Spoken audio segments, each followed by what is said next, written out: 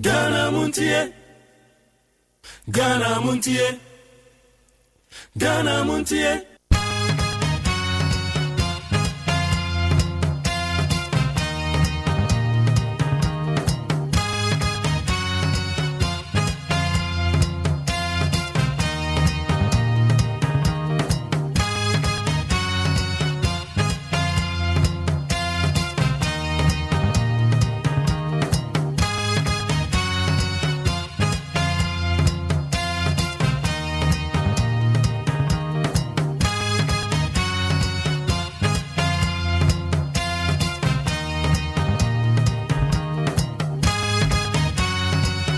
And I no paying so ya the Ghana Montie ya the bread we need 100.9. And then 28 August to bosume no ye osana bosume kwana wie ya nesa.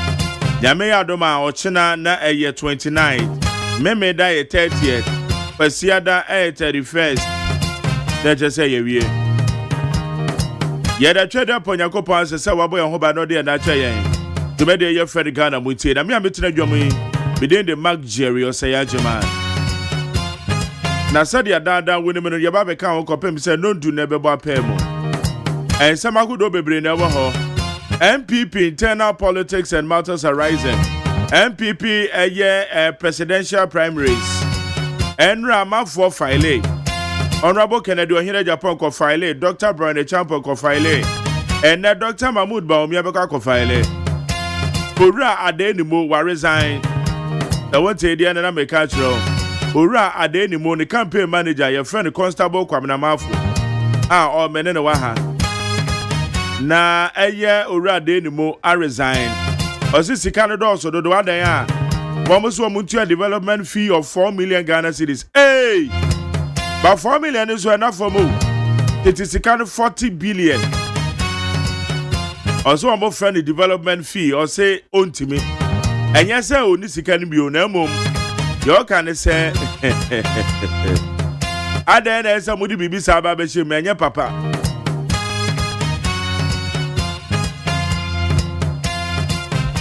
ete me no ka say do ora de ni mo wa resign papa okra yes resign here because wo de na menyi ni say obewi ni Abraham for na no so wogidie say obewi ni say ye kwa ye ni mo a Enra New Patriotic Party womo ye press conference womo se womo hu se ayo ore jakpa onu sojafuo bi ne na makwatia womo se ore jakpa ene sojafuo bi ene na makwatia na me se ya manyo asem na yeye da bia na me ka kire Ghana fo a yedi amanyofo ye chi o amanyofo Debiano womo abem o mkasanku da ben na MPP fo hu se sojafo ekọ ba bia yekoto aba enye papa me wanwa da ben na NDC fo so hu se sojafo ekọ ba bia yekoto aba papa ye me madam fufoyo Mustafa Gbande onu so defendi Ora Richard Ahiagba Director of Communications said the New Patriotic Party ono no address president ra ono no ka say soldier for woman na makwati anti IGP hwe say soldier ni bia makwati ano Mustafa Gbande say na Richard Jakpa ono soldier for na makwati afo bi hu ana It is all amanyofo so dey an American. The American be new. I am be kan nipa bi ntemase and em said that bi amekọ retirement no. And nipa betimase say Nigeria no kan sem bi o. Maka cha mo say amanyofo no say yedu amachi a. Yem bie ya dwemu bie ye ni. Em bie ya sum na ye fa nu amachi. Womo ba bema o mkasanko womo opposition o mkasanko MPP for ebra mo wa bemu opposition for ebo mo so bo ne Ghana for benu say na mo de soldier for military officers ana enipa bi a mo chiche soja ntade ye to aba no mo de nanam ho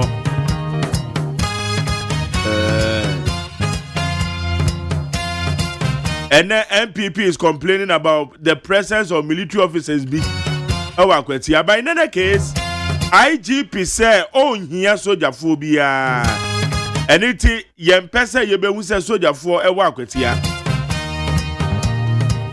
say soldier phobia na mo sa biri ya eno de say ye nya nto aba and the time e record to aba say nso the soldier phobia na mo a e de no mo ye na okra na be no soldier ni a ayem hye na wo mu na ni say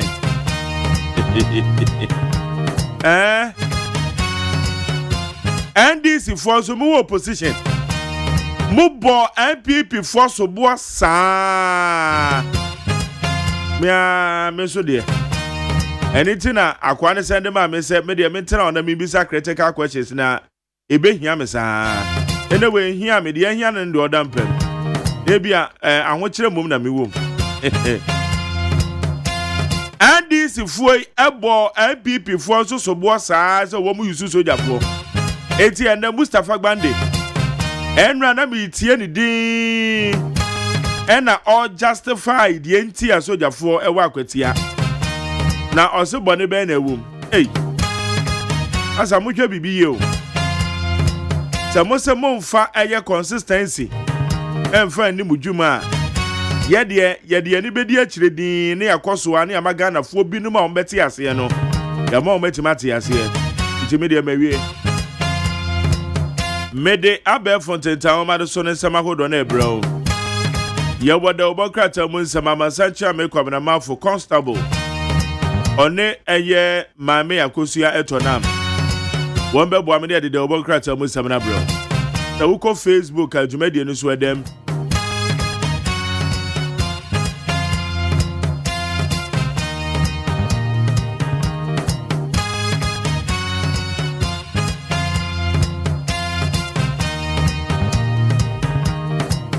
Ete yebedi komo immediately after the news said ya woni no one me call file enra yebenya representative we the free honorable Kennedy Ohene Japan so ye ye ni obi so be kasa the free Dr. Brian Echampo so ye enumere touchlight Dr. Baumia representative ebeba ye no o yemo bia platform no Biamra mekanase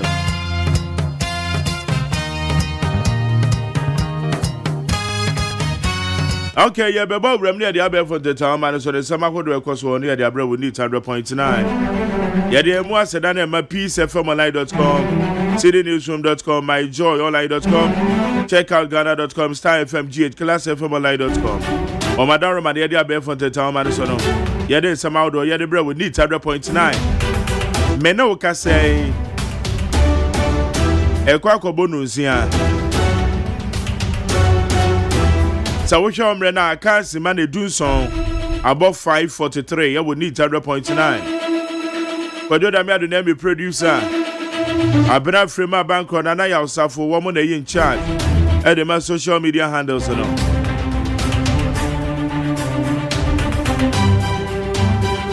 no do no be ba pay mo no do no be pay money sorry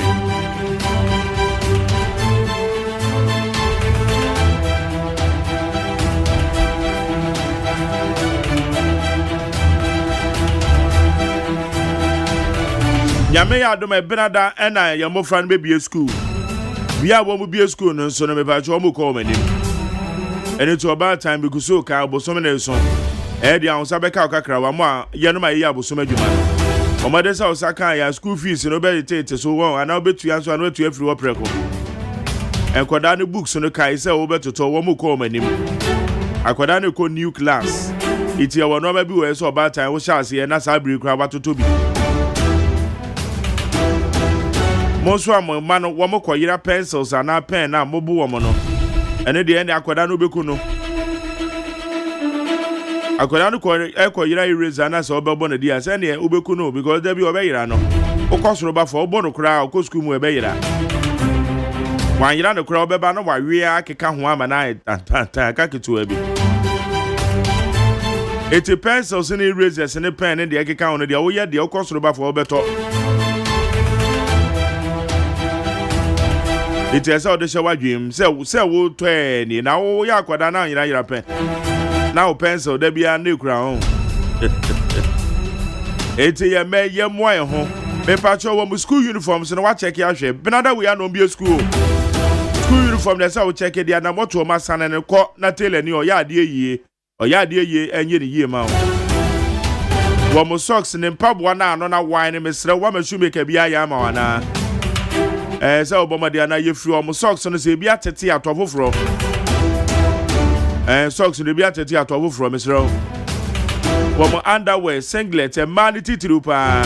One more panties and a Mr. Benada in Quadani be a school. Maybe I'm not refuge. But mother's obey yes, and no man in idea go come away. School bag and no what check it here. I could not know him. Or when I name the school bag and it is say at it. Sent and Titim Moroso, that's over to my Yamana year. I wanted to say, and this can I know what day. Obey to me up a woman your bags, he be zip and obey to my year amount. Obey to map and pam baby so the amount. So I tete basa dear to from Aquadano no cock or new class. The Mr. about time ye kaka ye home. Say Bernardine the medical school.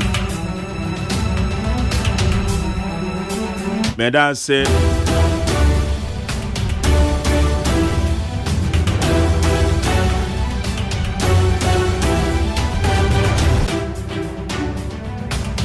and no be quite now sorry now be late and I need the minyane within to order ho don't say the minyane in order so that ho they say I want to cry above form they say I want no above form God I say into what I was out here sorry anytime I be quite in the meeting now be corrupt so you late most of my quine yeah but say I quine them say you trust who would him say Achimota old station when the children no so we fair children na when say a bridge be another hono one more year o matwa kwan no so o me fa kwan no so say one more twa so na to me fa kwan so o matwa so go say ashama ne eye kpon katama so mo kwan no mo twa so na kam MC say won kam o be mo papa they say obi aya ne de because ensuo na no abrase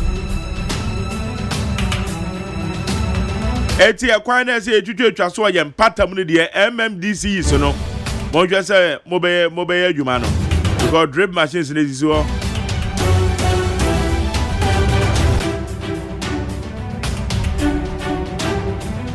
eti mpatam won me ba cho wo kwan no etwa so ana mechia eye assembly member ye friend honorable Celestine Crime se wudru eye Taifa South ono no ya assembly member obo adwuma pa assembly member we do obo adwuma o hwe me ana me campaign de man na ongu mani mase so obesa akobiem nso ono ana mesa ande na ba assembly member we do ya de o assembly member to abama no me ba so ntia o hwe de tira kwan ana assembly member no wajam ho no on na baby the assembly member de obo adwuma ye friend honorable Celestine Crime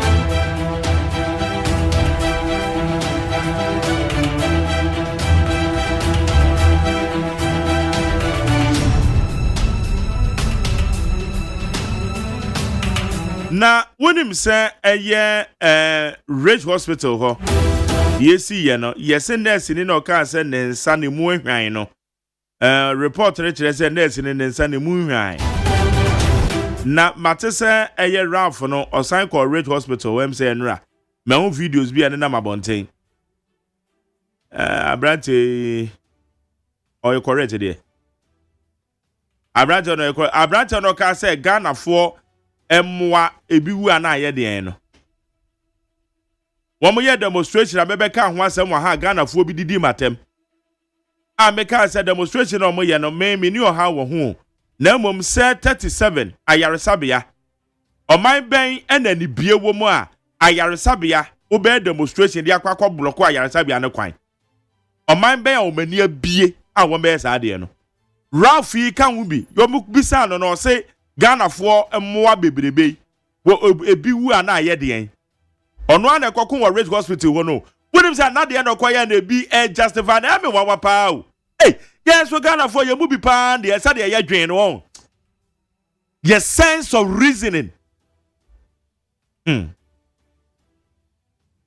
Enra yatesa wasa kwa Red Hospital ho.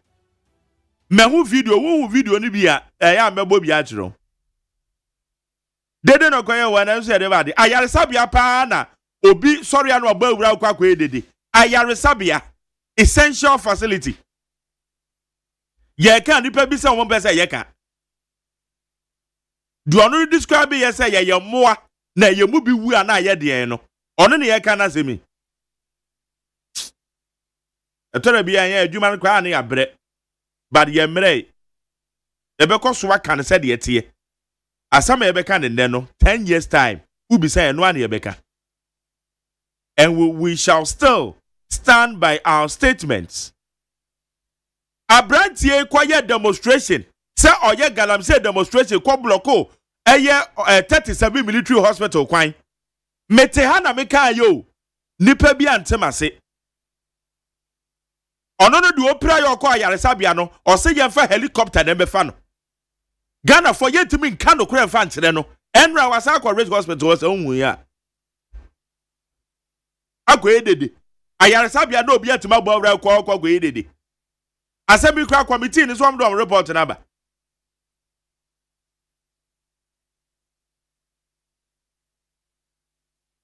Den ko enim e.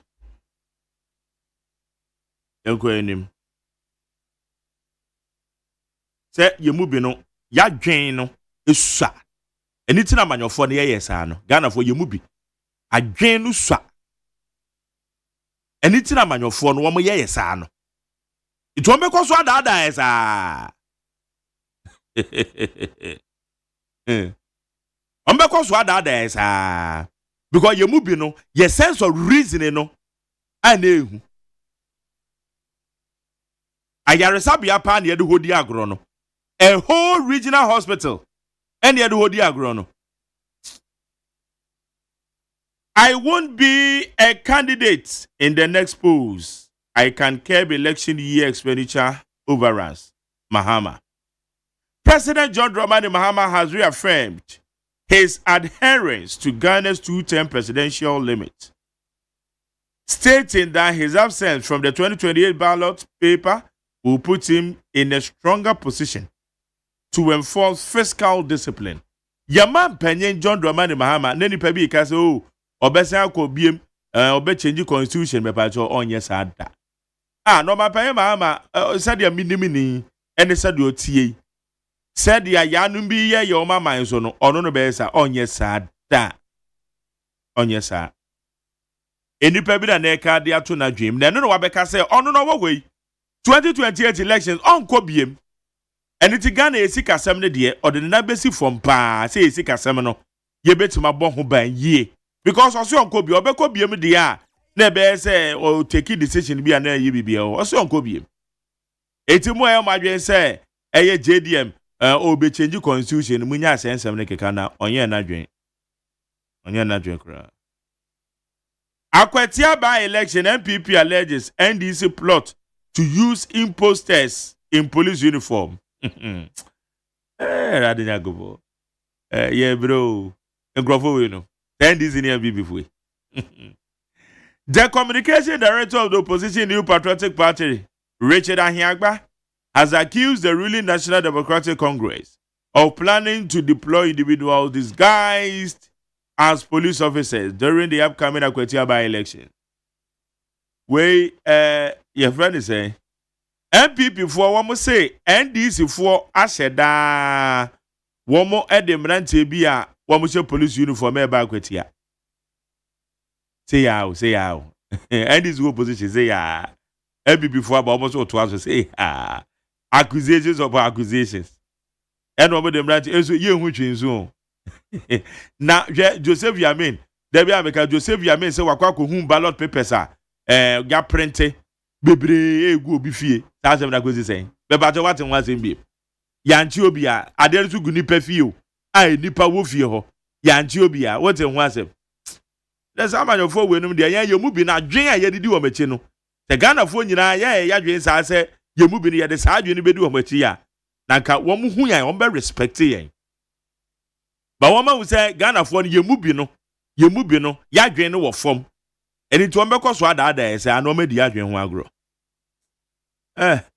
enu ba altena se ba me akosu eto nam my Jerry eti sen wo ho nyame na do amanyafo we die du o machi e betwa ahwe nyame adome ho ye pa edu ba bi a na wo mo nya mini consistencies pa the MZ new dictionary dabi o wa ben mu a o se do beka no o ko opposition na asem nko se eya na ye nimu se ya no mu wa ben mu a ne hu ni ye different to se den yo media ye me wanwa manebro so ebia na we ba me wo de ye be kwa ba ne be di komo ye kwa ni me fa nkrata no to abusiafo ma ye ma mo akwa ba biom emra Neat FM so ebre adru se de obokrata abedwa so de edikan emma wache emma wakwa ba no eye Daily Graphic de obokrata no ena wode o mapanyi John Dramani Mahama fo nyini aba beto ha se ena wo ka kire Ghana fo nyina se nyame eye adomo a 2028 abato no wo no onyina mu bio tom nia obehya ne se sikasam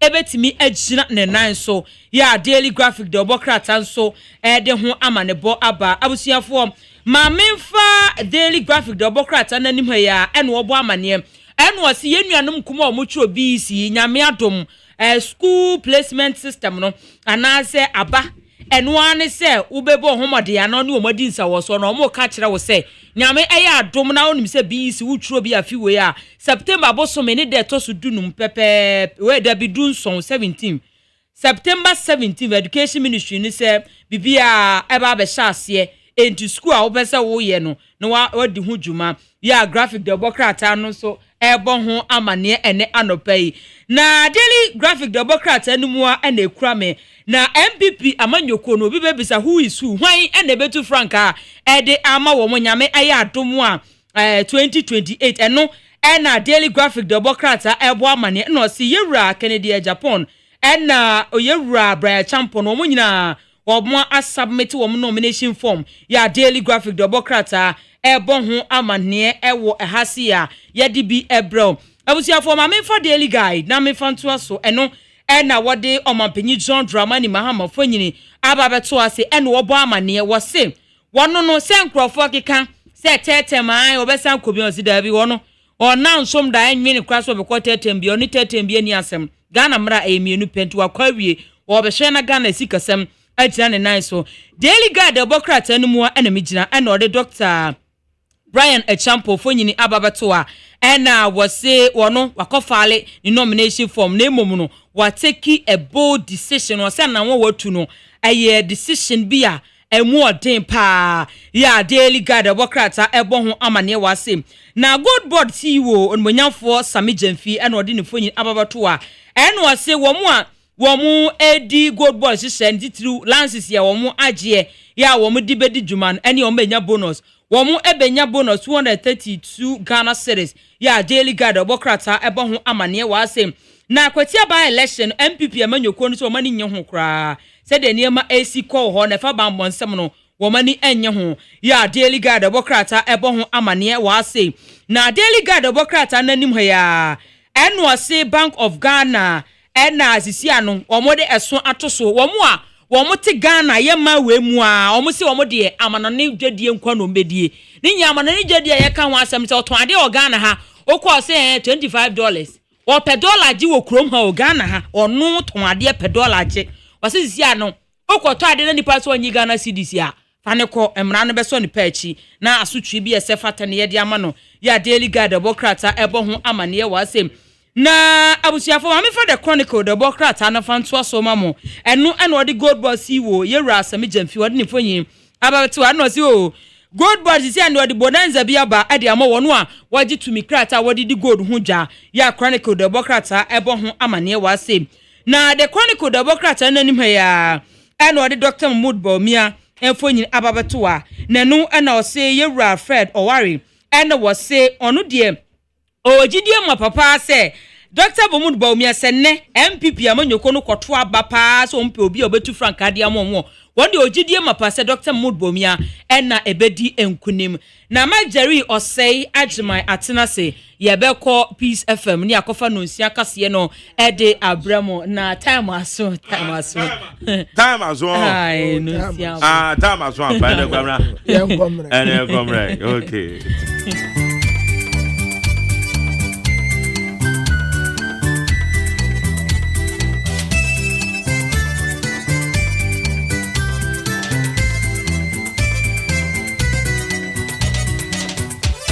Abonu nsia Peace 104.3 FM Suni omai maya mamachi anopai kasia yensa ka no madaro my bread say ye de bremo kasia we fi Peace FM so won cry and sign nam okay 101.7 Afenit FM 100.9 Yenina ya worship house Abeka Junction and cry and afe hello 101.5 FM and wo Kumase Adum and what radio stations are who do bebre agika seboyi e de pete edom tie ya no pay e wo Ghana eni abrochire and say me nyina wo peacefmonline.com afi GhanaToday.com so o magin nsem nyina e de egu ho na kasia ya de bremu anopai mu nsem a edi akotini bi ene say Openi oyemra shebedwani ma betifi abaton peso so no nyamfo ban na champo de atudwa say osre na teacher for se hwe e na tenie amekom suban ho Ghana mampani Owurajo Mahama asisu dua se enam se won sampria konwa no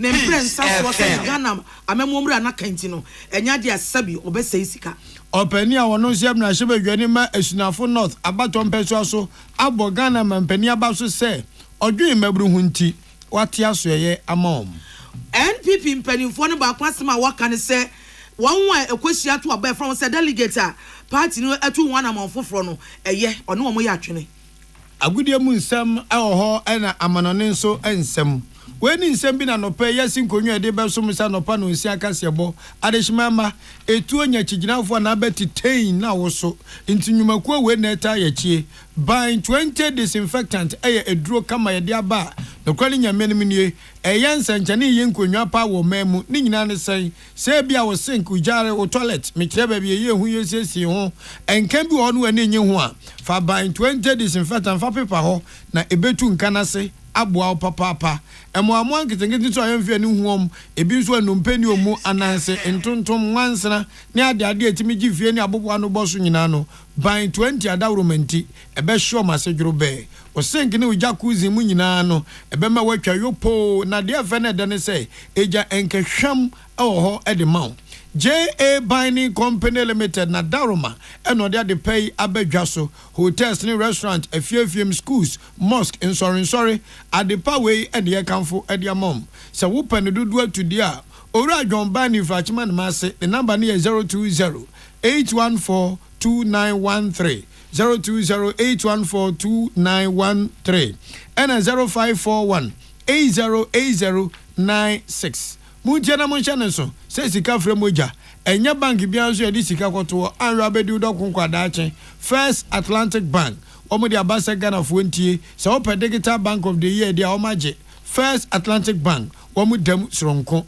midima fuse wo dia magana de chenya wo yade akwanso yade de ya obibo no nwom se enipa da sene ho dodo no oedan timi sore koba nanso otia pa ugina wonanso kremi timi ya adwumaden ma wonso oyire ne ma ukun no wade hye enya bidi midima fu heba dokota time da so no ho no pokwase mayira yade be na etetewa haw aw pese etini se ete efiri o ma fa ko midima fu heba ne number ne 0500 727215 and 0244 774282 enyumakuo wenti ana adehye mienu nana anwo fedua achenkwa na menum bremu asuna piesie nana wodi ankan kwa meyeboa na afei ajuwa yeboa ejei yani yede kaseboyi ebremu afei mu nsemo enie Ghana mampani Owurajo Mahama asaya kasa de asisu dua bieu se Ghana amemomra constitution no e kan pefe se obi ntimi mpri mampania konwa ne mprensa so nti wono wapre de di kan afi no wapre wasa mad ne etoso mienu enti wapem anya de a wo se gina pre konwa no mprensa so na enti afi 2028 abato krata anase ballot paper no ni din ni mfoni enya de ebepie so wo se ekobo ni sei di a na chese wono nya de wakwa pribie na sabie son wakwa se sika e de akwa predom akwa dom meto abama no enti sa de no asabi ayetwa eda Ghana man esre ho a abato afi bi yadura na sabi sika die ne sika saye no adoso no sa bre nya de asa haw no ebesan ayi ne tibio wasi ababaye ohaw da man sika sam so eduru abato afia na se sika aban no chato wo se wode bebo man na kohoma wode bebo man no bra no wodi mane bro so ne nyina so ya abato okro ya na so won ansan ko pretu mini bio dia enye sabi sa de no sa haw no enya de ebesan aba ebio Ghana mampani Owura Muhammad sansem wanyina atudwa ebro koshia Singapore mampani Owura eyata man shamu garatnam ewo nefo amiensa aproba okoye ewo Singapore no koshia to adwene ya ogusu edi eho dwuma no wosese kwa basa no mpribio na sabe eho sikasa yenso emaso de a ebeboa abo amanfo sikasam eho eban mampani Muhammad eto aso no wosa kan bio wonsa nyina mpre mampani akonwa ne mprensa so eno nti enya dia ne din ene ne mfoni beba so bie ana sabi akire sikasam bebrebe no eno so akoha adwen wosan editudja se na ban a oda ano no wo matototo nyama nyina yie sania eye oman sikasam betimi agina yie na afenso enam 2024 elections nsema kokko so ane anamonto ni ahobo no so na ban ayenti no enema bebre se dia asesa enema bebre eyeye antisania 2024 abato na chi oman sikasam eto ape the friends have fam too much say interest rate year basa inflation ano ye din sa nyama ni nyina na aban ani tua etu ahwe atoturu nyina ebi ensan ensi ebio wanu nyina ye ensam a mampani Muhammad tudwa e wodafo amiensa aprobo ene ntra wakọ e wo Singapore man emu mama yetie no. We have had historical ties from the period of our first president, and we view Singapore as a role model in our journey to create prosperity for our people. Yeah, we ensam a Ghana mampani Owura John Dramani Mahama ode atudwane bi. Ya toa ekasiabo no so.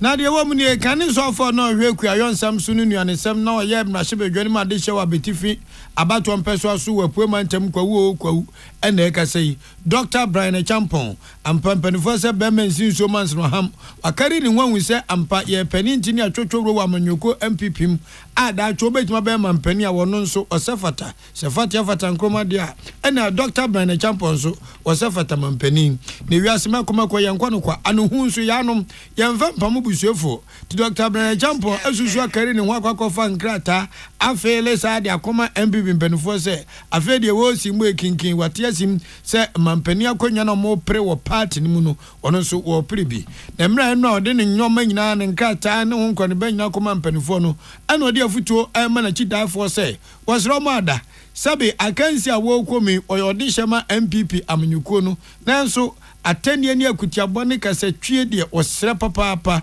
se nipa etai na chi no omhwe no munyina kwa na mum party no yedie ni obuo ni ani die ni nkabom ni odosronko awon betima dan na di no ene bema partner tintim to no de wo hye Ghana fo nyina bo ni titu ni MPP amanyuko na de hye bo se ono Dr. Brian Champon won susu obi a obedi atamabo akutia kankasa twie awo no ne campaign nim osesa amanyuko na chitafo edi na chi no omuntie na futui. Having now submitted my form to run as flag bearer of the MPP, it effectively means that I have submitted my declaration for unity, for a disciplined campaign. Thus, my supporters, north to south, east to west, must shy away from comments and commentary that smears individuals and ultimately affects the fortunes of our party. I come to unite, I come to build, I come to lead with conviction, and I come to win power for NPP. Let me take the opportunity to thank all those who have come here to support me. I am aware that some people have driven for 20 hours from Tumu to Wa and from Wa to Accra. I thank you. Any amutie Dr. Brenner Champo, we no sadu to subium say. So I didn't catch Akuman Penfene, a dear dance here, airbo quanto a chepe face. Why crowd so beboa. Now almost yes, Amanyuko MPP, ni tituni sebe. A form for no, sans one more anomia, a yamanyuko cra, and an akuma. Now, the wire card of pass MPP were Jumaye, so mobile Bema, in Jumapa, MPP of Nukoba, Bema Wayono, and then any so I do say, Oba present Kabomni, ye dealing Kosoba party nim, no matter di about Tomun Kunim, Neguma pa, Omasha Seno, Omababi. Today, I commit to join forces with you to continue the rebuilding of our party. We should reignite the base. We who are the heart and soul of our party. And of course, we need to unite our family once again. I stand not only as a flag bearer aspirant, which I know, inshallah, I shall win, but also to remobilize the youth of this country and channel them to opportunities and unearth their talent to prosperity. The NPP has a job to do in government. I shall win power and continue with that job. Any out here, Dr. Brian Champo, afraid they were in Krata Coma say, I can't see no Kincaid, but yes, form. We are yet to Akasiano, Esso. Ora Benjamin, Amaya, no, Yepenia. Wada Western North NPP amanyokono ano wano no worker say wasi anamo NPP amanyokona to say wamu tremu delegate ya wamu na mutibe to aba eyi nipo obegina se Frank Tufu adima party no no sa na manto yi eye papa na ebeboa na ene say sa amanyokono atremu se won wa ebeye delegate no ebi ebeye won wa waye na sebedwafo epen e wo party ne din mu afenso omo di mantam asoafo pen won wa watena party no eso e wa mantam amantamu eya regional executives omo ka ho afa DC for ni MC for omo nyina ka ho bi Tescon for mpani for kra ka ho bi any patron for nyina ka ho bi omo nyina be ya delegate ni bi akwato aba se na omo di ahye se bo so me opepon anase January day twato e wo afia ebeba mu ni mu no wase we eya na monto papa wase ebeboa ama boto bi omo kwato delegate ni kwato eyi frankatufo no emu beda ho fan sabi basabasa ye bi ni sumase kurulu bia enkoso na no achi ebesa de ba koye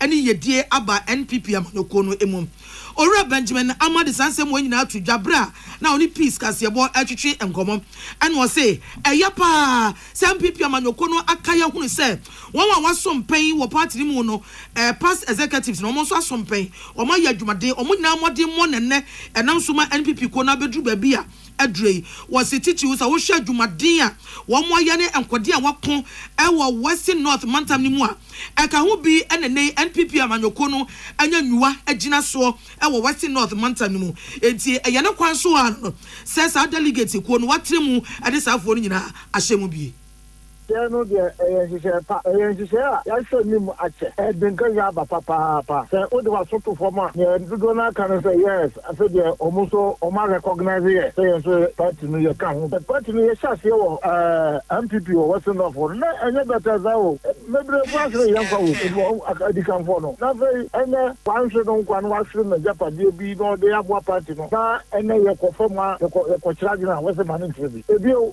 about to year 2024 oh so that mebre atiada ademu ye fa jino kra ye maye mabi nti sadia mon konko to mabai so nti ni na ka ho enkamfu ano ene ye sadia ye mo wo mu nyina ma kire wo magen ke party no ye ko ni fan ana ye ko benkum na say ye nyina ye ka se ye ko ni fan na je se hu se wo ka ho bi yeah di ba ye tie ni kasa no eye owura ama Benjamin Amaya o yepeni eda NPP ko na no e wo Western North mantam emu no wanfa so wa wasan eto aso wo say sa na monto yi a wo kamfo se NPP mpanimfo atu yi eye papa na me ono de wo gina so ase ne se won wa wo mu da party na no wo Western North mantam no obi anhwe na no kasa yie e na won wa agina pese wo to on so abayi won se wo mo ya frankatufo emfama party no wan kasa ntia won asabi anyo odwo won na se wo mu wanim tia kwan bi aso na ekobasa no a ebenya nsunsanso wo nipa ewie no obeto abayi no benya nsunsanso bone e wo ne campaign yo so etu obi anhwe ne kasa eyi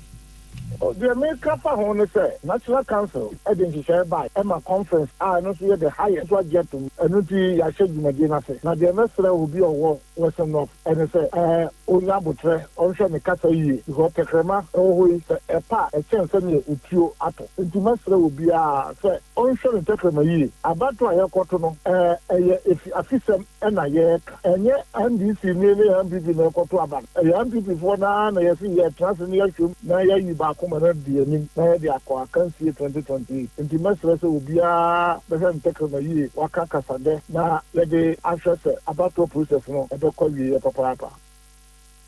Yeah, ni pa ete ne ka sei eye Owura Benjamin ama ye penida ene pipi amanyoko na no e Western North Mantam emu. Openi oye mrashibe dwani ma esunafo North abato mpeso so ahafo mpatem ho ayo no nyamfo Haruna Mohammed dodo na ven Haruna BA.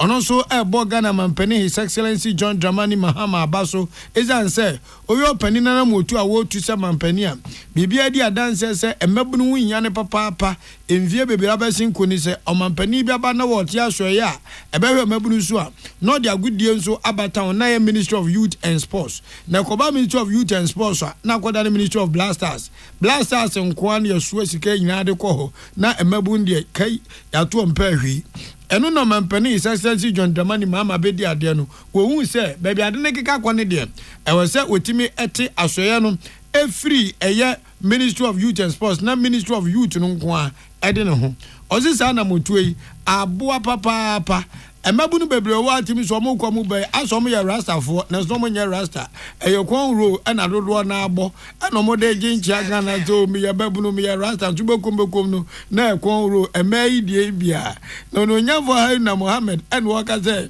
ono ohwe ndi samyuko no bai sansi enyate asoye hwe maburu no evra agudie mu esi nchen no aboa National Apprenticeship Program a ma hyase a ekoso Ghana miamia bi na ebi kwa ni ti ogo so no na nipa bi akoya o mapom ho na eya ade papa no le de nyo bi na e bibie eye mampani His Excellency John Dramani Mahama na ni so ade mu papa akomapa o ma mabunu no na ahyase eso abano Ghana uhwe ye population ana ye dodoa emabunu kwa eye ohamu achichemu aduosia elu na ye ti asoya yes Ministry of Youth and Sports ekika wose ya de bossa asoya no plano na ye de nimu dodo ni na abo blaster ho bra na emabunu na ye vulnerable no ye yamba no na ye mu eje inseka ye John Dramani Mahama wono kwa ne omapania wase emabunu do ne taso ebisiatia so yetia ene yencham yenu yenti emaburu kwa tie yenti sports kwa eso tie eni awuti ye ononyamfo Haruna Mohammed o yemrahye bedwani madesha wa isunafo eye North abato pesos go so sa pomu ho nyina no mehame ehemu o na ononyamfo Haruna eye Mohammed alias Haruna B esa de adesadia to Ghana mabunu ni mu se entra ho nya adwumani ha yomboy mo chacha to bet obetwa bet vija no pa kopema numere Manchester abo na bo no kopem ba ne yamgene pra adan a wase ne bet ball nso awo mu bi oso wo srema bu ni se sa kwanya kese o mampani His Excellency John Dramani Mahama wodi abetu yi omva kwa we so mumpe ensano dwuma bi nsua ene asabe mpreduasa semna na abesua ye entuma na abesua ye emai kwonro ye meme bia kwagye aboyi ena obetime sua bo a ene oba sa de wo gbaje usika wanwe ne kwonro fefefe ebeboa papa enzo Haruna se no okan NDC ye mai ayebei ye Mahama ye mai obei opa ama emabunu na ye ka se no na efutu endo ma se ewiase atebia obama wo nya kom obetiye sabi enye stu kwa le many pay entine adepamfo etreyefo fitafo mamumu nwa bufi a ni nyina ne se ensanu djuma de bibi mamu ha ana yehu so emfaso eno kwa mana ne ukoyika adjuma unya dru land ya bonti so ogonya ye plumbing works utwa we chesisi a plumbing works enya no kwa ade bia eye crafts ye de yensa ejem eno ana enro eni awuti ye esunafo North abato mpeso so pani oyem rahye bedwani Haruna Mohammed aka Haruna BA Omadi shemu tie kase bo fi Peace FM so e won kran madaro ma yeto nkrataw ye besan ba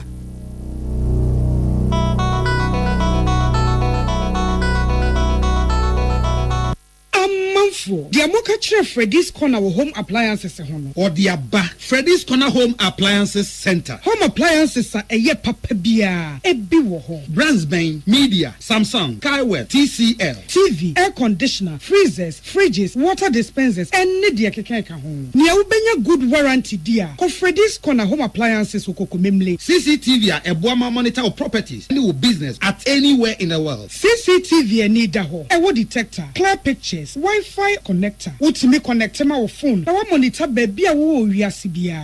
Freddy's Corner Home Appliances abeka Freddy's Corner edwosu ahodo a oton phones ene ho accessories no ho. Fresh 0544 959195 ana 02079373323 ana so brakoko memle city light in chehwa na ye can discounts ene achedia obetiasie. Freddy's Corner, home of authentic home appliances, phones and its accessories. Herbal and Alternative Medical Hospital Bena Black History and War America, China, Africa, Ghana and Penifua Bonabaso say, or say a real man for Tiapopa.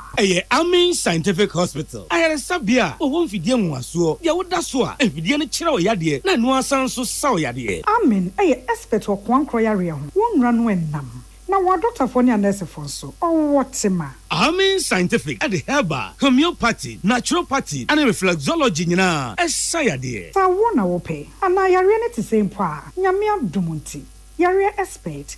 Amen Scientific Ebebwama inshallah what tall. Now once with the dance said the Ghana Fonia brochure for be dear dance no. Accra, Amen Scientific Ewo Dome, Obersnet Flats, and Alashibinso, our Klagon, Eben Shaman Road, under Bridge Ope. Our Krabata P, Frey, not sure dear Ben 0245 275254 Anna 020-722-9505. Amen Scientific Herbal and Alternative Medical Hospital. Allow Shafi, Nyamene Yaresafo. So wakoma ho hyehyew ana ebo periperi de broni kan hardware no a e de na se woye na se woyam so atim so e wo be packing a farmer Martin's liver salt techira kwai entem ehwie nsu agu glass mo ate Martin's liver salt no ba kwa no na wo de agum wo be hu se ehuru wa glass ni mu na wanom Martin's liver salt ye won orange flavor ana ba ko so ye plain wonu mu a ohu beto na mum edi nanu na ho nto wo a ko hu doctor.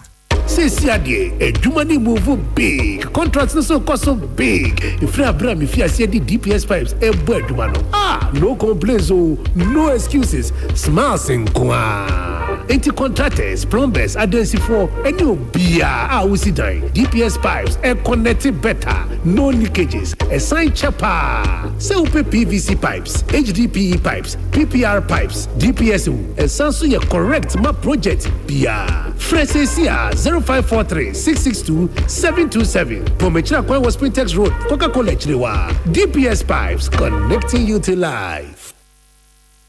Tune it in, turn it up, Peace FM, and rip off the knob. Busiaye mamo akwaba yeto akase no eso eye Ukraine fo ntokwa ya yakaka ye nwie dei obaka semfosine asedum enso ase edere na no Russia fo edi drone atopaye amane eye Ukraine fo omukro kase Kiev mu ama akum nkwada mienu akumpanifo mienu ama Ukraine fo ni abrepa omusa abayo wonya emfie du 9 14-year-old girl wojani baby brosai otimu no gurugra ade na kotom madwiri agune so ama yawra hosempa na no chese baby a wo mu Ghana nke beka se ECG baby o mu de ne wo no Russia fo atopa ya kogu madwiri ama enkronkoni mansiri bebre esum kabisi o mu da so obi anya kanea eti unya kanea na ade anu nsuo wo da TV wo da ya bibia nti ama ahokire na ekwaso sesese okọ Ukraine na enipa bese empemo hasabre ya omunyina fie ya dwiri agu yanko agudie mu nsam yenge ni say the Black Stars of Ghana gina koni anyankopon adma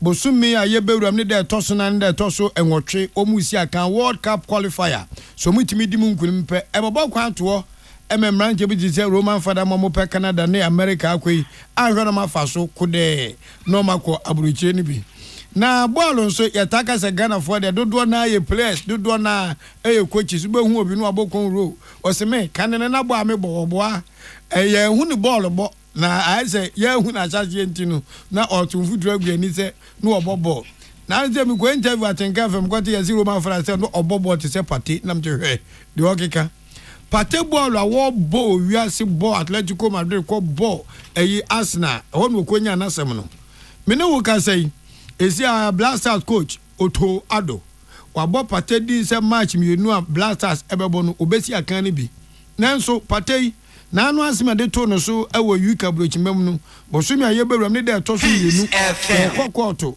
ewo saa sebe emunato ho entansa ye de abono no match no so ebebo no on the 4th tamanfo buisa say obefiri kwato aba abebo no mane ye na kuma ni ti na dwendwen ebetima aboa nanso empanufo ahwe Blasters so me technical team ni say omhwe Pate na ho fama ne ni dedication say de watu ni wasi wo so obebo na bibia nkyere say wo kokoto ne ba wantimi mabo ti se wadwene say bia Pate Blasters selection we nyamu kwanza say obeko koto a nyankopan dom coach na nya Pate mu gidi a wode no ahyem GFM Ghana Football Association so da ba betudwa say ene catch them young into mo sheda yi Ghana mranti omuni ball bofit mo frase no masieso na dachi oma under 17 under 20 under 23 na bi kwati mewura Blasters enti om the scout na kopem Ashanti region mechra middle belt wo na players makuma kuba de okono nente ena omu yiyim na empanifo edi sa adwumadia no de NS woni sese kare kireo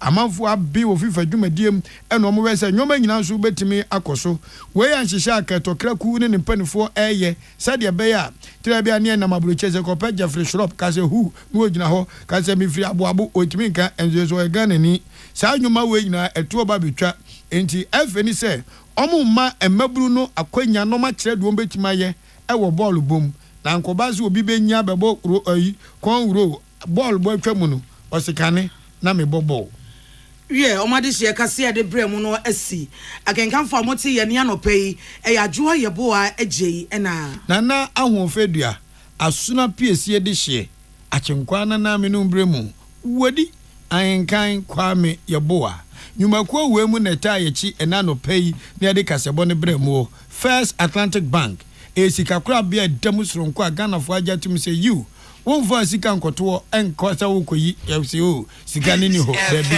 entesa wo mu demusronko Digital Bank of the Year wo ma giagiagiage yade de ya obua wontimi na ne fie bozo bedu anopa no wo mpempe no ofria no okwa no ofria no okwa ena midimafo pa nti minua afen Roman father no atenkan fam mesera no tin ti dwa no kwon ruo no betete nti ti bedwa ho bomode akọ midimafo e ba ho no ma tipaya duro no bi be makateche kwotana na emeyi nwi wutiti se de ye do kwa fori a mo betu chama no 0244774282 edase si watwatwaje no by 20 disinfectant e di aba by 20 disinfectant se wa wunim Gabriel Pius Gabriel J ban ne ban no help by 20 ni so no na abotra ni nyansa ni nim dia ne ready to 70 ukwana pe by 20 ni bi ato a enya den ne border form JA Banning Company Limited ene wodi abadwa so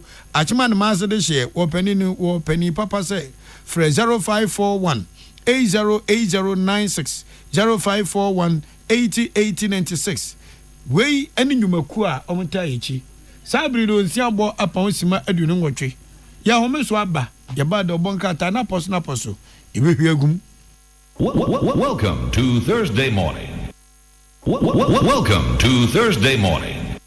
Welcome to Thursday morning. Peace FM 104.3. Good to meet you. Ghana muntie na mansanya so adawro kofiaman homene so ejiji tonton sansan ewo neat 100.9 FM. Ghana muntie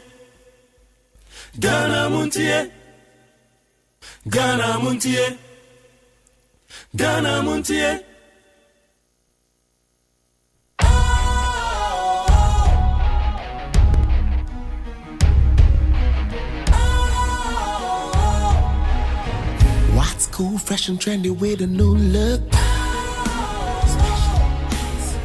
Makes you feel real good, that refreshing vibe. Satisfies you right just the way you like. Do you know?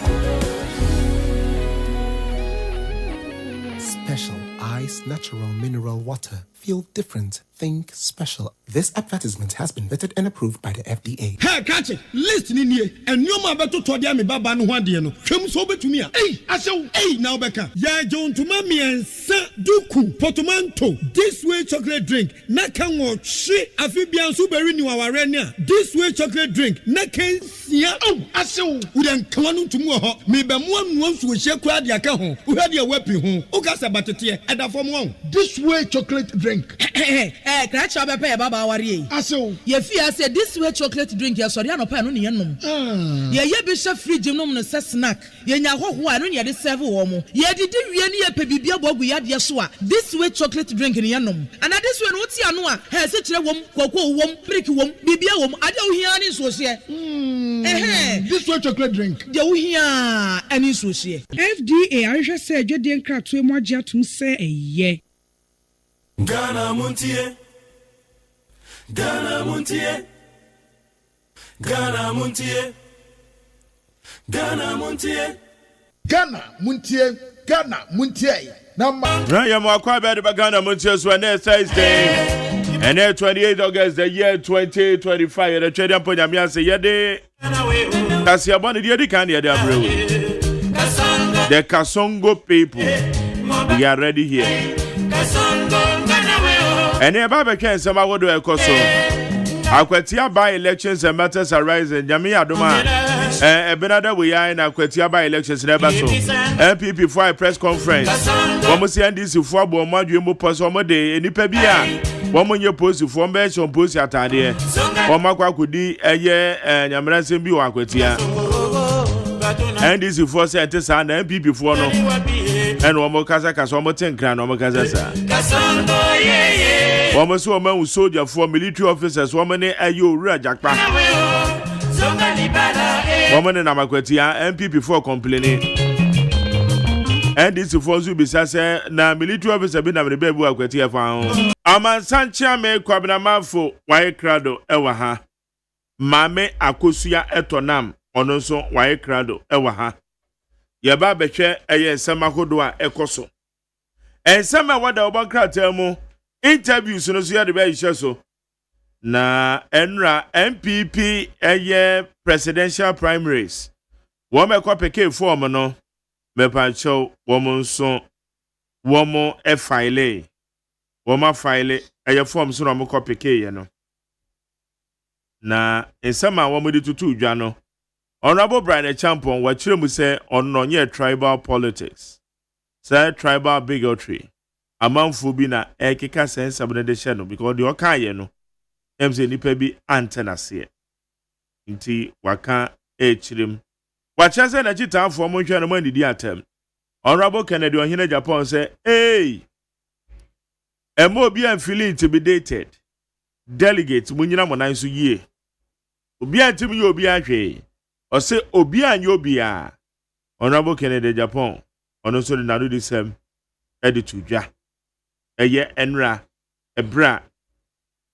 One more file, one more kratano. Right, happy birthday from Kwenkoma Miss Felicia Efum.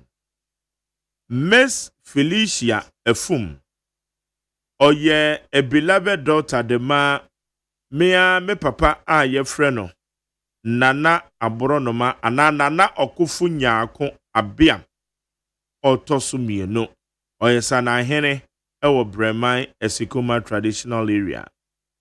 Enkane no a police officer. Inti ene eye Mr. and Mrs. Abronoma nyaako. Womo wishe eye omo daughter. Eye Miss Felicia Efum. Happy birthday. So Felicia, happy birthday to you. From myself to you. May God richly bless you. And from your parents and the entire family, they are wishing you happy birthday. Constable Amasanchi Amekwabinamaf. What we have to say? Oh, they are doing also. Yeah, we are doing boko. I don't have anything. Kakra. Birthday wishes ya mama kai. Obisu dina wodana. Ayi. Esi a mebra no. Razak Kojopoku. Doctor ne ka ho. Wanya doctor. Dr. Razak Kojopoku. Wow. Bra metiao. Dr. Razak Kojopoku. Bra ne didi man bidi. Razak Kojopoku. Oh, fine. But I know you're a good person. Razak is a very good person. And he just said, I was just saying. One papa. Me also me papa. Ma tell you na ya papa. You papa. My main son described the same.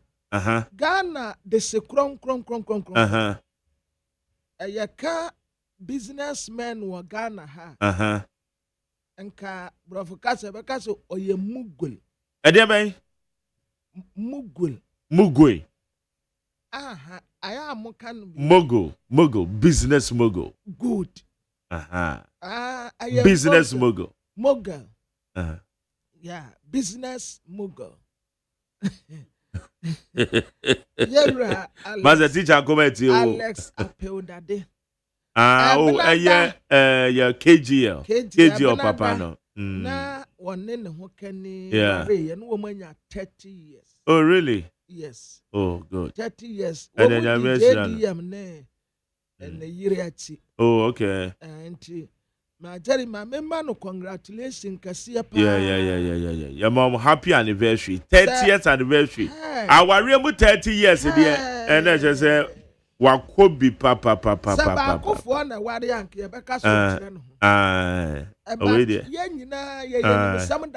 Yeah. Hey, Apanya means row. Okay. Will be a one fan a year in the agro. Or don't win. Yeah. Okay. Our bano, you see, behind every successful man, there is a woman. Oba Pebi 30. I normally say there is a woman, but Mediana Menkan, there is a woman, and your woman be a Oba pa. Bear man so. Yeah. Sir, Oba Brana, ye, or Yereka. A ye, Suma wa. Okay. Na Dr. Alex Apeoda did dear. When seen a uniform cry. Yeah. Or Dana Kuma super. Yeah. Into 30 years, no. Yes. Yeah, my woman. A mountain papa. Radia do my Benada.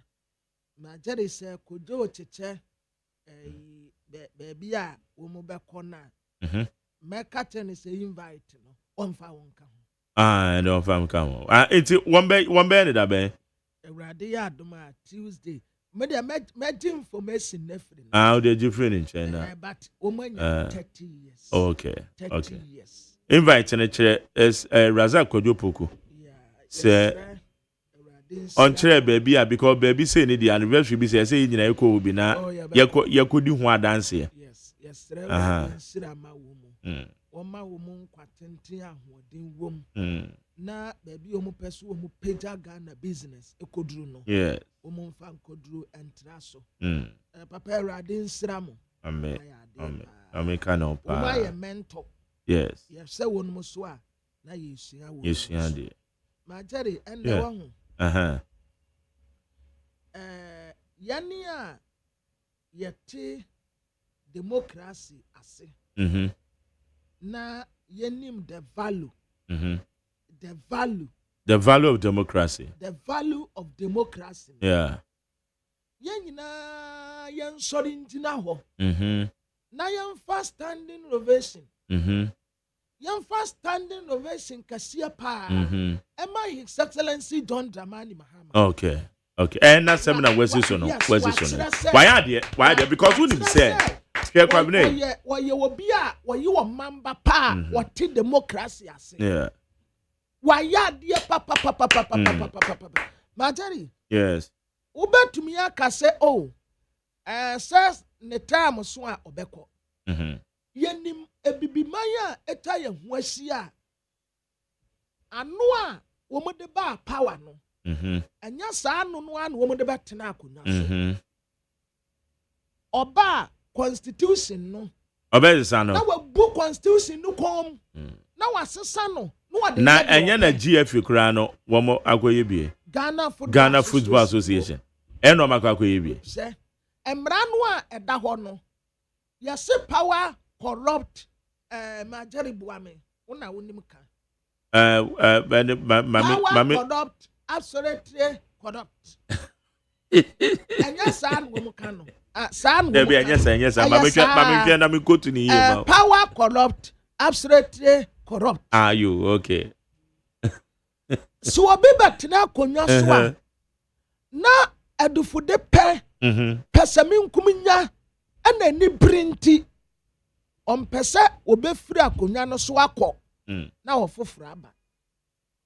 Na watinti mu mmra no, na wabu mmra no kom. Enka je amde.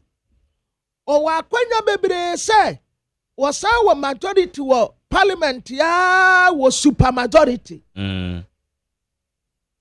But when you say democracy, aya ehia wo man no.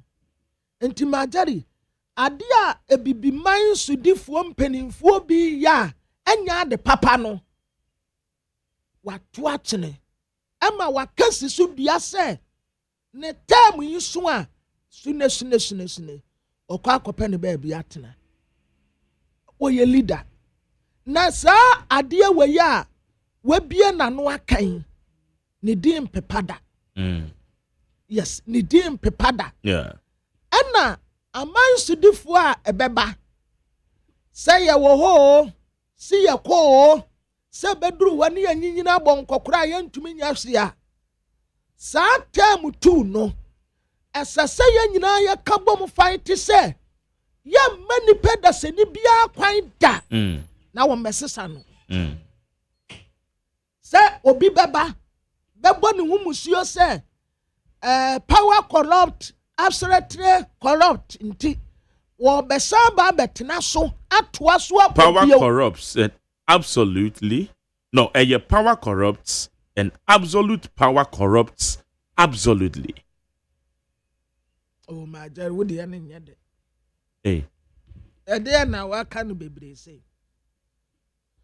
power corrupt, absolutely corrupt. Yo yanko anyway mejitum yanko wahu enti majari asasa ya bona baso sisi a wama oman ni mu adu fom security for kura adwuma ya na asan so adu bio because tension bi ani ho bio ya se ejasi wi a yensi ni jabio waka eno anu no onko bio finito. That's all. Ya majari wayade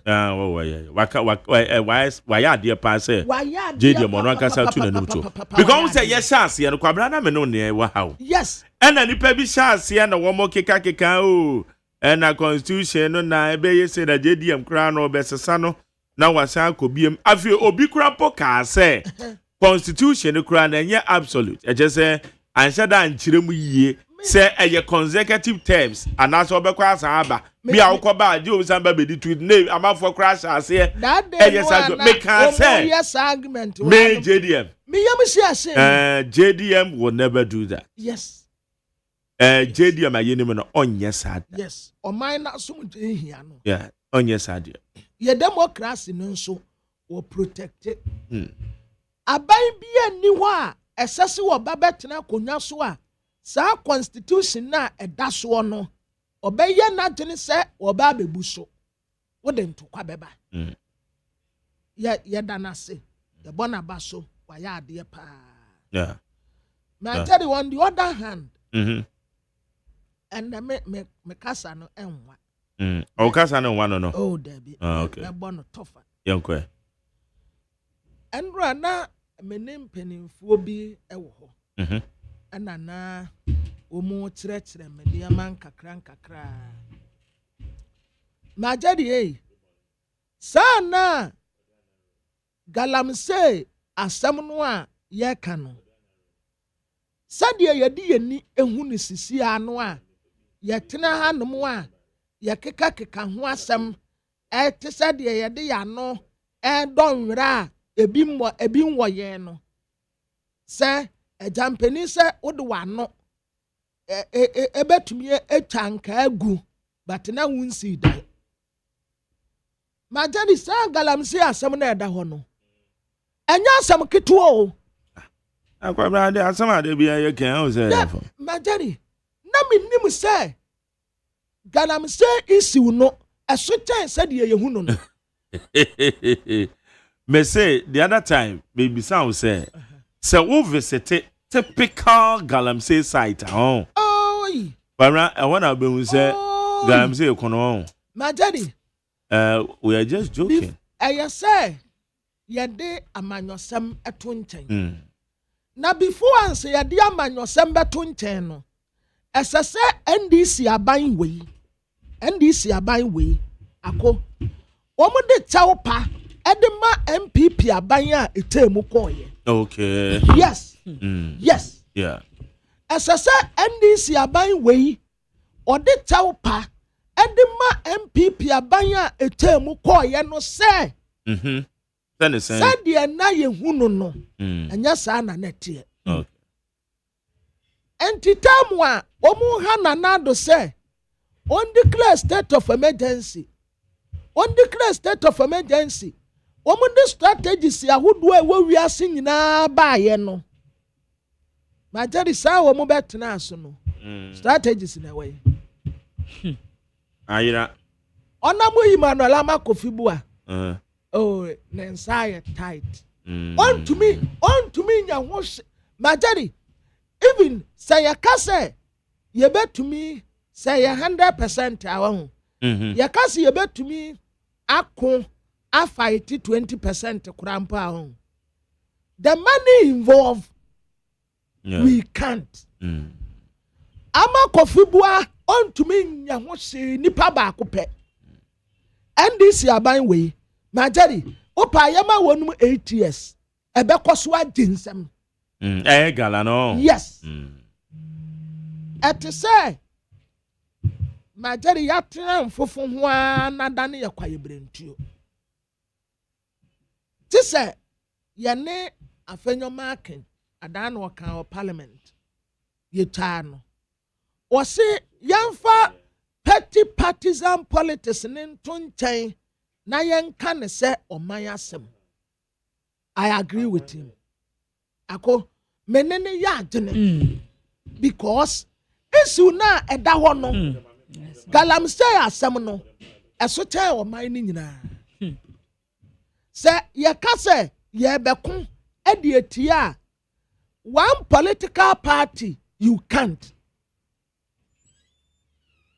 nipa ba akofo untumi ati se o man mu ni nyina ka ye hu bom na nanum ayemfo assembly members ye nyina ye ka ye hu bom baako ne ye ka se ye fight e de etia galamsey na mom se ye ka se political party NDC tisui Majari se ye kwa 1 year ye kwa afe baako wo de chen afe na esa baginsem they can't omuntumi maso odami omuntumi and no the another political talk.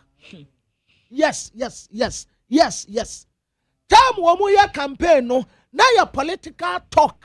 Okay. Na omu nim the reality on the ground. I me kabi. Me anso me kan bi. Na so crowd dey the chow pa man na do that. Me di ama no dada. Me di nkan e de me di ama no.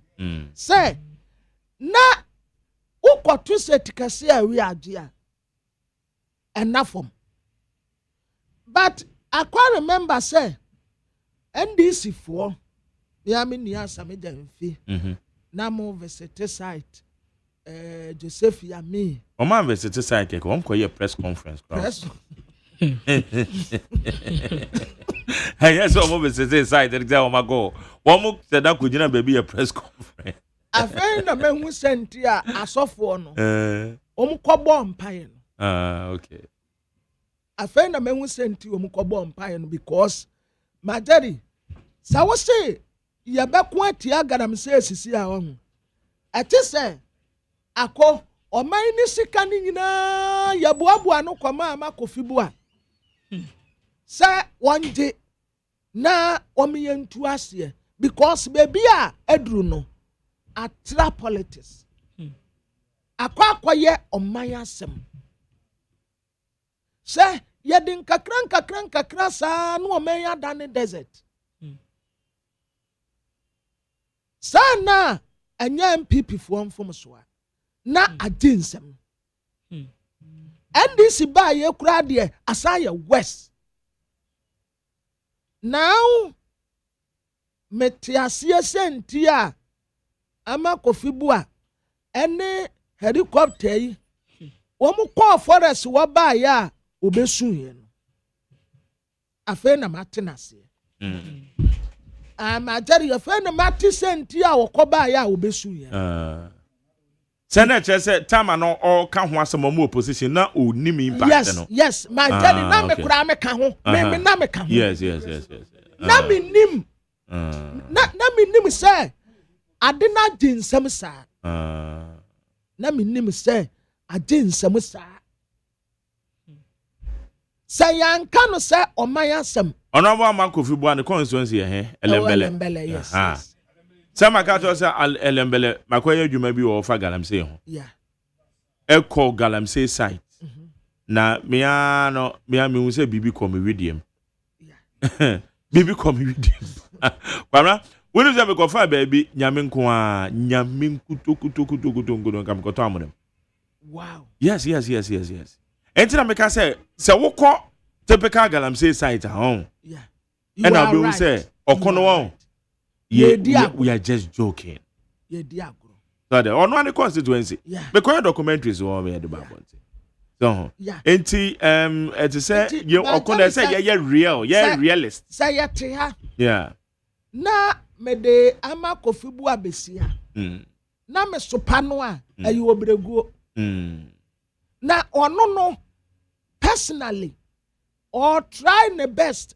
Yenya say yentitiri wey yenu we mu nsia yenya say ayo obreguo because all try be adie but problem no a eda ho no majeria te say with the pork na mo bubo ntini say I don't know. yes see yakasi ye betu to me fight here na the amount of money esase ye de ma security agencies ya omu betumi akọ any days ya day simple any years ya ye de bema wo mu ansa na omu atumi aye sa aduma no the risk involved enipa ba hwiri wo mu nkwa majari anya easy unim say kwabena ya kasa kra no so story na to da bi agalam say story no ebu aye dane ene kakra yeah okay be ne say galamsey na ye kasa o na mercury wo mu de agu nsuom ena amanfo wowo na womoma womonsa atwa ena iso no mercury wom bana galamsey wo yemfa mercury bi angu nsuo enye no kre kra baby ada galamsey ne noama ese no eye asase na yafuntum eno ne number 1 ena ensuo bi a ebebe baby a womutu gala no no makwa akotu nsuo no mu womutu nsuo no mu a eduro bi eno omudi gumo because se womo ye washing na washing no womo ye no omudi gu se carpet bi no so won se ka wakọ galamsey site womo ye operate da womo carpet bi a carpet na so pa eno na nsuo no bofa so na carpet na echi gold no na womo wi a womo di gold no womo di mercury na gu gold carpet ne so na woma boaboa gold na no kakran na woma moamoa no eti womo mfa aduro bi angu nsuo mu eti so bi ka to so womo di aduro egu nsuo mu na obi enu nti obi akwa nyem na ne nsa ba ku nu a masa emit saade no yem paint the real story na mom womo be say nsuo ni because excavator said the year adwuma no eti ebe say nsuo na asaya saase na wonim say wo hwa na yete say galamsey pit abu akum enipa bi a enye wo mo de excavator say year adwuma na galamsey pit ebuku wo mo ye from kori Kodi for no.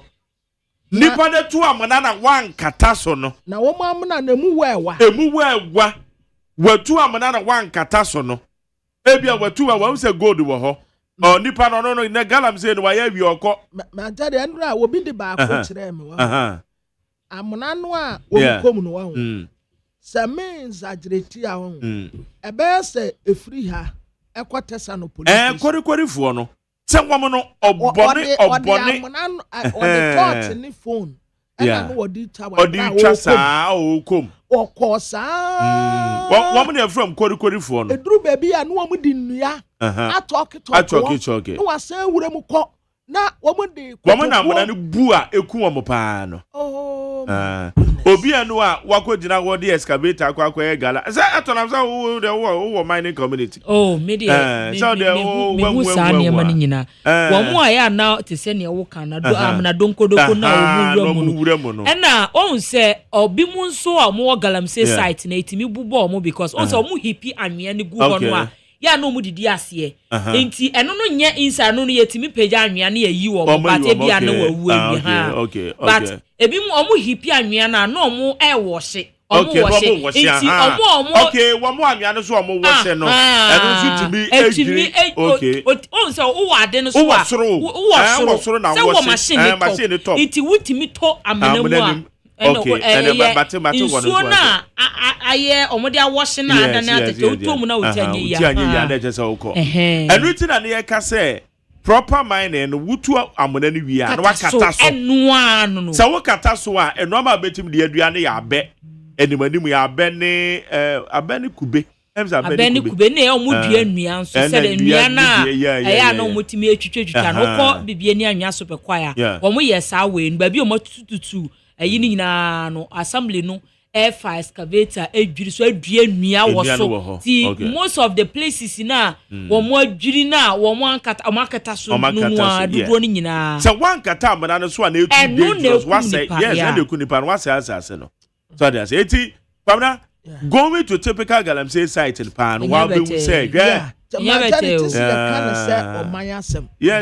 see ya kase everything and another that kufu ado e kan say when we so kono there should be a national dialogue o see enya national forum bi a ye betimi e dia ko okono I say ukọ galamsey sakuro bi ewo ho no a ajuma biye ni ho enti youth na omo wo ho no de omu ni ma ne se mekoye gala de woman ne say adwuma bi kura wo ho a because me apena me baby a bi kokofu yes baby a bi kokofu me wo ho na abrante ne frɛ me ka kyerɛ me say bra am say yes efuo ne de mi ntimi nya biem o na wonim ono no ka kyerɛ say efuo no ntimi nya biem no edua bi esi efuo mu ho no one enkrofo bi akwa akobu dua na ton adi eno obeka tem say efuo no ntimi nya biem na me say adan also okopa adwuma foforo say na boy ne kwa gala because galam say no every week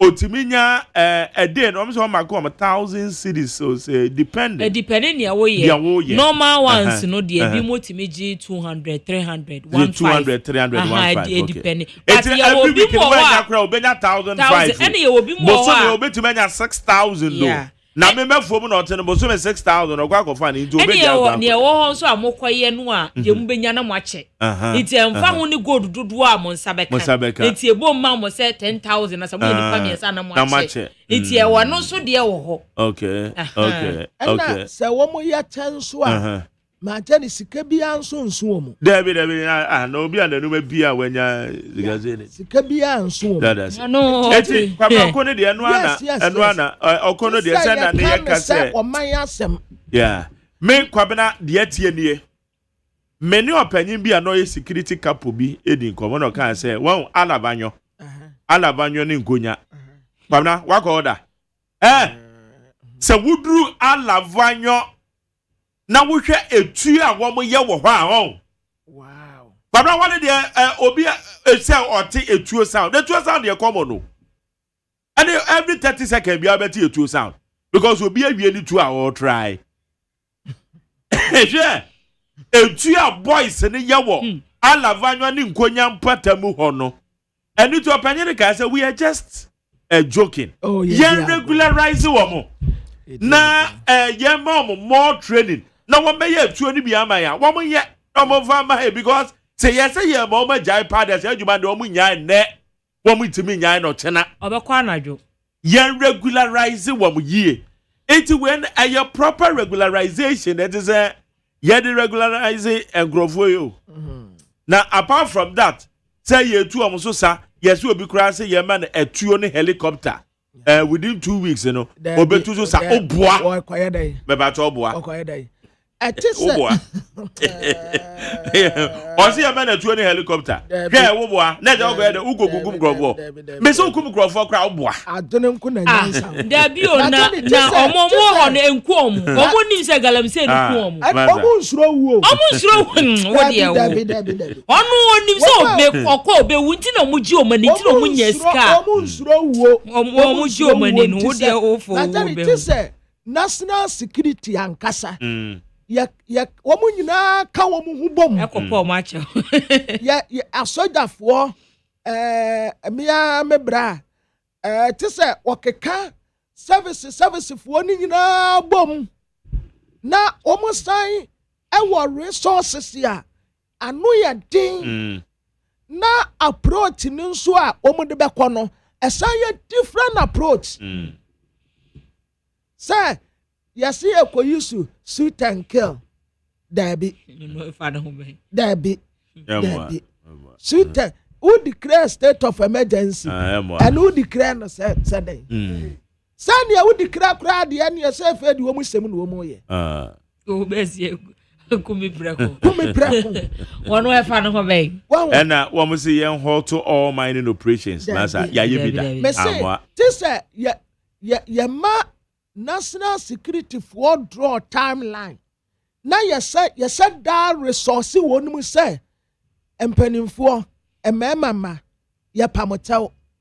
Monye sa budget na mumpe kwan ya da bi wo mun kwampo tisi ye nyina both NDC MPP na nanom ayemfo wan asamre man ye nyina ye kan ya wobom esan say womu a ehye wonum no omu ya garamse no ahu enya boys no na hu omu sa big men oh now na excavator no high back we dey no 5,000 do big men eti ebi o ha wo high mienu a eno kra nya day o eye hours 8 hours excavator on the boy adwuma obo ya that guy adwuma ni wi a na bia wo hipi anwea na gu ansa na me se da nim ba ku na na ye chinchin no eno so ye adwuma we on se ba ku bi wo de sa na dia yo mo de sa no po your friend say eno na wo de sa no mo de kogu ade ni mu no and who say excavator no etu wi a na wa supply the over top ho no osa no de aguso e bra oye washing no etu oye washing na aboba no ne sane efren so no carpet ni mu aboba ne fa carpet ni mu na gold na kasa de carpet ne che no gold ne carpet ne che no na aboba ne de ni nyina be free mako eti eno na no mo so mo de aduro bi anim eti sa story na ya kan wo mawie no ansa no mo de mercury ni kwa koguso no mo de ayiyi na sa ta me so me no me no na ma jerry teacher nkuma se de wo kan ne fa bi wone wo nya adene eye emudien wo se omu yusu wie ewo kokko no so a ensuo to a irosi no che sa de kogu nsuo no Debbie kwabra what you say many teacher nkoma de can no problem but you kokko no so na wo mo ye washing no eduro bi and mercury bi ani ho washing no mo fa mercury bi anya washing no eye nsuo no no mo bo industrial water pullers industrial water pullers no eno na atwi nsuo na hoden mu pa na wo mo de ye washing wo ma wie na nsuo na fa carpet no so awie no no makwa yi carpet no afiri ho na wo mo de carpet na ko separate area na wo mo de mercury no e de aguso kwabra mercury no mercury no e to nsuo bu kra na ekoto ase yo ehunu nsuo but mercury no ɛnyɛ sɛ ehunu nsuo sɛ baabi a ɛbɛkɔ akɔgu no still nsuo tɔ a ɛbɛtumi okay mate dia kana nsuo no bɛtumi many teacher nkoma ɛyɛ adwe okay fine say bia but sɛ obi ka sɛ wɔn mo de mercury ni gu nsuo no mu director ɛnyɛ no korɛ that is not true good enti baabi a wɔn mo de bɛyɛ adwuma no erosion no bɛtumi ate akɔ akɔgu nsuo no what na say yeah Pablo, my young man so and I a lawyer Henry Nana Boache, national organizer of the New Patriotic Party. Yenu ni common fa in Samahodobia Koso. The title Akwetia and now one more presidential primaries filing here and also Ekosui. Nana B Mache. Mark Jerry. I hear about me do now boom to say.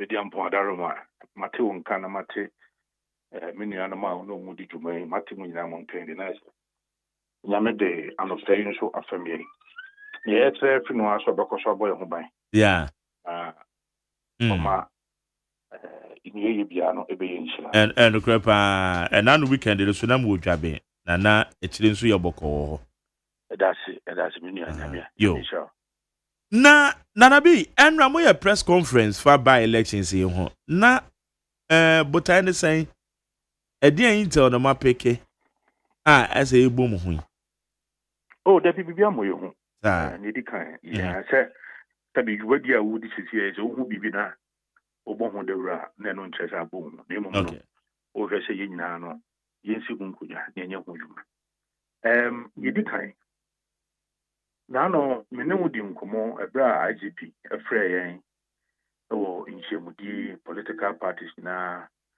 IGP should be here when in Central for share Muma or train Central for a year and bois from our Yamakotia. Nabra di share some meeting national.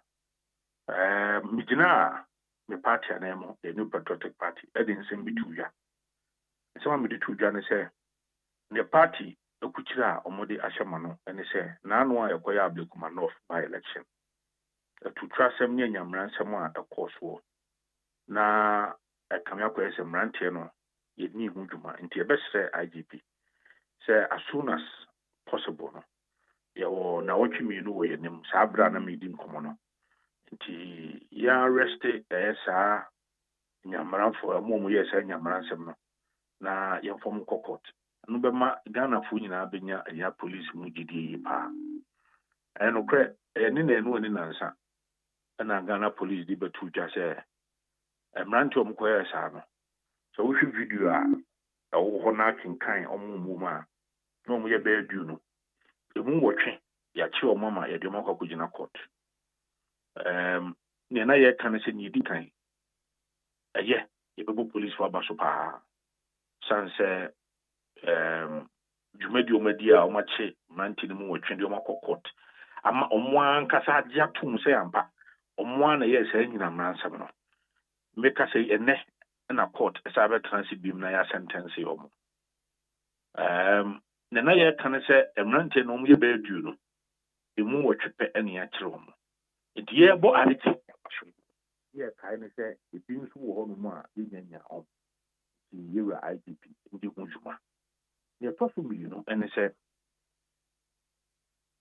ye omo ankasa akokot akogya tu se omo no mabɛ se nya se hona ne mo bi ne se omo nkofi nanso ɛyɛ wa nuano mo ene wo nuano mo nkuma nsɛnso for omo TikTok a omo kasa omo no kopae ɛnyɛ kasa yɛ fofo aso ebi kwa nso awo remember ebe na wotu je tutu aso se obi a ono agi atum se me na enyamran nsem ye tutu asem yi the kwan a ye de ye nua ba ye maame ha wo kumisi fa so he was attacked unprovoked the kwan a ye de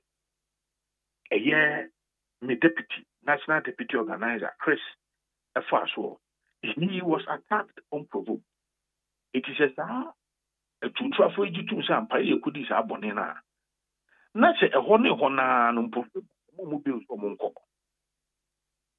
na emom no obi a sabe enkura a mo di ɔmo nkɔmɔ social media so na ɔmo akɔka nsɛm a ensɛm fata na ye kɔso atwi ɔmo aso a ɔmo da so wɔ police remand for na otwi mienu de yes sir the selective application of the law no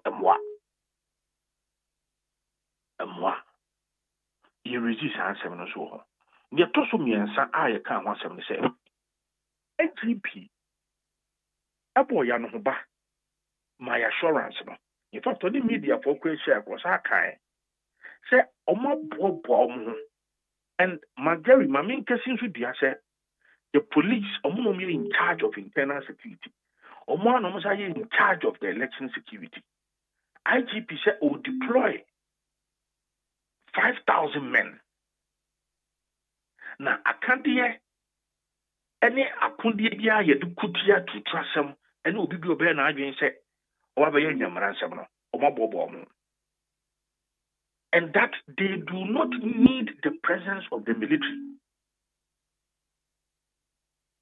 Yenyantie say NDC for akwakwo hyehyɛ nkofu bi military uniform. And the more ye rogue operation. Awo honom. Enra mene Uncle Rashid. Awo fahe agwadia. Na yehu sɛ asogyafoɔ egu kaa mu ewo kusi yehu bi ewo wanchi yehu bi wo okumani kwa so ɛne raising sa issue no enra na NDC Rashid Tanko ababegye atom sɛ na srafoɔ ɛwɔ hɔ no ma na yɛdai na srafoɔ no sɛ hɔ yɛ galamsey area nti ɔmo hwɛ no ma kwan tia galamsey. Very, very, very unfortunate response. Ebra yeba be by election no. And yes, I breno. And a task force for no jume DBD almost a honoma bedino. A next week Tuesday ya near to Abba, you will not so move pressing go meeting up. Ebra ya can't say military for one. Then the pebble so there be a buslimka. But Omoan is a papa bejatum. I was a cry to Mukrambu say. Eye japa ene di enimu oso sa kan o sa interview nim. So what we are telling Omampani Mahama is Omampani Wadama and na Ghana if we are shafa na nyina asumdue no yakofom na no peace index ba yi. Benuse magye waka wasam wo fidi so a yakapa yakofom. So this is the time for us to show to the world say we are peaceful. Menyini say but me pato no for emphasis sake ni yakofom de ba year under review near 2024 and year 2025. The most important thing is that under review 2024 election related violence eba be romu this year nyana kan obi election related violence to aba wi year to trust me eba yenya yenim but who say yenya nanabi who say conflict e remu from 2024 and asa be remu now 2024 senti eno no peace index no say eno no ye the boss board dia mumu yim hu free men ye and yes, Subona Medibo Ghana. Okay. Yakofom. Okay. So this is not the time for us to do anything as for. All right, I understand. Okay. Yakofom. And then send an aboku ECTA 2024. No. Magay Minumi Hujitum says ya west anameboa. Boku says some there's yen Hujitum said the Ekon exactly. And Untino si ya na sebia 2025 DPR. I bear west. So I do not think that as a nation, maybe Tima wants to Timo, will be a here some beer at the Bay. You found a political party out on. So as we get call for more, a coming.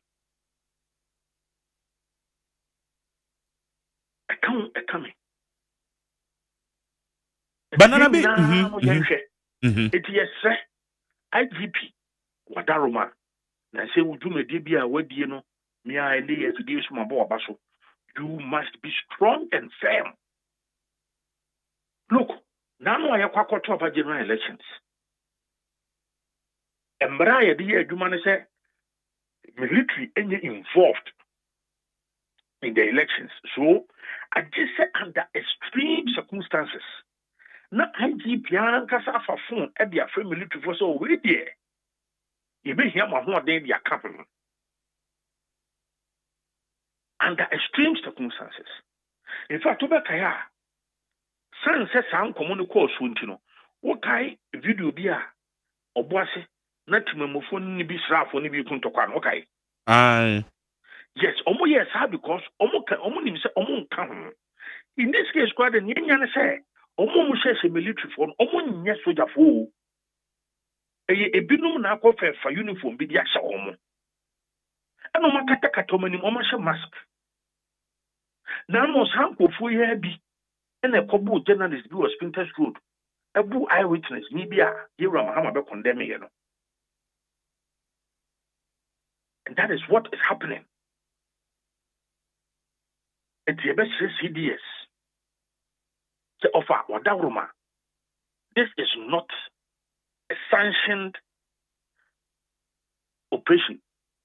Yes, yes, Kufubi in Tadi or Minim say near military for officially my Kufubi in a year to Trasamo. Yes, Yura, please, you must be fair. Already, you have deployed a lot of men there. You himself gradually would be air come. You are doing your work. Be firm and do your work. We do not want any rogue operation. Na yen konko twaba wa kwatia. Na yen fra kwatia asumdwem. Nanabi na yen day of election in Ruho. It is a military officers be enamakwtia or how a woman here the There be only answer men no more. See, I make I say already police you deploy days to the elections. No, we do not need them. In fact, what we are being told is that if you grab a person it will never work. The presence of the police, no. So doors one and any regime why they ma akwatia man in hane say e ye mo amoban bontia say ne be obi ama be ye to trasem police here say be no mo na tie community anadubia ye na mo a police barrier o ye hu omo ana traffic omo direct ma ye market omo na gina ho your community your police station community be emu won say your barracks your community be emu there be they are not in charge of internal security. Into community now your police post no one and she said the presence of police and also power akwatia a year GDA war akwatia for munina say a bambo nobody know. Yes, sir. Send a medical canal. Military form number and yet officially sanctioned. Aside from penny for them, it's a woman nam hono. A young you may dear would have rather some sansa some and umudio. But what about say your Mustafa Kasa and who I was with you and Miss Mitzi any be? No Mustafa Bandi, Mustafa Bandi as something. Not stay. Okay. Now all children say ye ora Richard Jakpa. This Emranti and anyone. So do a manukura now or no or you're part of national security operatives. National security is you say military for count, police for count, and then woman, you train you more home. 80 intel been a be a young wedgeman, I say a preparatory measures been a woman yet, and yes, sir, one man be involved in a battle. May see a rogue operation. They are not doing anything there. A dear potty, now would you say 1 more year? Macancha said the police, they are in charge of internal security. Yeah, I understand, but me person who say a dear potty in a military for no a year rogue as you describe. And that Japan could be any more a cork and of red fee, a quay and Yamran your wana, majority of a pacho. Inia. But say, and on they are different from where you rogue operation. Yeni ha say na governor Bank of Ghana former omko fefa ne cash eko tititi ni fie wires I say national security fo bi eko honom ko eko fa sika krampo ni jewelries bi yeli goma. Look, my yen enko sa kwan so. Police for medical engage media. They have shown that omoni in charge.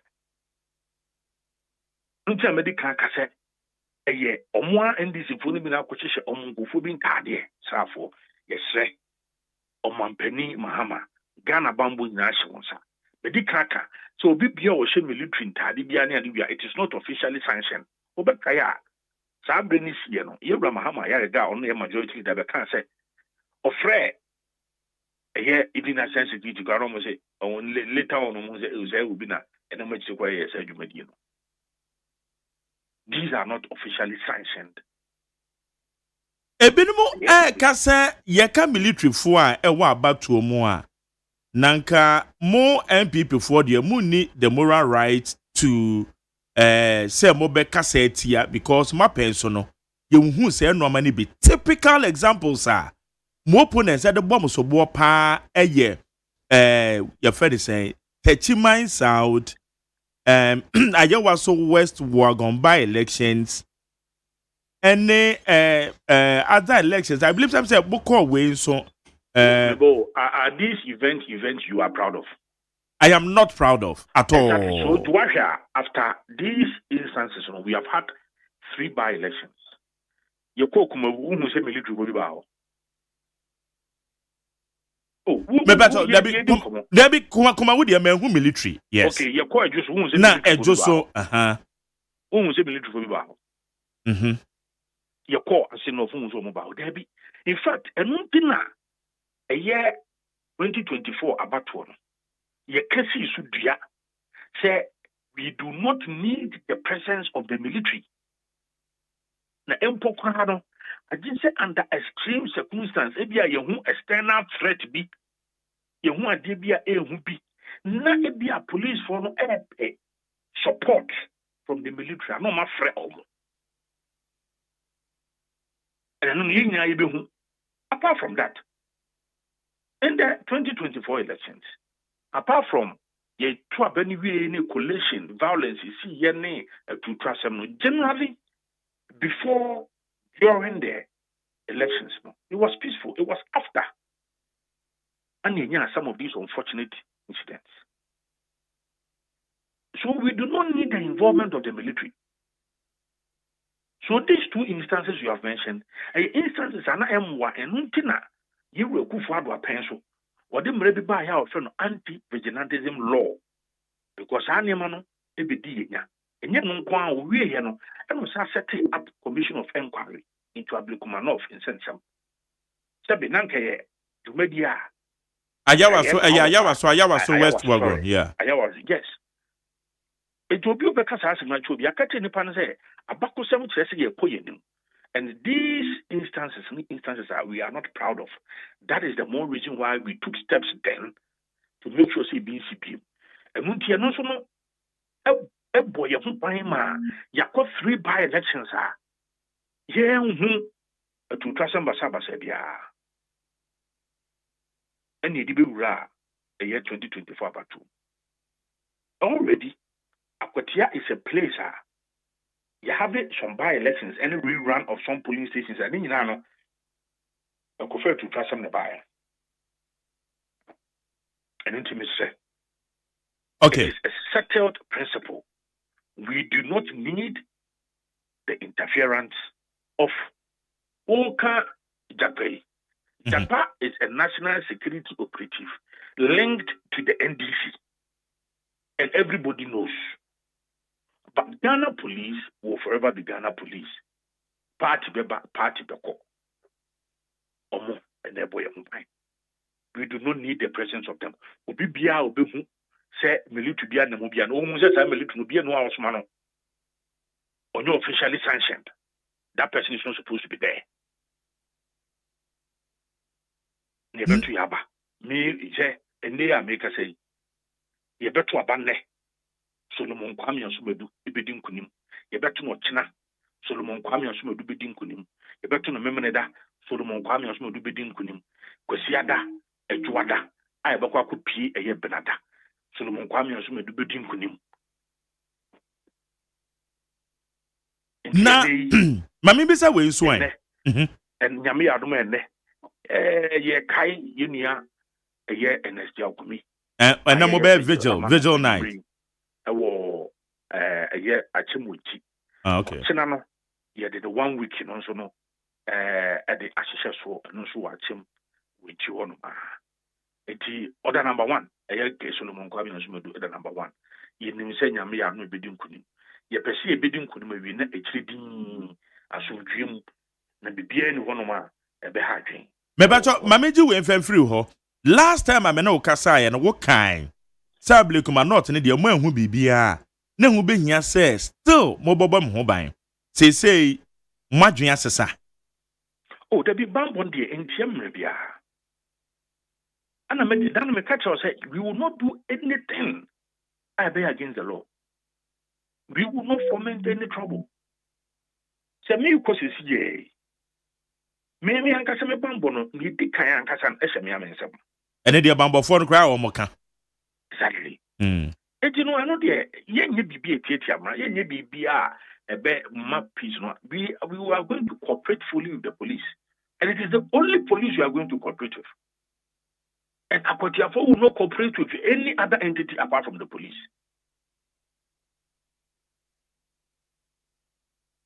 All right. Say to abono so de say ekoso kama ewo ho. Oh, nyame adaroma ekoso kama.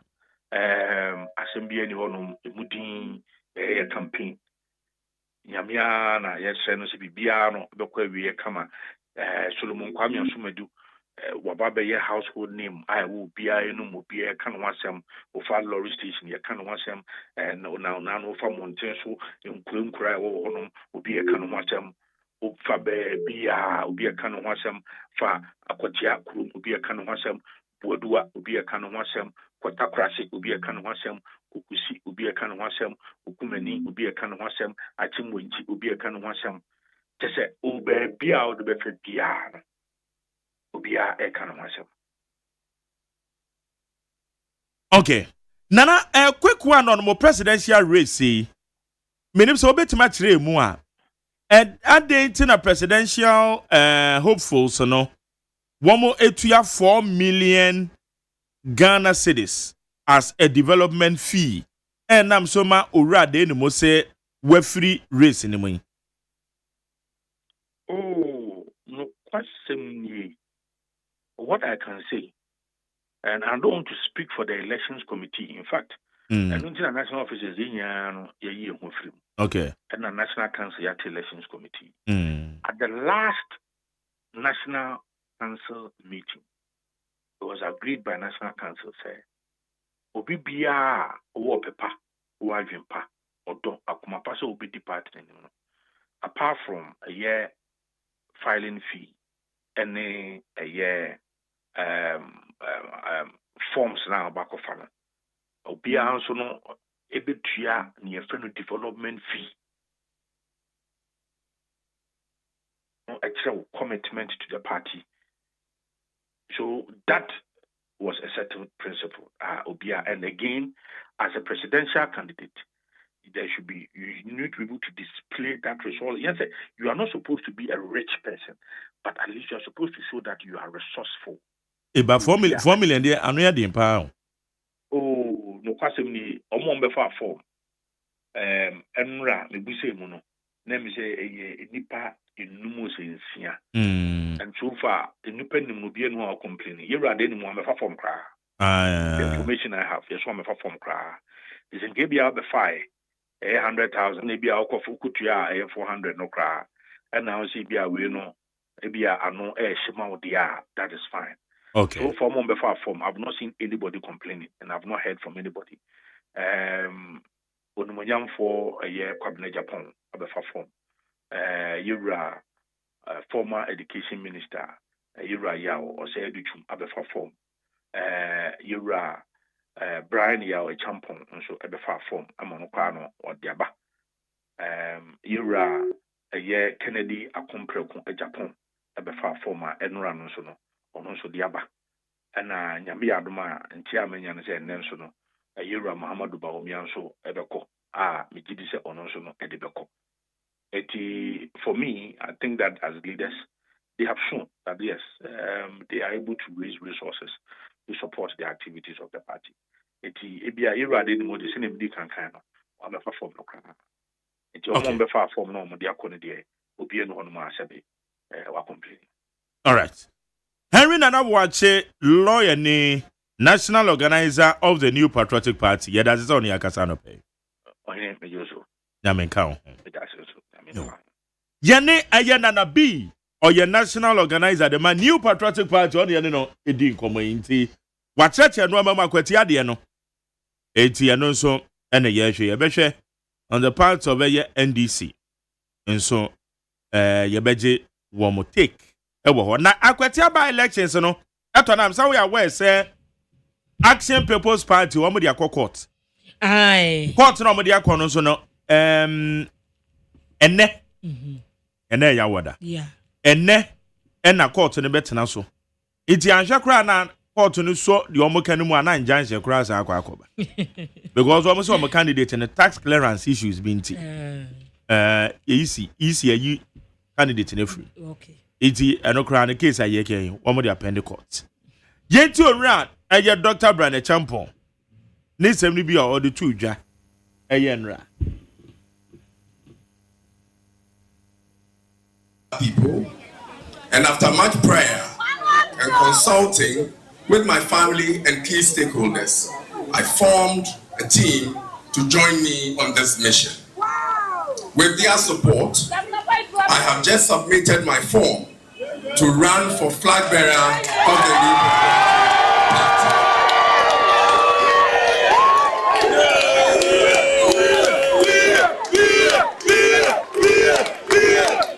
Share this exciting news with you with clarity in my mind, energy in my body, duty in my spirit. I speak as a servant ready to offer myself fully once again for party, for country, for a future that must belong to all of us. I come from humble beginnings, where values were taught day by day. The son of a teacher who had to struggle to raise a boy and two siblings in the back rooms in Mile 7, to having built a reputable business and businesses and a career in politics.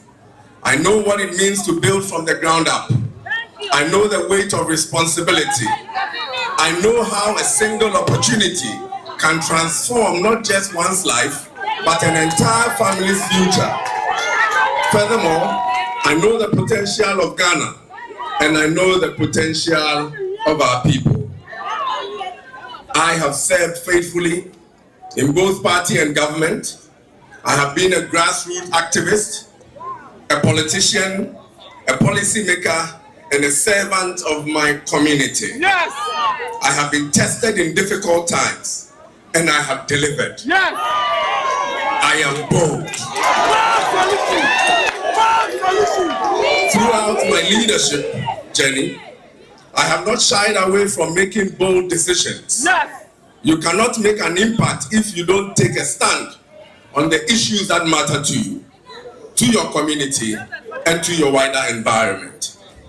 Starting with my Great Elephant Party, today I commit to join forces with you to continue the rebuilding of our party. We should reignite the base, we who are the heart and soul of our party. And of course, we need to unite our family once again. I stand not only as a flag bearer aspirant, which I know, inshallah, I shall win. And also to remobilize the youth of this country and channel them to opportunities and unearth their talent to prosperity. The NPP has a job to do in government. I shall win power and continue with that job. I shall focus on jobs, food security, and infrastructure. For security, you know that's my turf. Today, having now submitted my form to run as flag bearer of the MPP, it effectively means that I have submitted my declaration for unity, for a disciplined campaign. Thus, my supporters, north to south, east to west, must shy away from comments and commentary that snares individuals and ultimately affects the fortunes of our party. I come to unite, I come to build, I come to lead with conviction, and I come to win power for NPP. Let me take the opportunity to thank all those who have come here to support me. I am aware that some people have driven for 20 hours from Tumu to Wa and from Wa to Accra. I thank you. I thank those who came from the northeast and also those who came from the eastern region. I thank my team from Teshi and Krowo. I thank the team from Cape Coast. I thank everybody that came from all the 16 regions. I see the bus. I thank you all. I also want to thank the party and my church for bringing me this far. I'm grateful for the prayer. I thank you all and God bless you. In November,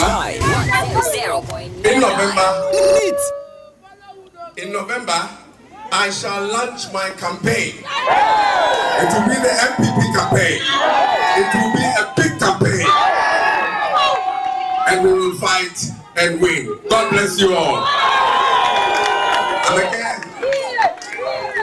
a Ken Yuga.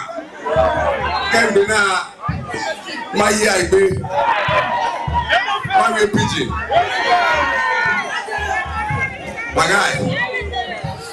Today, I submit my form, give MPP.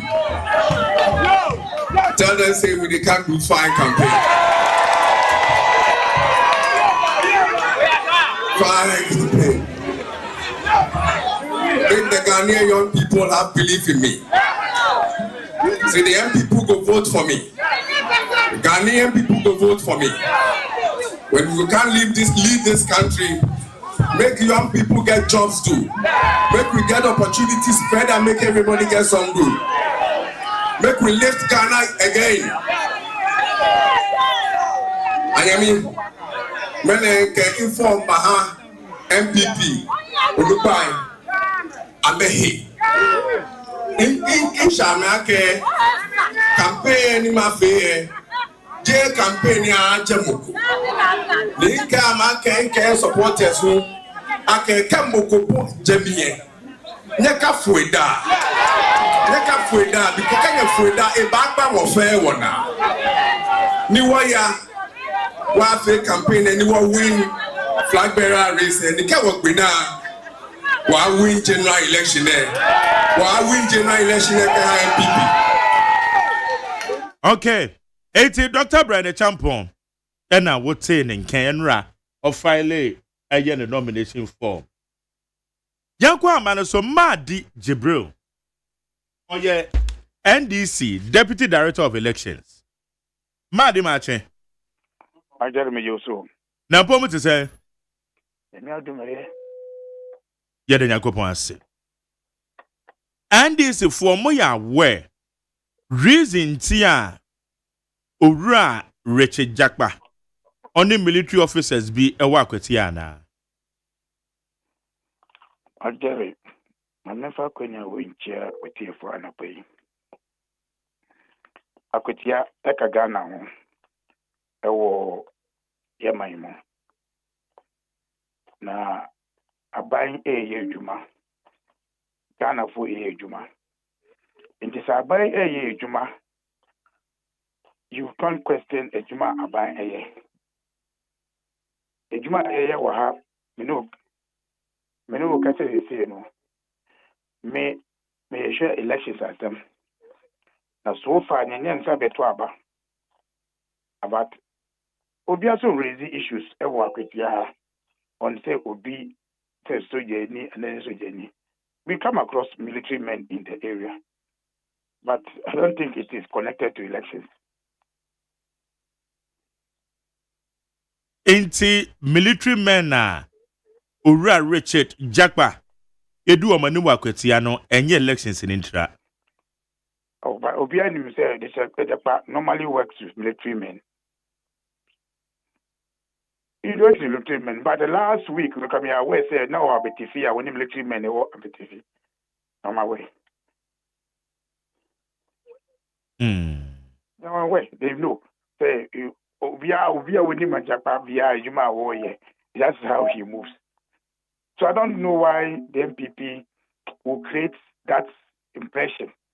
Say by election acquire be who say who military man issues. But yeah. If I can say some for MPP parliamentary candidate, MPP private person, military man identity.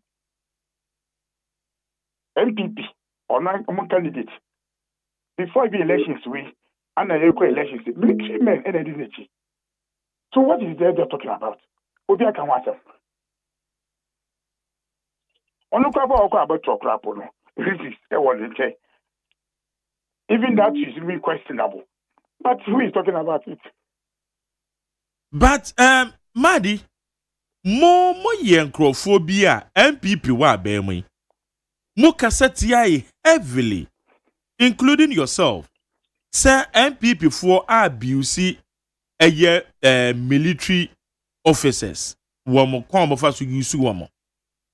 Enti na kamoni ni pakura je say yemu somebody kind a condemn say obi yusu military officers.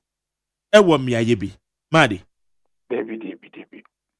We spoke against the Mensa private where we use military. Minister of Attorney General, we use military and air protection. Kakrebi or na military air firm. But we have never spoken against national security. The way you should the way you see the Agyeman. Never, we have never spoken about that one. We spoke against among private persons. I'm a soldier for. In fact, Kakrebi na soldier for Kromo yade. That we spoke about it. But national security, when we are security issues, Agyeman moye. And almost style. If I don't forget, say it's the same party we government we. And then can't say my military in elections soon. Major number one. So why people are not talking about say some Moka say obi the military call no. A binary kasa of military elections as them. But it doesn't stop Akweti says Akweti I want for age maho. So for me I don't know why I said they be a MPP. Cry. In fact, the private, so far away elections win. They are not respecting the people. And I'm thinking I'm to do a why not think cry? Now press conference no more why. And press conference the second cry and that doesn't mean say MPP like so many higher press conference. They were quite a press conference. But I am a general go government to me. Who think I'm a press conference? And say press conference in Omo Yankra. Now cause my bill. Or your press conference work with your own record. Me no can say me na with ya. Omo te ho na mo because they know selection when we do elections. And omo te ho na mo press conference. Omo uni me na enko so ha. But I before ye on seriously see. Hey, what did they tell me? I'm in trim. Okay. Only a press conference that Nyandra. What did you say the back last week and I said on my case I issue no because I'm healthy. The video now. Video na me no. Me say Saturday issue be Saturday. Because me share more points the promo ha. Madam, okay, they say Agyeman, and I'm going to I feel a move video, I'm afraid TikTok and I'm going to press conference also. If they were serious, they would have done this long ago. If even it is real, said you are doing it, they should stop the jokes. Mon prepare mrantie bi a mo pesa mo show mo police uniform. Ebe nya branse mo akwetia because some of the south of Bonabom. Me say, I have said it on record. If you want to beat MPP in elections, beat them without violence. Any election MPP will go without violence. They will never win that election in this country. And that I have that belief. So when I'm on the field, I think of the peaceful elections. I think of how to mobilize votes. And I'm here. In any case, my dear, St. Francis, I got to about 192 polling stations. Now I go more via police and terror say polling stations results. Now you talk about polling station kita 650 votes. You can't believe we are. The only they know will it be by 20. Can you declare the first winner? Jerry. Maddy. Can you declare that anybody a winner? Say one polling station. Say strategy now MPP for still they still depend on that. La strategy the terror and police for and what they are doing at the MPP, they are only putting fear in their voters to come out to vote. If they don't know, they should continue. We are happy they are doing it. So therefore,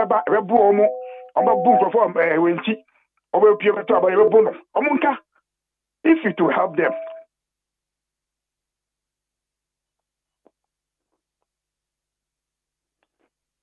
Enti di omo kan ya hurura dansem no kure nim. Omo ha amon crofo.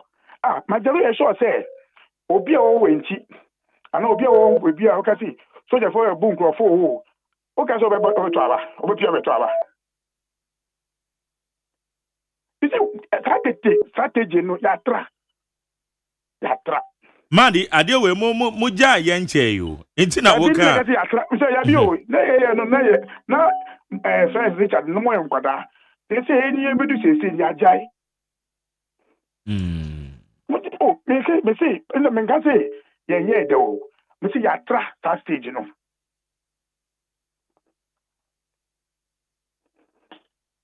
What's IGP? And Hoboa, 1 year on an emrantie, 600 personnel, specially trained.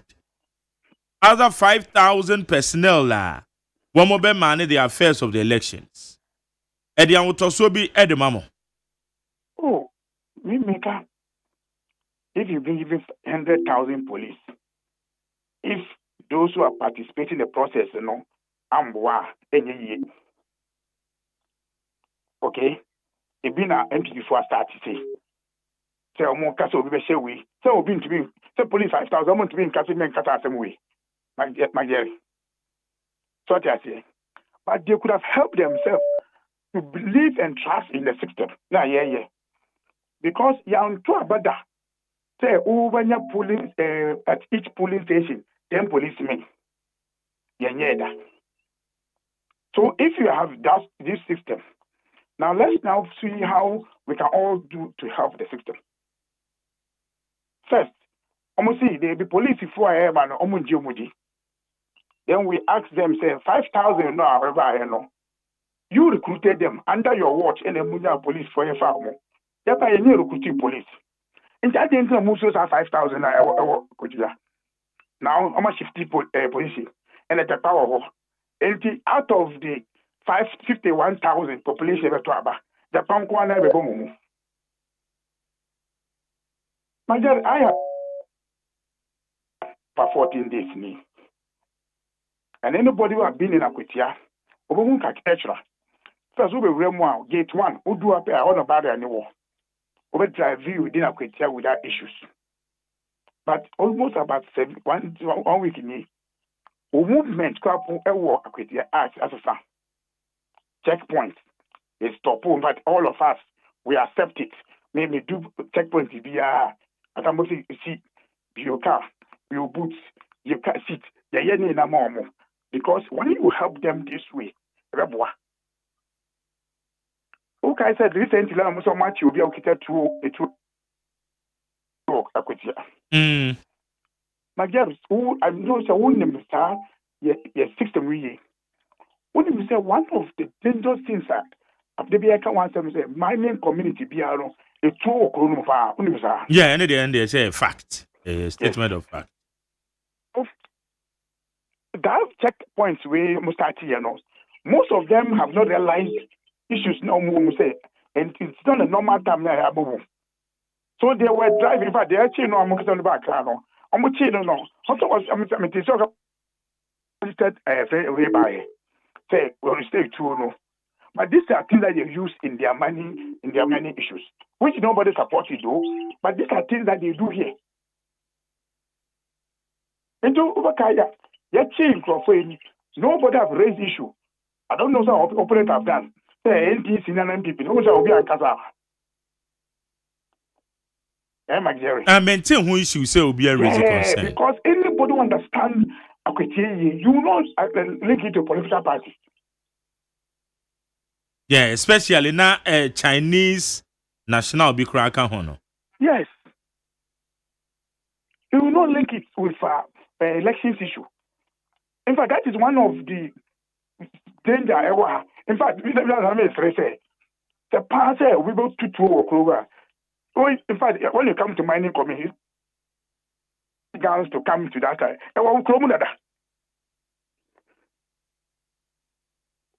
But I don't think the people of Akwetia are ready to share blood for vote, for somebody to be a member of parliament here. So you shouldn't be in Accra and create tension.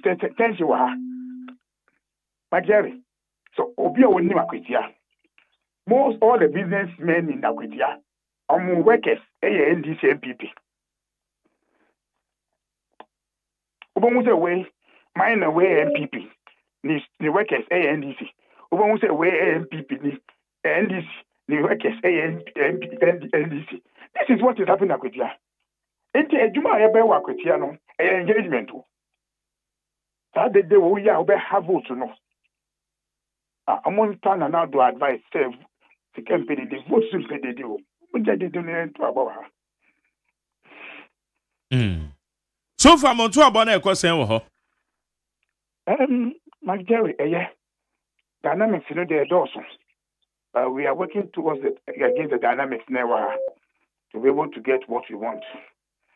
And new elections will be about elections are finally free. Nobody can tell you. Apart from say yes swing, I'm a focus swing. There's a bigger dynamic. We'll talk about that after elections. And we are working towards those dynamics. Dynamics be any play. What I will have to couple names. Okay. What I will we see it. Brand see Chinese think to talk about This is amo ho. Oh yeah, internet MPP we not somebody not one by 1 week 40 days and 40 days on the launching campaign. Oh, na years we the launch campaign. Oh, master me say on the launch campaign. On the launch campaign Friday. Not Saturday, on my way house to house. Then I some campaign itinerary. Na Enra Electoral Commission for the Mushi. That is the district meetings. The process in the Koso. It be a Koso Kama.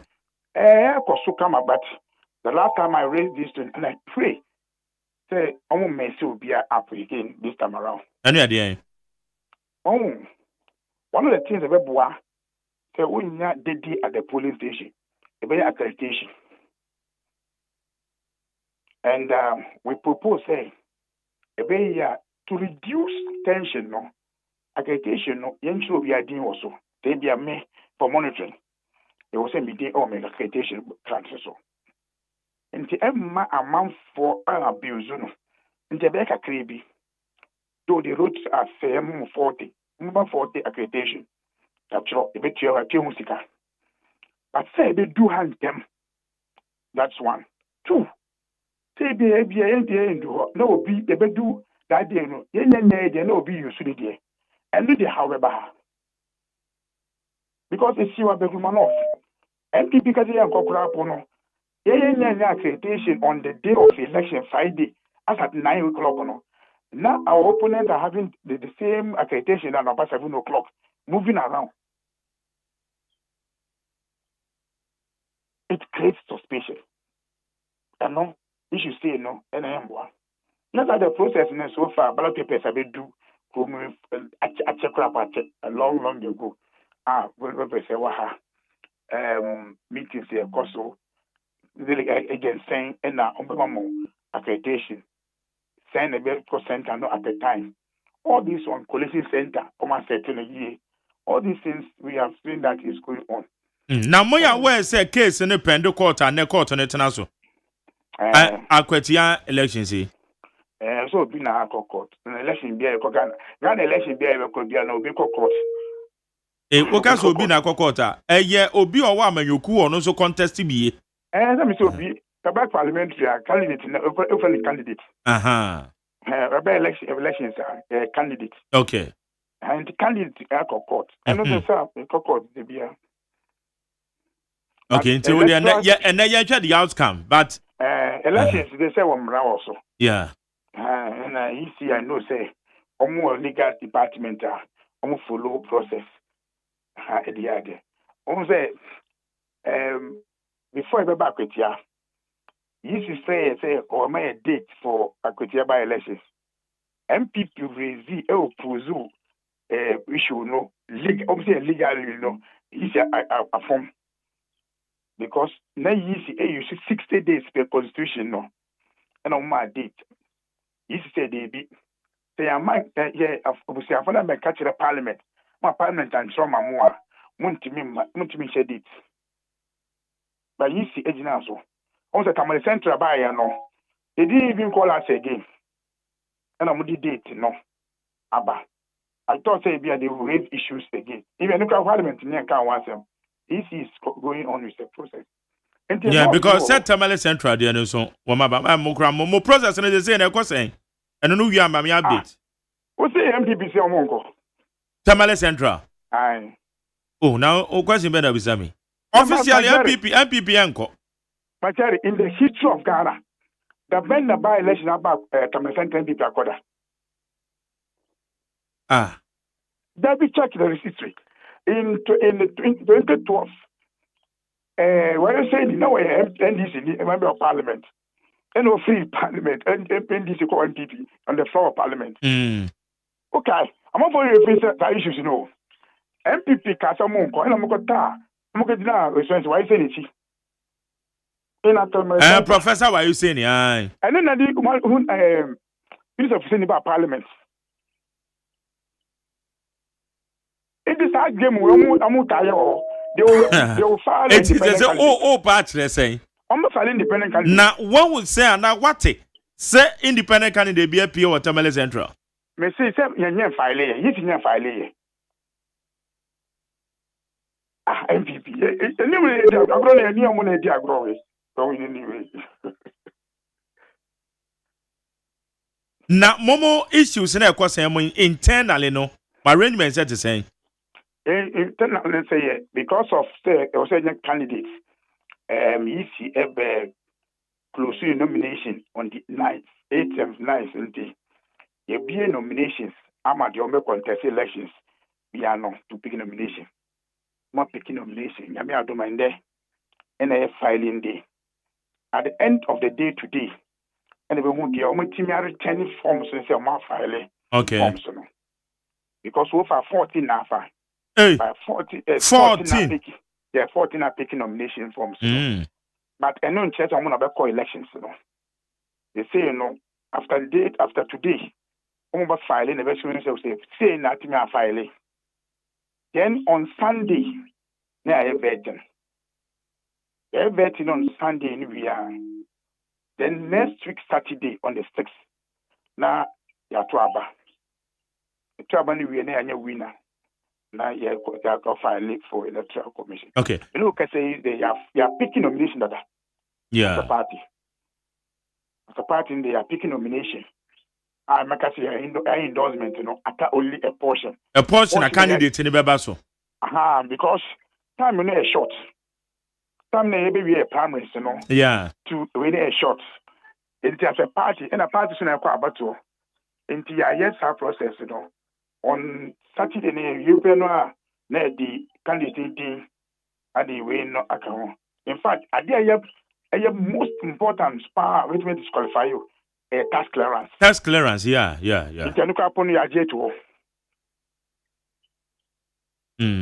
Yes, your jet to. Even though it's a bit like I say, oh, MPP and Kanasan, be show interest in things, you can get a candidate, but you mess you up. Because I can be answered, we don't go and go. Say, AC file in the bar, no, be anti file, which you don't have a candidate. Say, a coba say, Munkwana mobe file or Tamale Central, no, easy bed. When it comes to general elections, so one candidate depend on file, they open nomination again.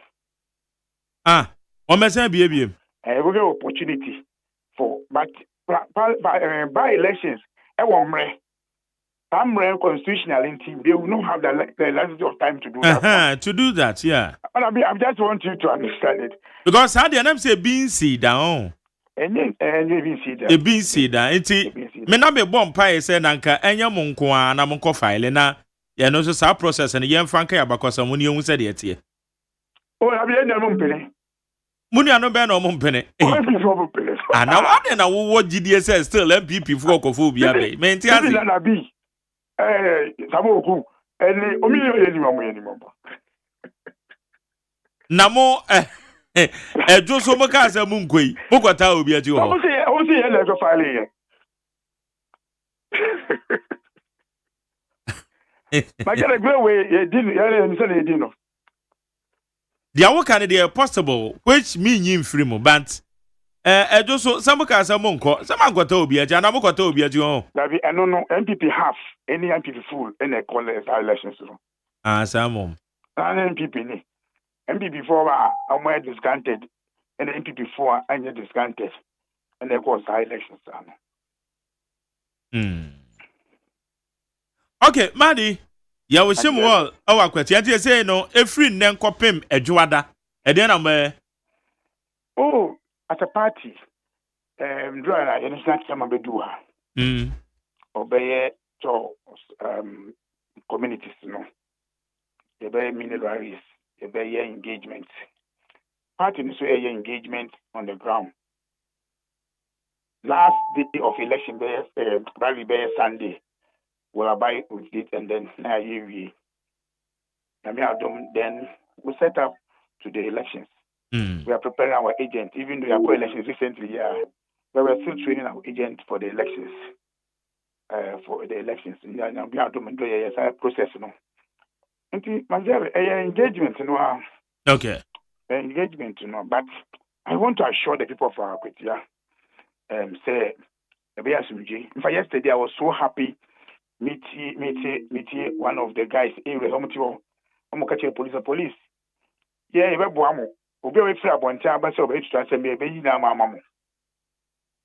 so happy when I heard it.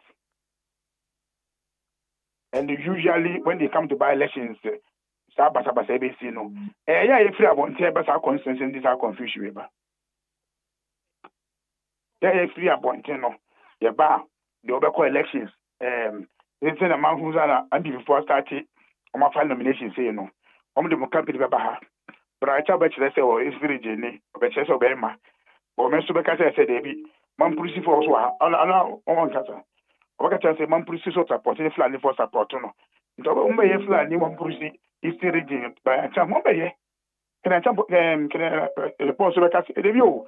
But they say a Birmingham area. I'm just a mission with Sika. So they will come and do 3 campaigns in this area against NDC tobacco. So all this will happen. And I want more organizer. I'm so better more day. Say almost more people spray, more used to spray. But we know say we'll take this course here.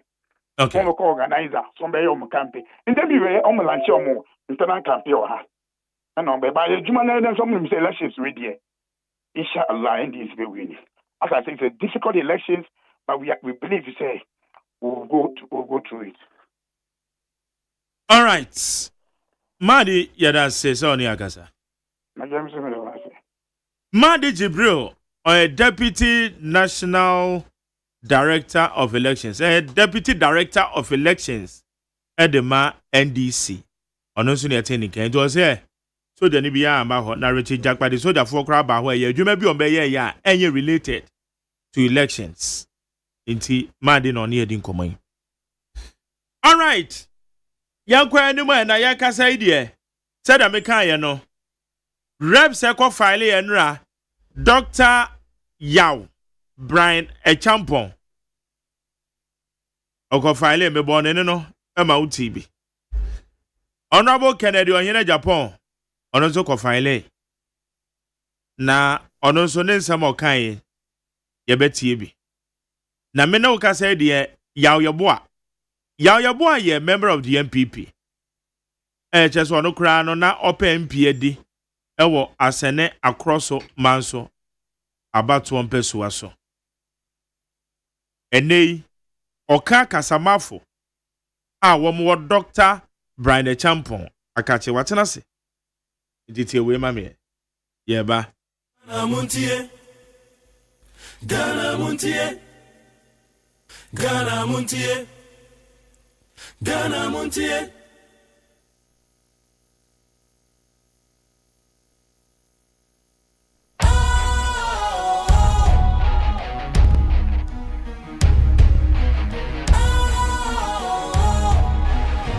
What's cool, fresh and trendy with a new look?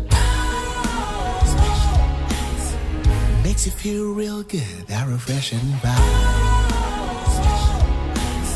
Satisfies you right just the way you like. Do you know? Do you know? Do you know? Ain't gotta do it alone. Specialized makes you flow. Anytime, anywhere. Specialized feel different.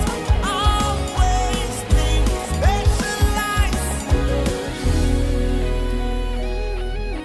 Special Ice Natural Mineral Water. Feel different. Think special. This advertisement has been vetted and approved by the FDA. Hey, catch it. Listen in here. And you ma beto to dia me baba no hwade no. Hwem so betumi a. Hey, asew. Hey, now beka. Ya John to mami ensa duku portmanteau. This way chocolate drink. Na kan wo hwe afibian so beri ni waware ne a. This way chocolate drink. Na kan sia. Oh, asew. Wo den kan no tumu ho. Me be mo anu nso hye kura de aka ho. Wo hwe de wapi ho. O ka se batete e da fom ho. This way chocolate drink. Crash up a baba worry. Aso. Ye fear say this way chocolate drink ya sorry anopa no ne yenom. Ye be sha fridge nom no se snack. Ye nya hoho no ne de serve wo mo. Ye didi wie ne ye pe bibia bogu ya de so a. This way chocolate drink ne yenom. And this way no ti ano a, he se kire wom, koko wom, brick wom, bibia wom, ade wo hia ne so se. This way chocolate drink. De wo hia ani so se. FDA ahwehwe se adwede nkratoe mo agye atum se eye. Ghana MONTIE. Ghana MONTIE. Ghana MONTIE. Ghana MONTIE. Jamu akwaba de Ghana MONTIE so we need 100.9 they said the kan no. Yao Yeboa atena se Yao Yeboa eye akasamafo bi eka eye Dr. Brian Echampon the campaign. Owo Dr. Brian Echampon the campaign asuye ya yo mo ache menu amejo so na apomo e nyame adoboko na so e Kristo eshrame na me koso ekromu kakra adom na oguso e fresh ano medas na oso da ho fe de so ye de bo ya mi di wa no mo etimi suasia na wife wa ba na odazo wife be do Ghana enra oh sir oh okay e mana ko aba so wa bad one hwehwe me ya onenra mo ko file ye no adan mo shadara mo ba sen grofo di majiza me da wase memfa kwanya so emfa Kristo asomdwe ema watiefo ne wona wohwe wo internet so na menchia Yura Dr. Brian Echampon, campaign chairman, Ura Carlos Ayenkra, and Tima Ajiatum se Obebuano na Neniso Adi Hunua era de Diamano Ebebem. My better hay. Now say me chia me peso aso for. Yeah, as an man so across for. The teacher me MP. Yura George Kwame Abuaje. And a party chairman Refa and Obi Yokan. Medase. Any penny nanny ebihuno de rade ebeye. Eno a uba sinipa de kwan. MPP 4 wodo Yura Dr. Brian Echampon. Ana tu jase no ano obebo abe file nti omode ho do. Etu efiri chire ni benche.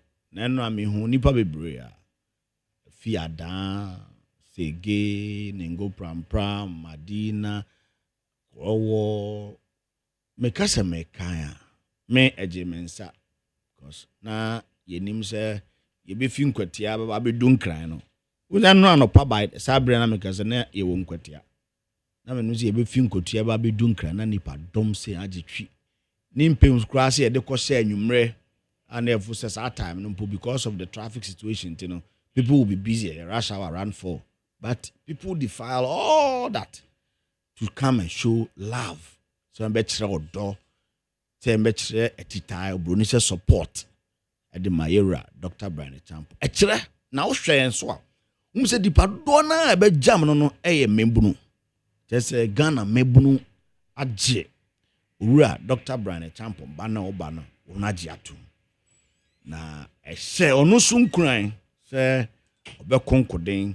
Ayere no ho agi MPP party na asiwo waka party na bom party na nya ho de me da kopre tumi 2028 indi so ho dom saa na edom a ekire odo edom a ekire echitai edom a ekire se ebre na so se ye ma owura Dr. Brian Champo akwanya so obesum MPP de edikan se ye kendefo no obe the party no be kwa kopre tumi a ye hwehwe abato afimu 2028. Tubisa dominant na say woman arrange say woman the odon ba better Dr. Brian Champo enchi. Pepe. Say ya wo enuanom bia amonso say na memagye atum a mekasama Yura doctor na ye enuanom bi so amonso agye atum a mo bontoa e kire say mu amonso fa adofo ni bi say ebiro na so enra that we are more dating until 27th of 27th August 2025. It is the beginning of good things to happen in Ghana. Really? Yes. It is the beginning of good things. Dr. Brian Champo. A free Nyankopon chain. We will have the full moon. And Nema Papa Bia Radiasano will come in it full time. And Ghana ebesisa under the Fourth Republic here kwa benya omampenia onko na humujemu at the age of 60 obedi president. What it means that he is in his active years of service to serve the people of Ghana. And in that era, a lot of good things, there's going to be so much transformation to the people of Ghana. And that phase will be led by a youthful person in the person of Dr. Brian Champo. Fasade bodit to. Inti eno hu se ebebu no dominate two edi ekira a mark a sign e kire se nyame ebeya ade foforo e wo Ghana memwa. Dr. Brian Champo na ye be hwa na wotwe. Yeso akoka nsem bi oye tribal politics. Obe file ye wa try se no o explain diana omen. E dey important na no pa kire. Na sense am no kura no wan kan frankofo ho ananka na aye de. Me das. Nipa bia wo bobra. Udum ba bia na wo se onya akokuduro na wo sisi wa brabo. Obroni say you take stock of your own life. MPP amanyoko. Yakwa abatrum. E wo say ye tenase. Ensem bi wo wa. Me no ye gitum. Bruni said we have to build consensus. We have to agree to disagree. Say or cassette obia anka me jane chiridi. But say o speak it to the fact o asem no kre bi wa ne kan yedin nti utia Dr. Fremamu etro nwum bi e de ma Ghana for na nwum na otro no nwum no title that so asem idika hana beka yenara o yenara enyo biara yanara obrei dibo hina bebo yara o yara enyo biara o yara ni akire ne se empempenso bi odu a asem bi wo ha ne ka no edin na wotie ne yi a oka to ase na sebo kwan so na adwembone nti nipa bi ye fi o kan ya se enye owura baomiamfom so or yeah, a victim of circumstance. The children say, and yen in tina mentem in wasino ewo ho. Name na koba say, and ne hono or nunti or free honti a high. Na the Hanekasian ye and before na ye suffer the consequences of the misunderstanding. Sasim will become a yasama dika but nikano adding. Say, oh, Jina no so the see bonnet say, ye can't tribal commenter. Minya Mark and then my house maybe this uncle mono but now Obroni say who be the floodgate for us to really talk about who has been engaging in tribal politics. And menya sure say the records would find Ura yaw a champion and answer Dr. Brian the champion baby biada so aye nipa mu yimu na mum no ni akona wafabo na o to akobo obi glass mu no ni ref sorti glass house now the asawa tare ne to a onu so obehurija no se ndeke no na me be fisa meka ensem owura ba omi akasa aka se e kan de opanipa mu ana amanyo se mu yiyimu a menya sure se MPP mu no obi sin owura ba omi nti mehye na kasamafo ne titafo nkuran se wo mo ntwe wo ho fi sa enema because I can forward send you say ofi funu ni a ubehunu saman na kukuru enjaya kikra so nya de enjaya da nti ebesra mo bibia yedu no amanyo ko ni pe nkabom amanyo no ko ni petume eno ho na yenwene kane ni enfa no ho entu anamo ni enhwe de obi aye ene de obi abetimi aye yenkeri yenso ni yenso ansa ni yenhu de mu odu ne yanhwet se tumi na ye pesa amanyoku a wan no betime de tumi ada abre menya sure so wura Dr. Brian Chambo ye interested in those things and tete president tete papa ye de amano no ene Kristo ahobrase a o maame de tete no wo menyini mbedu sei emefa saa neme impo no let me tell you wura Brian Chambo kromwa ne nyuma nipa over nipa 3,000 plus a wafa from IF into IT ni real estate and then a friends and the hospitality industries, you know. Only my before the door for Majuma. Only man pussy for the door for Majuma. Only Kusas for the door for Majuma. Only my team for the door for Majuma. Only my Santa for the door for Majuma. So you need pemu man could be create employment. Say what year or Juma if you more Juma, you're despite. Juma will be unim kasa who rough for Wafama Busum Yutamaka.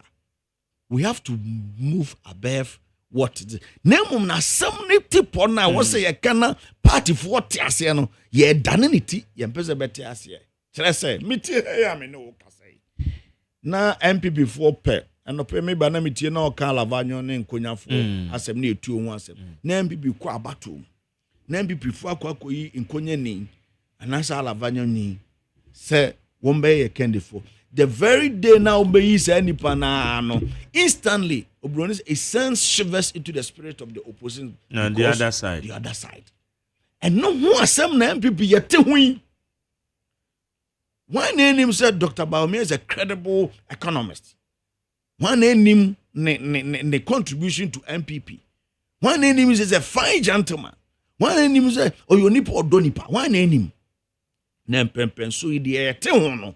He is only a victim of the circumstance.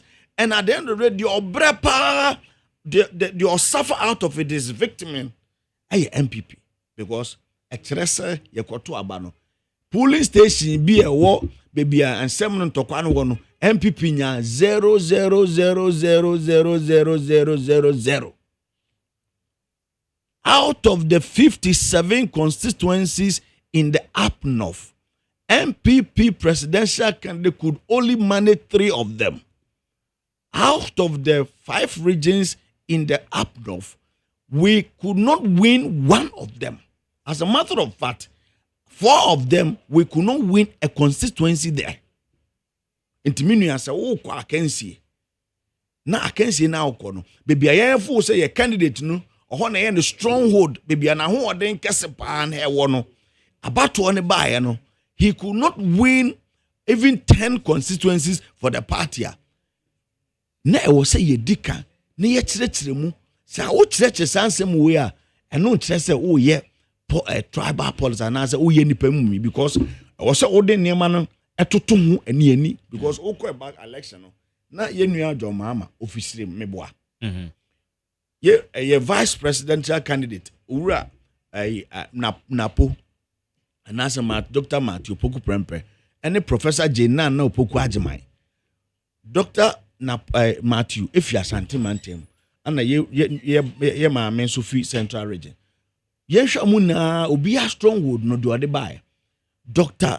Matthew Opoku Prempeh gave us 40 seats in the what do you call it friend is saying Ashanti region and out of 47 seats ye maame Jena na Opoku Agyeman ma NDC 19 seats out of the 23 seats ye John Mahama of Savannah region 7 constituencies in Savannah region. He won all of them, including Damango.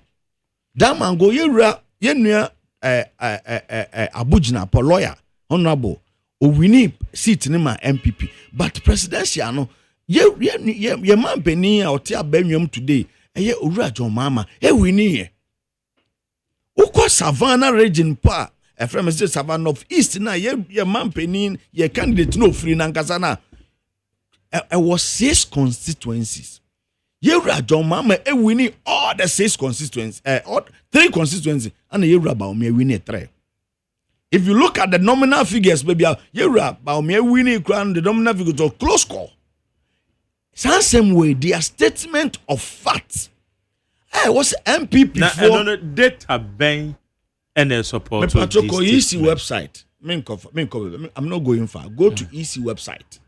Wa publish 2024 election no baby e but what the toto ho a enye sa na tie MPP ahoden e was such areas here temra ye ko abatu mo de bia bronufre adwuma ya we employers no ama KPIs ana wan kasa nso so oba be pa adwuma o do CV ba na waka o CV na kire so me CV no me owura Jerry Mark ma ye adwuma wa ha ma ye adwuma wa ha so wo fa ma adwuma we na metimi aya me de wadwuma ne be tumpon akodum pempen so bi ananya sa na okay it is over start adwuma na sansem na wo de buy na KPIs de be ma no key performance dead eno na wadwuma for dey I'll praise you na ye go okay adwuma na you de ma on de okay asa obetimi aya no ene de wa ye no ye no obeto aso sa de we ya it is empirical it is scientific emran owura Dr. Baumia episode DMPP for CV or de buy MPP for ne so no ofisirem anyame ya oyebo na mekama no ono oye muslimini ono ofizongo inti se MPP 4% amu winning 2024 election na MPP 4 mfane mra sa asem we ono akasa ni CV o de bepa adwuma no ono no kan inti se wo CV ni ba MPP 4 so gina to meka ho ya gine di ye bonto ama no wo start ya adwuma no wa adwuma na oye no outcome of your work in it say ne o ka se ubetimi aye when to me anye se udi sankomo we ya ne try by woman na yede se wan kasa so no oye muslimini a metiye monka se wan kasa se MPP fo to abama na or the zongo vote we bre MPP fo a yenka but about on ye koto no minua otia the records are there zongo amotuma MPP debi esirema ofiri wono okan hwe ono okoya na ho okoya na ho nkomo okodi wo ya na ho no se watie bia okogdi nkomokrate say between aye ono ne John Mahama no ya na ne am support because he's a better choice than John Mahama. Ono an kodi sankomo no. Enti se wakodi nkomo we odu CV ababetu na employers I employ at the adwuma ma na wantimi anya adwuma na ye ebusa wo say wo CV a wo de pay adwuma na nsem say na wo de pay adwuma na wo se da bi me de ense so obi aka masem ense so obi ebu hu nkonta. Then you are not being truthful to the people you want to lead. Every leader must subject himself to accountability. And Dr. Bawumia will not escape it. He won't escape it. It is the duty of the people of the New Patriotic Party to vet him once again, to hold him accountable to the things he told us. I'm not a person who did anymore. See, we know the brain and the outcome, not the we have to interrogate it. And this will be interrogated. Nippon on town. Yenny now, what do you out here? They appraise your performance. What you want for money? The HR, they don't they appraise you. Until adentin out there, you don't want the people to appraise you. They will appraise you based on your CV. 2024, Ghana for ma appraise MPP abai. Emra ye come and some ye catch the Ghana for see a bayano. And ye no one a Ghana for to in amode to aba. What you have talked about the economy of Ghana. Yemra ye few opposition and some na ye catch the Ghana for no.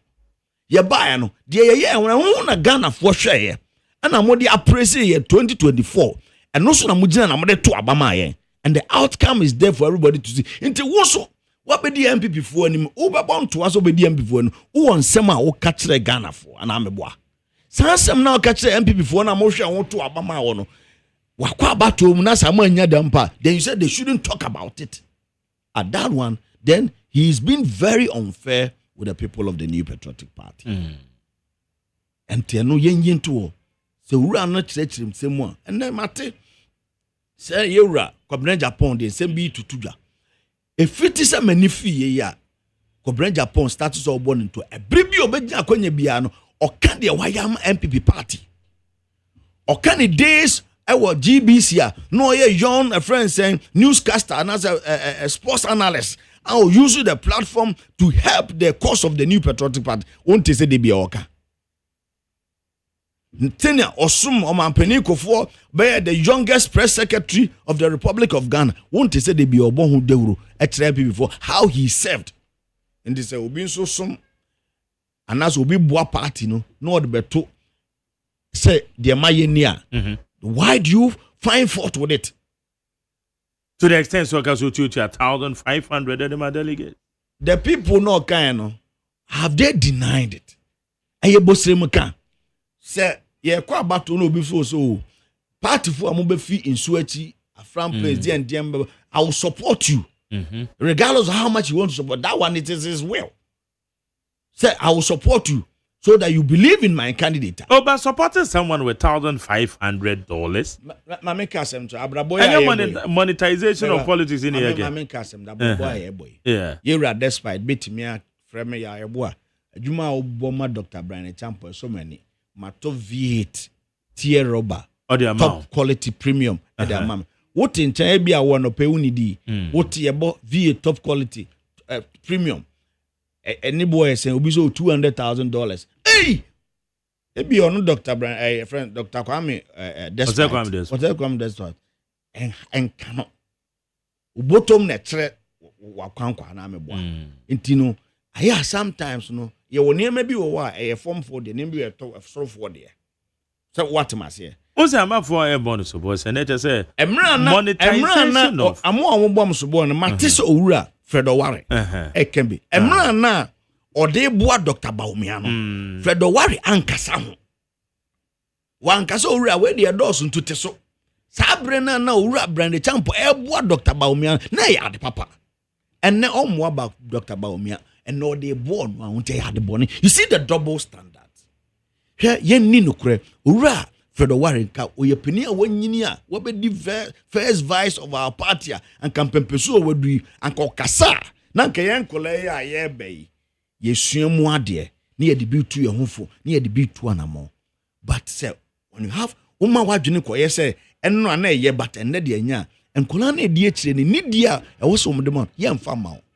owura ba omiana nkasa na yewura Dr. Brian Champo boa no emra na oboa no o complain ya na what da say emra na Dr. Brian Champo boa no o complain ye na ndede na aba because ende Dr. Brian Champo contestant moa o de boa wo na unya so mfaso no when we need Eastern region so we need Eastern region I'm not oboa no we need one complain you didn't see anything wrong with it ama unya mu mfaso watwa mu aba na ndede or contest unti di oye boa wo no de oye de boa wo no ugina simpi so se eye bone ye jam asafo awurade ono ne intention ni na ye de e wo ne nsem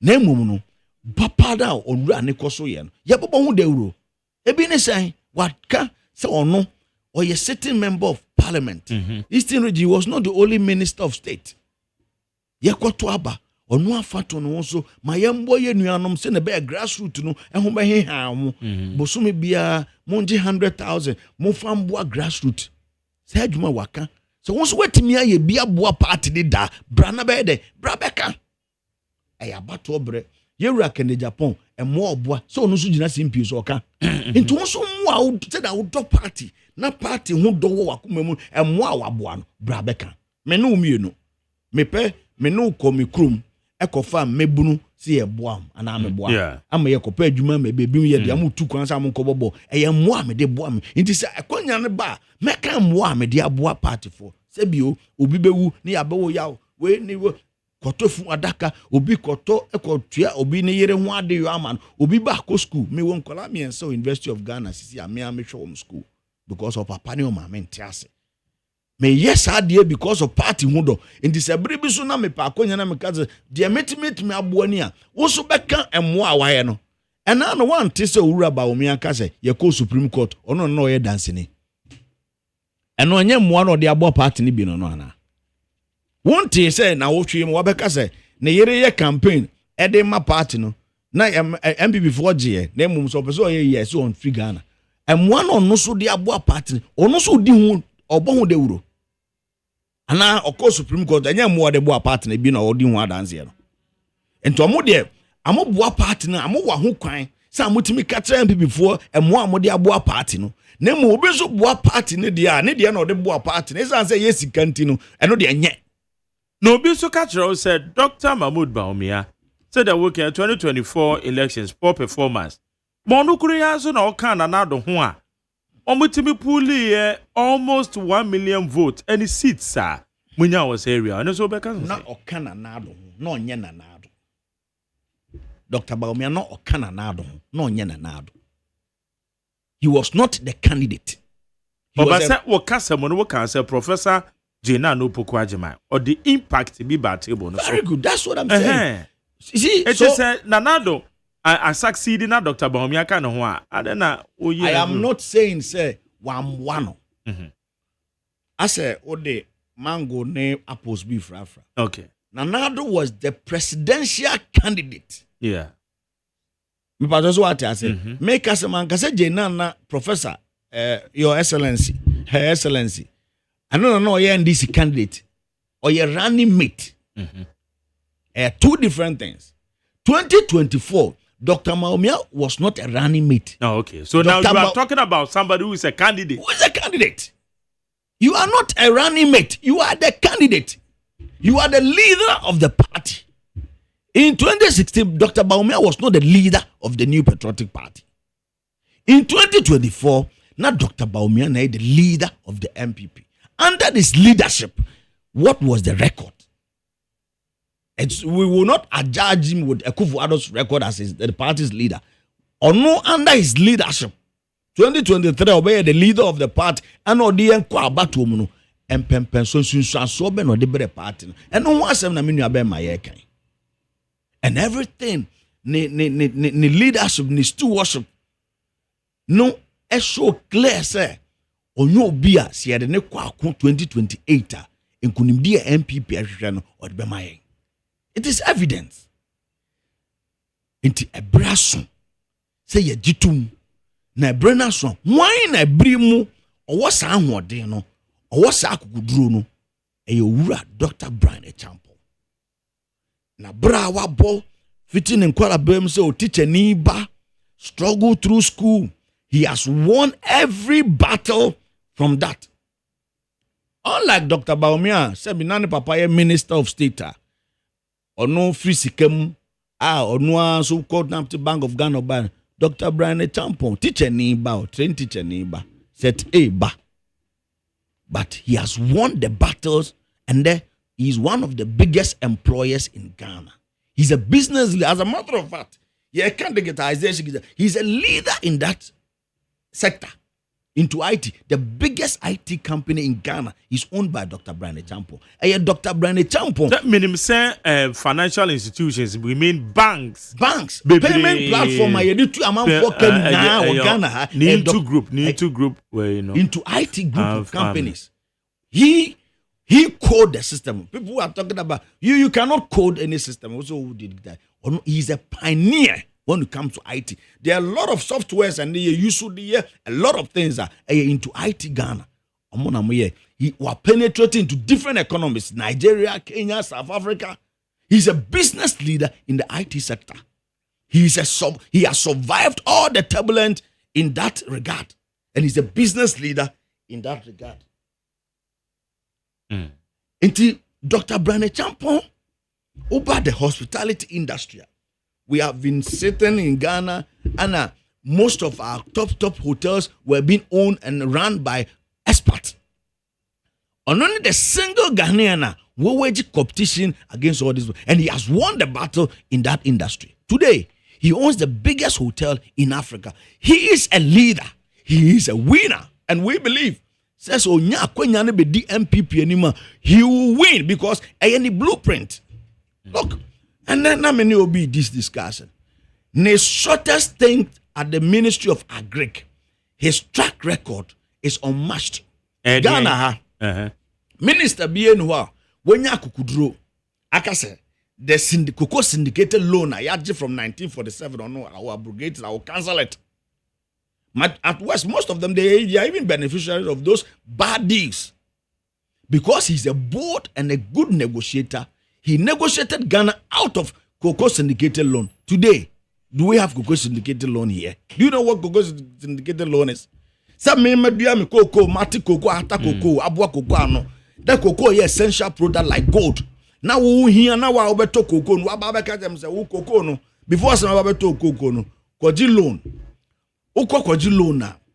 Fakoto cocoa no. Na baby akwaji loan no. Yam fancy hunya de ensi humao. Na me beto koko no firi ho amakwa kotua olo no amakotua nsi ho no na de be ka me de abrew 1947 to say Dr. Brian Champo be Agric minister. Nobody could have tempted that. Only take his initiative. It is there. Because they say ya bombo siantini akwa so mo mai biem. Is that you see the propaganda by Randy Abbey and things will not wash. When you go to the ministry, the records are there. You can come and run your mouth and try to discredit people, but the records will forever be there. Dr. Brian Tampo, Dr. Randy Abbey will pass as the CEO, but whoever takes the record will always be there. Say, Bobby saying you don't do that. And out of that, do you know the effects of his decision? The effects of this for the first time in Ghana's history, cocoa farmers benefited. I'm not CEO, friends, Minister wa Agric, he took cocoa Ghana. Bag ba kubia ni ekeli no amen kom papa mo kase ni ekeli bag ba kubia less than 800 or 787 up approximating 800 Ghana. In the first 6 months o increase cocoa bag bi okeli equal 1300. I'm not taking decision now broni na autonomous. This guy is a serious negotiator and a bold leader. They agreed. So sisi ayentua cocoa nsi hu bio emfa mo broni yen kwaji syndicated loan and nsi hu ni obi ontimeto mini interest bi a metu antisikane ba boom e ba boom no cocoa farmer no ni ye resin cocoa bag no kelin 1300 e de ko 3000 Calculate the percentage increase, more than 100%. And from 1947 or 1950, 1960, 1970, 1980, 1990, 2020. Now, I don't know, minister and negotiates. Yeah, committee. Yes, the price Yeah. review committee is when you have to adjust and know how much we want to give to. Now, we need 2,000. And that will cost us more. We then go to be 2,000. When he negotiated that because we are no longer paying interest and then we have our money, then the price review committee realized, as a matter of fact, he has stated it categorically. At a point, the price review committee were considering cocoa board and they are no.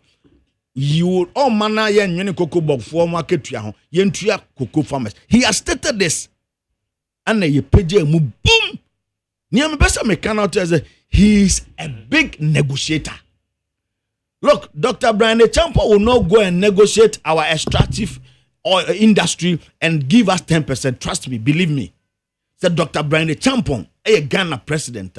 I trust you. We will not come home with anything less than 50% for the people of Ghana in all our extractive industry. Take it from me. He is not a pushover.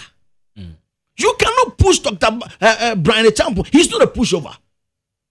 And let me tell you, the reason why he is able to do what he's doing because we're seeing it will no negotiate there who can him that. He holds 4 master's degree and not ordinary degree, IT, law, whatever it is. He holds a PhD. Into honor, you cannot intimidate him. He's not somebody you can intimidate as a president.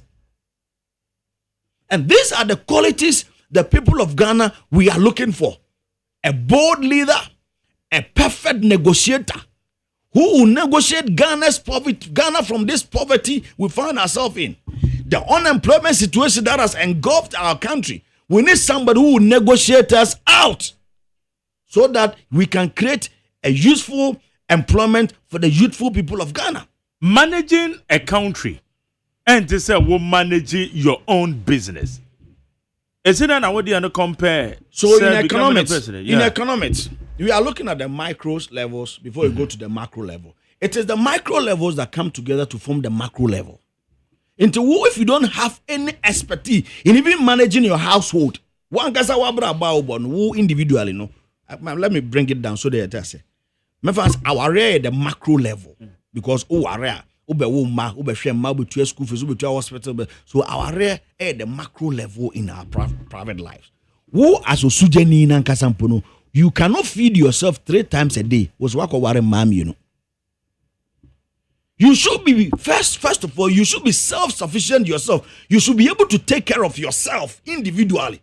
No, so me amabra me boy me ya boy. Metimia hadan edimiti atum. Me ya eboa uba me fia metimi to television me ma braba ma bo ma bodu we bia so agobo obi baba abetena wo dem aka wo so ne ba abewo into Dr. Brian Champo no individual at the macro level no he is a successful businessman, he is a business leader. Me pa so what I say, he is a business leader. So the trusted that so the Ghana shanensa he will be able to manage. Me no ka say he employs not less than 3,000 people. He runs 3 shifts at Rock City. Once a Bosumi Akana, what to Ghana had I say, yeah, demonstrations say, Ubia Juma Manana, Ketu Bosumas in Tuanaka. It means that he is a successful person. And every person, president of Ghana, Hano, Menyasho said, Nea was somebody who was as successful in terms of business like Dr. Brian Champo.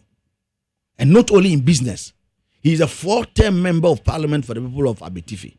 He is successful in every aspect of his life, both his private life and his public life. He's a leader, he's a winner. And a brimu nipa way and an MPP. You hear a person with track record. A person with track record. Me busa question be. Ghana ha, me member of parliament we're creating more jobs on the constituency than Dr. Brian Champo from 1992 to date. Unya baku pema mesorama. Jobs in terms of the creating direct jobs. Say the constituency we be adwuma on the constituency afa nipa more than the constituency. Not even a bangbagbe Ghana have a history. Just one of some power parliament. Onibi. Kokalio so we adwuma employ nipa friends say nipa 100. He doesn't have it. Not John Mahama.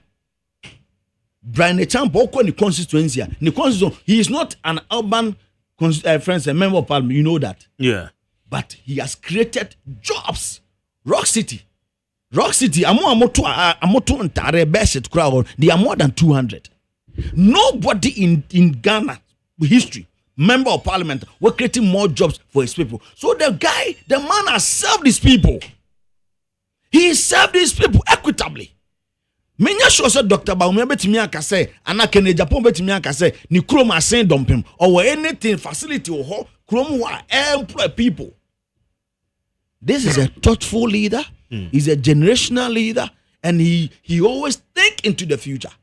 Today, are you not happy that Yababa Ghana Dini aka say Ghana na what the biggest hotel in Africa? Are you not happy? Are you not proud? So what Bruchedi all the monumental edifice in the world near Ghana Diankas open the biggest hotel in Africa, Ghana. Are you not happy? Are you not proud of him? Today he is constructing the longest runway across the globe in the world, 5.5 kilometers. Won't you be happy that there's somebody from your own jurisdiction who is been able to think deep to create a longest runway? And the people say, what is the use for? When you say Afram Plains can supply the world food. Yeah, and we are looking at food basket power, and we are looking at the cargo hub as an industry for airlines. How would they land so that we'll be able to ship or offload our food product to the international market? Dr. Brian Echampo thinks 50 years ahead. So he is not an ordinary gem. He is a special speech. He is a big thinker. He is a big doer. There are people who can think, they can do. There are a lot of people, ideas remain ideas. But this is a person that converts ideas into big things, and it solves problems. Maybe the payment platforms that first, accountant or despite media, next case in the debt so kakaraka, the guy thought about it. He brought all payment platforms, and then a click of button, a thinker and a doer. And his solutions affect human life directly and indirectly. Oka Rock City asem. So if we encourage Oka Rock City, obi do a friend say I insutem, obi di fufu, obi do a friend say konongo and koko obi di fufu. It affects human lives. Oka Rock City keke. Obi beto woma, obi beto asanka, obi beto. There's a whole complete chain that is affecting human lives, and that is a thinker.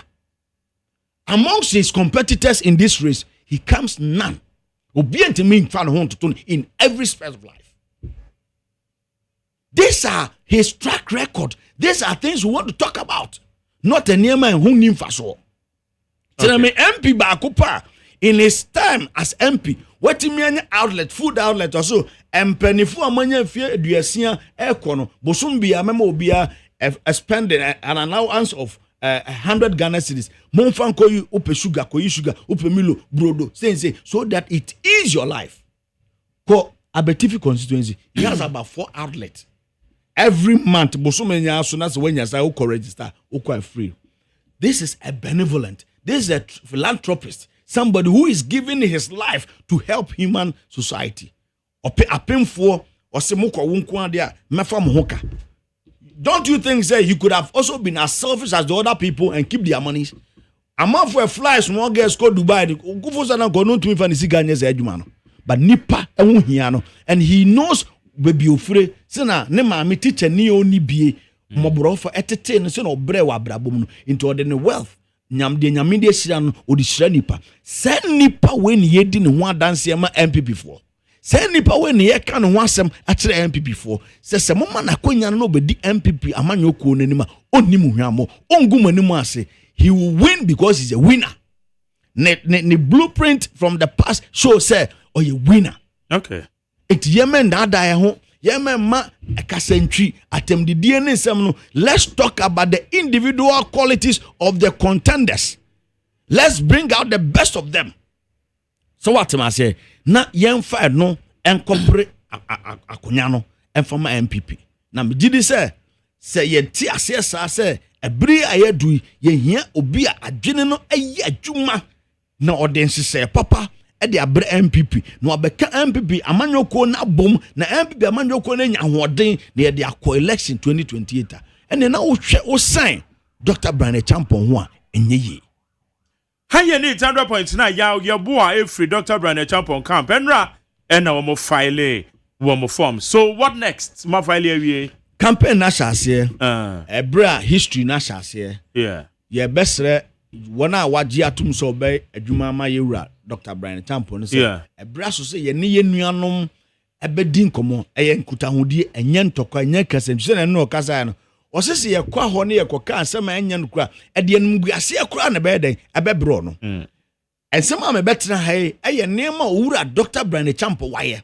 yan ton yan mo ne hu dawuro nkyere nipa wo ye obi a wo ton na ye beto because na bra bo a wa bodo adepa eton ne ho ukona uka ebo a wa boa se na wa bo ne bra bo afa presby ni ba ya tetero kromu as presby asoro tetewa enye izo eje se wona abetoto ho fom se presby tetewa na ya tetew ahobrase akwan mu nyansa kwan mu unum so yo dade no ya we nti wa ben papa yemfa sansempa no enkantre amanaman no ninna na yenhye yenuanom no so se owura Dr. Brian Champon bedi anima MPP amanyoko ye befa yentoma paefra na ahoden foforo a ye de beko 2028 election abeye soronko eti official be launch the campaign asa November nyame pa na ye hwe or the official date no be betu dwa okay em say ye kasa si akra campaign manager tu kwan kakra okay the campaign manager be du Ghana ye de ekuo ni na ye bedwon na ye de aba betu dwa MPP mo kwa akwatia akwatia de also they say ben aye mi kromo me fan bi fikusi okay ana me fan bi fi takrase dome me fan bi fi o enti ma me mfa akonya we na me nhye me nuanu ma wo atim kusi phone na nkran me nuanu ma wo atim takrase me mfa akonya so nhye mo kran me nuanu ma wo atim so abe atim wanchi atim topromai kumeni anyaso number 4 esubone akwatia bodua dwinase onse mikrom pa se ebre aso se yese ya ye ho ani onyam yenua kwame asomadu oye yenua owuo ye yenua owuo didim obi abidi owuo ebetu mebu asemo to da me kwa obefa so na mbetu owuo ye household uyi beyond politics AK odu owuo that's his name obi wa ko kaze Solomon Kwame Asome obi ni mponu ni din ni owuo ya na bodua jani owuo na GCD Park ya nantisa he's a darling boy, he's a local guy ni tirimu nyeden uhia mwa owuo akotia mines best say owuo mo ne mebua kakra ne danenya me mo na beso mo na mo pejesi wo nipa dom na wa akotia mpatemu amoyem owuo na nti ebra base ye be se ya nuanu eni onyam onyo bi obetora betena nkran owo me trankran se member parliament de ntwa onu de bi oti akoti awo ti bodua station ona na ma store wo okay obi wa not wo edi kwa me ye obi a untimi nsan kwa me ho so goto aba ma obi NDC fo na kasa you matese and no odu NDC constituency NDC office constituency office one na me say patem na me boboy no baby a biribi e beto baby NDC nya vote pa ye bodua zongo okay for the first time e be shock Mustafa Mamote ayi dede no you win bodua owo kwame me tell one munnim na I am sorry these are people being I agree with them so what I say and obi wo ha like say na unim me no odi ne hu jija me constituency me nimpani me nim abofra me ni obi a ye free sa no no ote oba na mo bobo park so one mo na ebo eyi ase one mo na eso ankonya yes se canopy kwa me dim ne ye koba ontenkran onti kumase onti abroche no fasa akonya ato no onu dana mo be friends say kumi wi dana ote ho akwati awa ano his everyday presence there it mean I don't know why these people are going around yes sir it won't work mikrom kusi you win hands down tagrasi you win hands down when you crowd a no go area, Akwatia you win it. So me name the entire Moamo. Akwatia will be peaceful. Look, when Akwatia our history, our military brutality. 1997, my man Kaka man for ye be for Wawa 97, Rollins time. Send a soldier for bro and Akwatia no. Do you know? So Akwatia, so when you history of Akwatia, you might think so all the soldier folk go Akwatia, you are worsening your case. I am up be a phone line. I'm on Mutiem Wawa 97. Send a soldier for boy, my member Tieti about I say. So we don't want those military brutality in Akwatia no more. That's what Bianca Soko, sir. You have to avert your mind to the psyche of the people. There were a lot of people that will vote today. Their parents were unnecessarily jailed because of the Wawa 97. Some of them lost their lives. A bit more because of that 1997 incident. But the mere fact that see the presence of military, it brings back those memories. It sends back signals to them. So NDC, most of them, they are not even from the place. So they don't even know it. If not, would the police go anti Kusi? Do you know the history of Kusi? Wouldn't me hear DSC in the past? You don't know. So near maybe Mumbusani and Tremo like a critical who cried that you preach for peace so that people will be okay because of Krobia with history. Okay. So minimum Akwatia by election way Yakwatia by election before.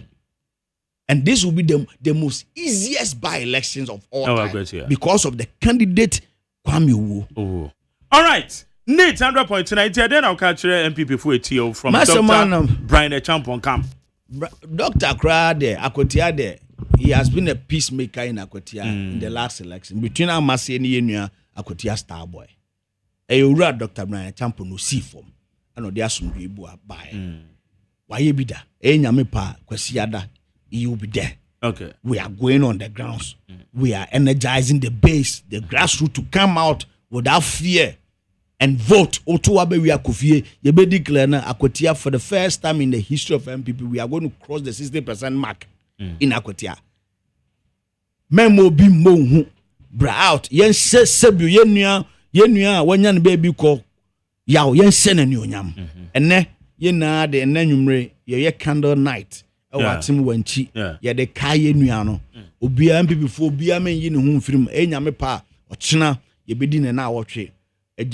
Kunafo a wagya ne kire ne nkola wagya oba fa bibi kakra bra ne yemfa meboa sa nkola da yenye education endowment fund bi nya de emma mofra ye nua ya wagya mo kire na nkola ne nso nyini emo so osoma ye nua ya Akwatia star boy be sum MPP no MPP for man remfi. Okay. The bibia mumra na ye wie no we crowned it with a victory on Tuesday.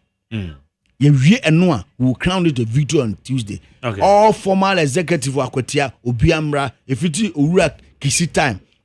Obiamra unum say case former regional chairman. Yeah, MP. Yes. Onoko ne time executive oni amuye adwuma doctor time executive oni amuye adwuma ama say time executive oni amuye adwuma na yewura committee time obiambra on board. Your best former regional executives obiambra on board. MP say wo kede asane manso across so atimansa opon kruma all of them come around abremu ni ade yenu no wo de kwawu block do yen wo krobo block koforudua ekwapem Eastern region obia and sorry waka na yen hit the grounds na yen winning, and this win will send a signal how prepared we are for 2028. Okay. Minu ameda wase. Yabo also meda wase pa. Yabo every the camp of Dr. Brian Champon onona yeno no ekasai ene anopai enra oma file o nominations in some go to call so ye di hon koma wachirim ede amaye yabo ada so papa. Mesu meda wase. Good. Yebe kwa amano so yebeje ye held but answer na no me amenyonko pa o yebi nua prekope Alex Kwakutete ne baba Sandra Edina Woda. So Sandra, happy birthday to you. Nyankopon Israel. Tinti na ho ofe we your guest born. Eti Nyankopon Israel papa yes Sandra, happy birthday to you. Yakwa amano so na yene eye Dr. George Eziama Medical Director C4C Homeopathic Clinic. Yenje. Dog Marche. Yeah, Mark Jerry. A moment to say. About the other man where that's it. Brown patch also. Nyame adom boko. But that's it. Japo mo din na dia na ye Yo, but that's it. Right. In Chiaka CFC for Liver Specialist Hospital, Ovibia, and Wenya Emirates. I think then I started in Como about disorders of your prostate gland. Yes, say prostate gland is a very important organ when you pay the animal. Any animal and member kwan will be. Now, you say prostate no na the idea they say a part of the reproductive system. Nti eboa member ho nsuo no ehye ne den ehye mu kinama ahoden ba nsuo ne mu esan se odin nsuo won so na special fluid become one fluid no contain zinc, contain glucose, contain some enzymes ni alkaline it me neutralize the acid base area of any animal body. Nti a very important gland when you pay the animal it di ejuma so kopa ema emema. Yes, Tiang say located under the bladder. Johnson Chana, in Stu and Johnson in Abegum, na say, Mbrenusto, na Yama, na say, spinal muscles, maybe, na Johnson, it me, Ephraim Abanunti, a Senasia pair, and he say, or how be the canwa, it me, say, Senia Johnson pressure no is it here about the pedianimal. Now you see, I say, oh, how do we break it me a prostate gland no. You see, we say your BPH, a benign prostatic hyperplasia, not just prostate, no, I enlarge, dodo. And now you see, I say prostatitis, or prostate, no, no, because of a bacteria, and more, you have finding who are about betting. And I have prostate cancer, and also you see, who say, and the second most common cancer, any animal and bema. And when you know who be here, say, yabo modiana yabo prostate no eho ban because your risk factors are age genetics no and akasiye bebre and afa so infections are wodra eba ni pedianimu you see when say heart disease be kra o ha it may increase your chances. You see when say some of the signs and symptoms are better than any be amaya ni say bia jonso abeye din ama jonso no be intentem so okwa obehun say pressure no form ntimi emba ye afa so kra no ebi kra no mutimi chiche bebre ya and also so edi or how eba na wonya pains lower abdominal pains na afa so jonso no so intentem eba sa ema enije emba ni pedianimu. These are some of the things that yes see to us what now you perceive ma or the form we say in case say symptoms yabo bo swing na and I said disorders in na who be wo ni pedianimu na wo tu ho na mo or how bad the pediani pediano so the pacho or how kase pa a bit is a painful ejaculation. The air can na says I want no kafo ehia o hu nsuo na beba no obewie no bo hu say ya Bemani muya uya, and I say binka again, just from Kubia was a winya bra, so you won't sign on. Not the pains rather, and eba. Johnson also I be brain, now me from Marbon Tintin, now we have severe pelvic pains. I just say, why, yes, one lower abdominal, we have be brain. This is why increase the chances of getting urinary tract infection. I should say UTI, but it's an Johnson containing waste that was a fluid in pedianimal. And you want to mean Johnson. Now for infections and I'm why we feel more Johnson. Or more than sort now blood animal. And no idea how can see a pa brewer. It may increase the chances my one start is all more fro call kidney and more kidney problems and infections about kidney. This is why when you're urine retention, I just say Johnson and macrobiome in severe cases, crown utimina bladder stones. I just say crystal be started a form because of waste now ain't being free the pedianimus. Form not must say.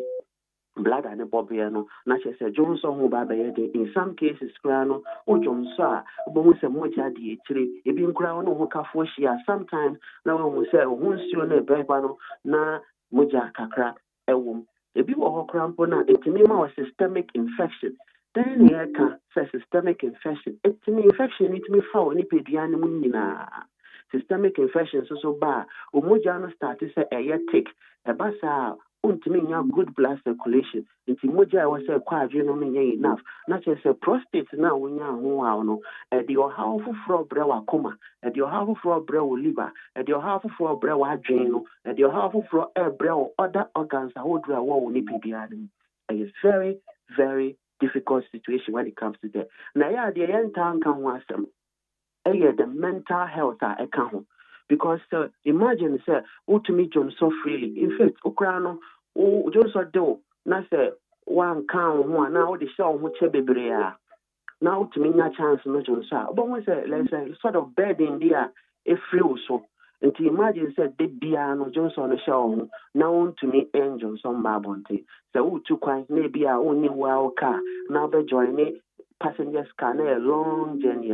Now I say, however, because Obia trying to show, sorry, 10, 15 times, and sign away to destination. The mental issue, bro, my depression to me setting in, anxiety to me setting in. It may affect to sleep, cry. This I say, oh, yes, or Johnson do. I hope sorry, I call them not BBA ember. These are some of the serious complications. It may the brain. Maybe I would be a doctor told you say prostate enlargement, now prostate condition now up to for surgery. And within a year born say and train my prostate no any enlarge any problem because some of the side effects was surgery, it's through the effort trans urethral resection of the prostate and no if you were out to the effort retrograde ejaculation.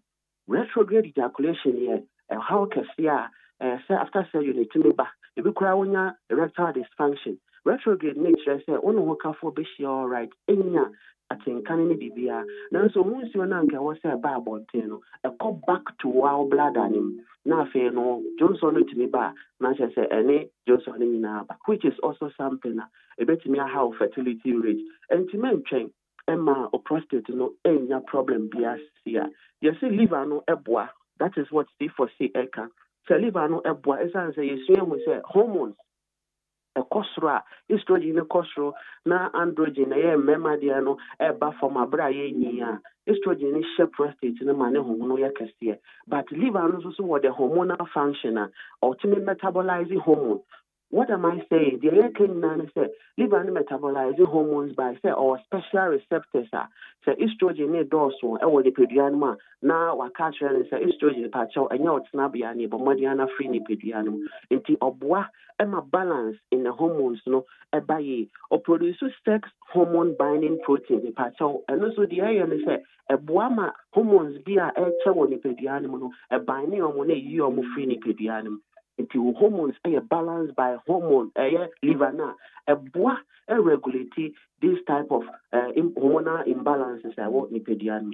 Liver na play the detoxification function. In fact, liver no a special enzyme here. You find the cytochrome 45 or 450 enzyme. The area say obuano or shishe carcinogens and anyama be a harmful I want nipedian mono a bit to say be a diania would a lot of chemicals be a bit me cause cancer, a bit me cause problem for be a more inflammatory problem. Obomodia na washishomu now we detoxify and as we yum every nipedianum. It is enzyme no always activated because of the liver na hodina. A boy clear all this with every nipedianum. Liver have you must play the inflammatory control. Majari epacho say infection by nipedianum the nipediano respond with inflammation. Naturally say or that BBA di my who say BB constant or so bomodiana utuana more. Liver no and a boa because most of the time cytokines, any special things, chemical mediators of inflammation, the nipedianum abra inflammation ebano.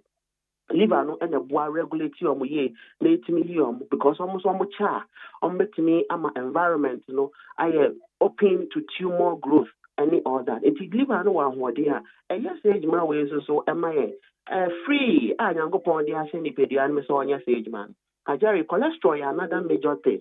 Cholesterol no and no basically hormones maybe It is our cholesterol level our sugar baby. Sometimes hormones are testosterone hormone, also so cholesterol, and I say dehydrotestosterone. If you should me say near and also cholesterol kakra, a bit me a cause of prostate enlargement.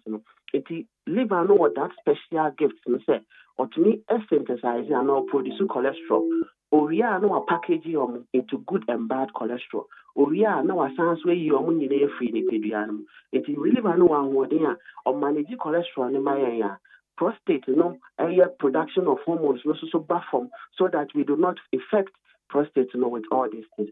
Drug metabolism, maybe I would offer fenestrade and now offer a drug, yet the amount say for managing prostate enlargement and not treated. So be used to say drone the age my year crowd the amount. Why first phase metabolism, second phase metabolism, or we are no detoxification, so be chemicals and won't grow most fruit nipedianum. It is brabuano one they are. A modern fight all these things for us. Now I avoid the complications. Any surgeries are all right and I'm wide about. Anything I ever would say, see for liver specialist hospital, your liver Tony, the Abajama solo. The INSS, a Kenyan brabuano. A massa functions are braboy playing in any dear Kahu and bringing to me my cano. A year to my broso. Tell you that you prostate condition, and now liver problem, and now coma problem, to say hypertension, diabetes, or arthritis, or nerve issues, or thrombosis, or blood and eye clot, intimate circulatory, ninano, unya brebuano, and who they said the cosra, it's me fighting all these things. See, your best say, baby, I will be a friend number the betuja. Your promo of free delivery no egusu ejuma. A dominantly C4C liver specialist hospital all over Ghana and to some extent some parts of Europe. Or central regions, there were Cape Coast, Green Hill, opposite Addison Square Garden. I go out of so branch Cassia Pound of Kumasi, there were just so Kwamo Dachi Junction. Takrade, there were opposite Fijai, May Sporter, and Yara Kwan Krawa, Krahadi, there were Denta. SDA Junction. From Monday to Saturday, exactly 7 a.m. Na ya start 5 p.m. na ya pon. Pacho say, bia, untime ma hospital no na se open live tonwa. Ya baba modi anya free delivery no at the amount. Teleconsultants so wa ya no be dim komo etie de ekoso na ya so ya de enim de kakra aboa. Achiro ndiani a obedi de ni kwan se wodi. Ya re bia ba ni pedua no. Munya live tonwa. Ebe Kenya brebo no ama brebo na ho de so kosoro na wetini aboa aye adwuma ne yi woni pedua no. Ti frɛ number yi na ye ndi komo 050 00 40 331 050 00 40 331 and I say 050 00 40 328 050 00 40 328. C4C Liver Specialist Hospital, your liver, your life, your GM don't your treatment plans. In today, I once treated, forever treated. Nigeria, I don't pay with that in coupon count. Gunsumeda say C4C Medical Director, friend Dr. George Esiama. On the end community said, "Ya wakano no. Ya po me den ya de bi say ye ya tweye. The titru ye brebo no. Na say obetwa po me den nsam na ye ni nyina no. Ye brebo no. Ye hwe say ye betimi abo ho ban because brebo no ho ka na asem atoye. Nti ye hwe ni ye na say de okan ye no. Owo how bi anade akosi for C. Liverton omakwa akoma obi. Ene yarewa hodu bia edi winya. Yet the discussions in the Bible is so. Na Mamenka said despite automobile. Ye ka say amafo aju mani pa wo ho edu weekends see through pa. Ura aye despite museum automobile museum autum say wow. Eno ma ekoyie. Ukodru ha wa bon se wadu baby a obenya exciting virtual reality games obetimi aboama wani age. Enkoda ne mpanyin. Woma epese drive car CB because a automobile museum obetimi ride car ibi kama na yaje okakra bi. Despite auto museum baby a history na nkasara bakosam na wo efa eye ahyen ahodo ho.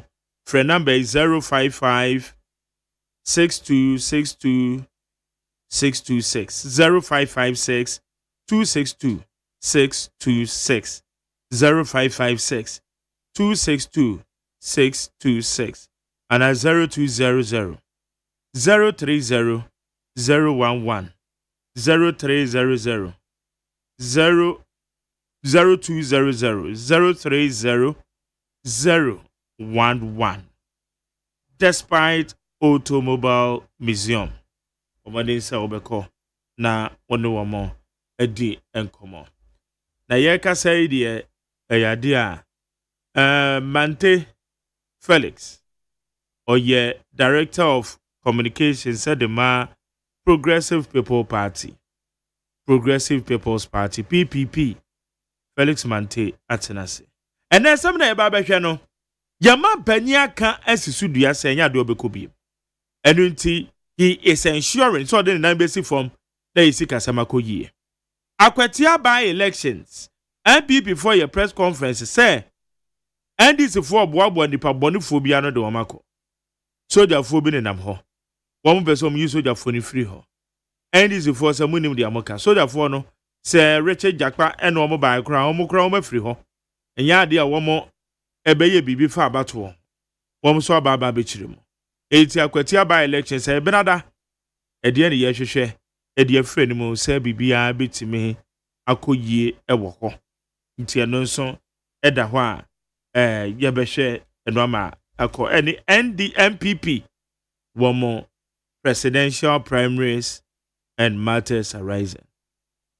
Felix Mante Enu Majari. It is saying, about the other room, ya hoye. No, you say one so hoye. Oh, yeah, Nyamado, Moko. Majari. Why galam say that? Beno wan Mako galam say. In Nasado, baby, say, oh, churches, and you see a galam. And David say, yes, and Trofono. Say, it is a me, and Mra Bibri wa, or can I meet Machelo? I'm a young lawyer. It tells you some making kind. And I galam say no. My visit Galamsey site pa and I be the mania dear chile ye pa Wama Juma be the mania dear chile me call Yako Amako Fibua Nempesuaso Echo Telekubu Kazu because Telekubu Kazu Tunim Chamfine Echo Minim Chamfine pa and no mamma dear Galamsey be no minim unim and then the Alfredo Matt carpet no one friend carpet yeah friend carpet friend Matt one friend there be Matt kwenya Matt one din bia one the friend me and escape me one Galamsey for na kasa we din bia one the and one the bom no one say ye ko bom they just say ache na wo kasa man for say mu hwe mercury ni gu na gu so man mercury ni din kasa Galamsey site your friend say mercury ni din Galamsey site. Okay, one more local name be what? A friend of Med. Yeah. Thank you, Med. Yeah. Galamsey for a friend of Med. Med. Good. Now say Mercury the more do power. Mercury to say special ice bottle. Good. Say Mercury say a heavy metal. Very heavy metal. A heavy metal. Heavy metal pa. I will cry to me say. Nia omuko tu omanwe a champagne no de yam. Na omudi nsuo fra horo na efa mat no so e board na omale no so na gold room say gold no omochi ni nyina dust dust yes nti no mat ni bechi ni nyina dust ni nyina black mu black no yeah nti sa black no e na so mu twa so wi a omode med no e fa so e ba betwi because of say gold ni dust ni nti mercury no e bechi ni nyina na ifita to say bulk to a nti eno no mudi ko to gem na oma ben pa na med no efrim it doesn't mean say efrim a na med ne ko enti an egu ho good na e no wo nya ne site go okay e wo say no ma ne bo wo nya ne site most of them no your site ho nyom betwi we need your be na site ho no mu wi a droppings of mercury no ena na egu nsuo no mu no ena egu asase no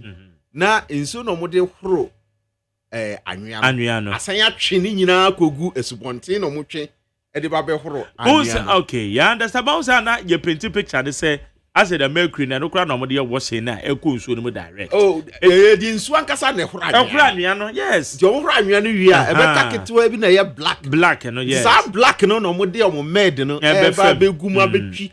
Je na med no ketewa bi sei, enye bebre abuchire gumu. Ketewa bi. E be chi ade no. E na omode be chi black no, I go na fi black. No makwa ko ben good no match. Yes. Na med na sin afru. Na baby e ko no e na ne nyina egu nsuo no mu egu asase no na eye ne a eye na ese. That is the problem. So the question is say you bisa in addressing galamsey issue they say why no the supply of med no who are the suppliers? The boy you know. The boy hey very expensive products in Ghana here. Wait. Very, very expensive. When you're 20,000 for now, I'm 20 or 25,000. Are you? No. Your bottle way. Anyway, when you come say, kitu ebi say. To Wamubua, about better than almost in 15. When I drop 25,000. When I drop bottle, most of time, I don't know what you go. Most of times, and no ton. Now, one eye drop bottle full, your body watch. Yeah. I'm saying 20,000. You marvel. Yeah, so the question, I mean, Bisane say, who allows the importation of this mercury into the country? Obasa mercury no, and yet for the industrial miners, and a genuine miners. So wait for small scale miners. What we use? So, say industrial miners no near mom kwa mom de ba. The question is it an opinion be the illegal miners? What they have found is a industrial nepe.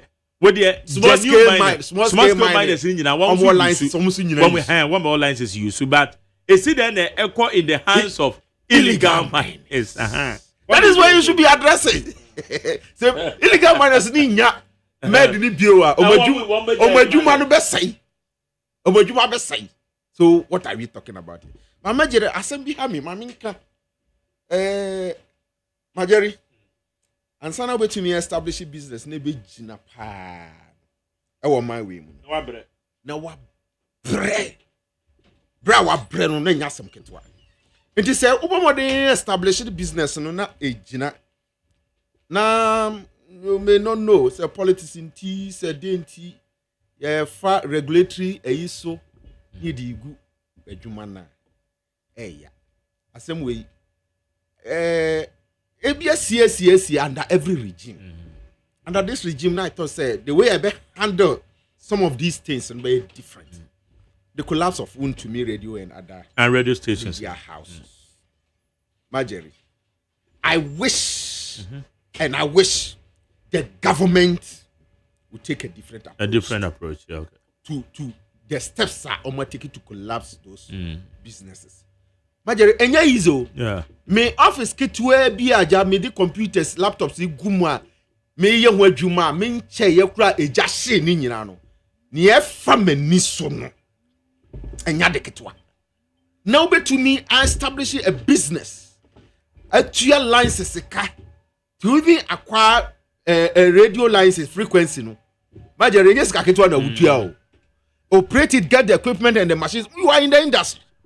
Now, at the end of the day, Abayebeka say, oh, the media houses have not renewed their licenses and that blah, blah, blah, blah. Now, to me, and Fakwembe and support to revive, to make sure that they are working within the rules and regulations that govern operating a media house. Abayebeka say, and ye collapse, ye withdraw my licenses, ye mom come on, ye juma. A hard train, my Jerry. A hard train. Obia nka. Amanfo nka ho asem. Probably omo you interested. Say be bisa esi. But some of us when you sit back and then omo the political lens in issue. Very sad. No na maka say very bad no. Very very sad. Say ye ti o memu na ye pese ye create adwuma ma amanfo. Nanso obi yire no ho say o ye bibia. Ye encourage nipa no. Ye mboa no nso na sene e ma na adwuma ni nyina na ye be collapse no. You because untimi nye say tini ajo licenses na fe uniema essay ya abai enhwe. For me, I will appeal to the government say ebeye here they should revisit the decision. Minister of Communications Sam Jata George. This one, it comes directly at your doorstep because I have instructions.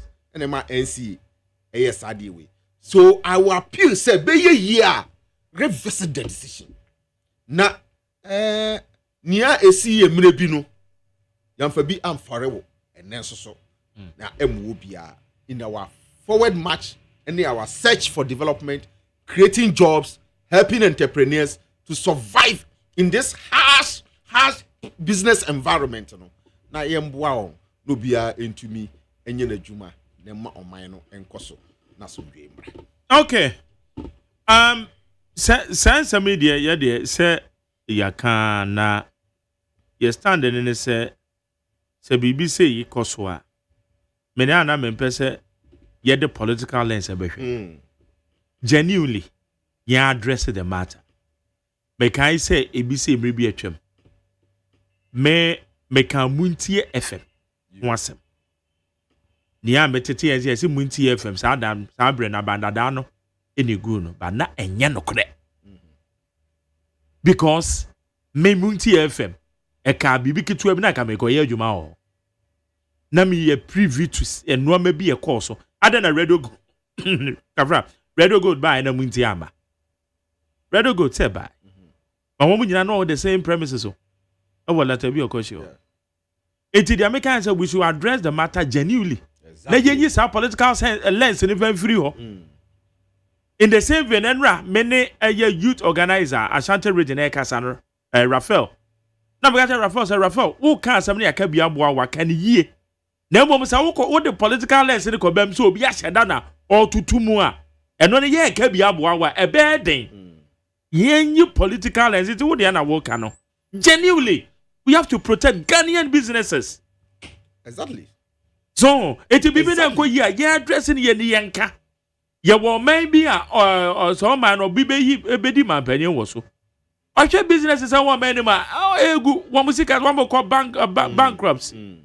Or mine I can say Chelsea can say Massa. Support to business. When you first support and no more to this stimulus package. Exactly. No more businesses now US. But ye crow mudie. So and we have to protect the businesses. But say no with some political actuations na emwa. That's an approach. So the approach to dealing with such matters and they be lead to a conclusion among for a day. Yeah. Ebe arrive at. So would adopt a better approach to resolve the problem now. We have say, oh, you have a genuine mindset, the genuine intent to address a genuine problem. Yeah. Businesses now, they had genuine problems, genuine concerns. Did we attempt to resolve the genuine problems now? I mean, that has always been my concern. Say, on my, to security, and yes, I be a yakotin tamato digu, ejreja borders near the no security. Your ability to work, have a sound job to do, no economic activity ongoing for you, no. Okay. It's security for you. All right. You know, I think say, oh mine and you be an sorry. Now they won't sell bro man for go majuma yes say address the problem underlying causes mom with a good the level more address those problems. Na man phone into me now so na enye adwuma safely and so investment capital ye brands na enye o. Ye bra man for bread and send with me raise capital to do business. You don't just wake up now and say Minsaka come to go business. You suffer. You go through a lot. When you be capital no kurepono, the type of business to engage in ebe kwama o ma watumi anya returns no enya de ketwa. Enti na wo so bureaucracies ne regulations bebre ne they entangled, then you have so much of a problem in running a business in this environment. The business environment is not conducive at all in this country. My Jerry, so be a abrochire ni e copy papa abrofo de say, oh, Ghana is safe for business. Ghana is business environment. Enti no mumra na may investment wa no mo beba. And also mo my crombe to say this is the kind of environment we have. Masa, we are in trouble. All right, we are in serious trouble. And so I buy no share media me nchiama so emu asem. Okay. So yeah, MPP ni, so yeah, PPP ni, so yeah, NDC ni. Yeah, be di me boss. Dr. Papa Yeah, PPP. Dr. In fact, I spoke and spoke. Nothing has happened, and up to date, nothing is happening. Okay. And we are still repeating the same mistake again. It won't help the forward march and the development of this country. Let us do something better. Now, on my own into me. Ali, much to say. Mark Jeremy Mejoso. Yes, Nyako Pado. All right. Now, I don't know whether you have a comment to pass. There, now, Felix Ekana. Mona Moabe. Now, Moses is from government spokesperson. No, also saying, a businesses, I mean, conducive environment for business to strive. Yes, specific focus. Wound to me stations and now conclusion. Okay, when I make it that statement, Felix, for the question. Me. Felix Mante. Oh, okay. Yeah, Felix was okay. Listen, you should approach the thing in a different perspective. All right. And then address the underlying problem. Oh, Mamintie, no, so, or Mama preview of, you know. The whole issue, I have a problem with the approach of government. I'm going to tackle business. Oh, that one there, I agree with you 100%. I know I idea me Ibrahim Ali, Makasatia on several occasions. Because as a government, you need the capacity to create jobs for the teeming unemployed youth. Typical example. President Mahama Ifriso, now unemployment rates in Ghana have 8.4%. And no crampono, a member bebre na so because they were complaining say no money nyuma enye. To the extent that some of them even form unemployment graduate association in Asefo. President Akufo-Addo esopa President Mahama say enya ade obuama nyuma ekoso or lack the capacity to create jobs for the teeming unemployed Ghanaian youth. Now so grab baby oh, now some example, typical example. Oba creating nyuma mama brunu ede enya jumaye. Oba from 8.4% unemployment rate no atabere they call almost 15%. One to me and creating nyuma. Now nyuma businessmen and women are one to me create here in the name of regulation here and nasifo. Then what destroy woman business? Typical of example, Dr. Papa Kosindium. When you more create here, mabunu never gonna ha ena biye. Almost every village, every town, every district be a GN bank never ho. So that's here. But a problem a buyer was enka o hwe na regulation kura betimi ahwe so ano no sika o peja egu mu ese wo so ano na change the problems sika na ohia to even solve the problem kura. Why should that happen? So I think it's important say government upon government we should find means and ways and do everything possible say human intimate creature we shouldn't in any way collapse people business because see almost every year graduate we school and I mean some we call university I mean a political science class almost me packing a go as a sardine almost 1,000 plus students. Yes, every year be out they churn them out women are back out too without any hope of employment. So as a government you don't have the full capacity to create decent job opportunities. Ya number some mobile creative jobs among graduates. At the end of the day, graduates you create and just sustainable. 700 Ghana cedis a month. Hey, Accra. Now 700 Ghana. Hey, Radenya Kopon. Now 700 no kram. One to that is a clear example to show say governments. I don't know. I don't want to defend my government, but I think that creating job opportunities is not something that a government alone can do. You have to resource the private sector, give them the requisite environment, reduce the bureaucracies and then and ensure some they should hold the economy. And so that is what President Mahama has promised to do, and that is one of the reasons Oba the second coming manage was so a bit now let me assure you, be a PPP communication officer. Yes, director of communication. Mane ento Papa Kosindu manim say enche Papa question your business or collapse no. Plans are far advanced by this current administration to revamp the businesses. You know, other businessmen and women are woman juma MPP for good I'm making sure say woman are bouncing back to business. The issues and we will delve into those issues. We will correct all the anomalies and ensure say they get back and comply with. I mean, we don't have to do that to ourselves. Some of the foreign businesses are and woman go do that. But when it comes to local Ghanaian men, local Ghanaian women who have strived so hard to create jobs, to pay people more than 700 Ghana cedis na ebi echia na wababe gu because of regulations. I mean, I think that I will agree with my brother 100% on this. All right, but that's it. 100%. Okay, yabani ababa beche yaba penyen wasa me anja ne tie. Ose no anya de obekobiem. Enne ya manfo bi adwen so obesesa constitution na wasa akobiem. Na wankare sa keke enu nti oso de na besi from. What we say yesika some fiscal discipline. When be fa so yedi yesika no yedi ni yie eda ho akwatia by elections. MPP for say ali mo modern crofo bi akwase kuntu na say mo be so pose ntade. Oma bidi nyamransa mo akwatia. Any military officers bi omo so omo nenam ho. Oma yon press conference. Any response from mo party omo chese no kre bi anso enim na say no ama we de me enyama de foforo nti ensa anya me wanwa.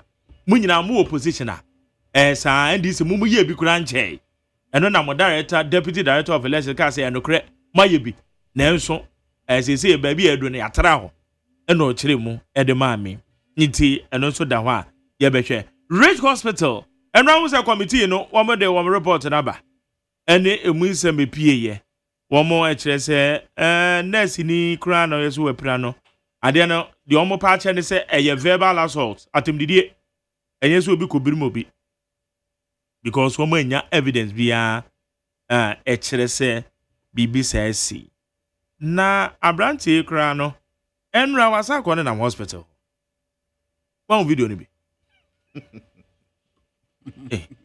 abranti ade na ha no because kan so amafo say mama nka na sem na meta no ezudi pa no ka so onim so no mo no ta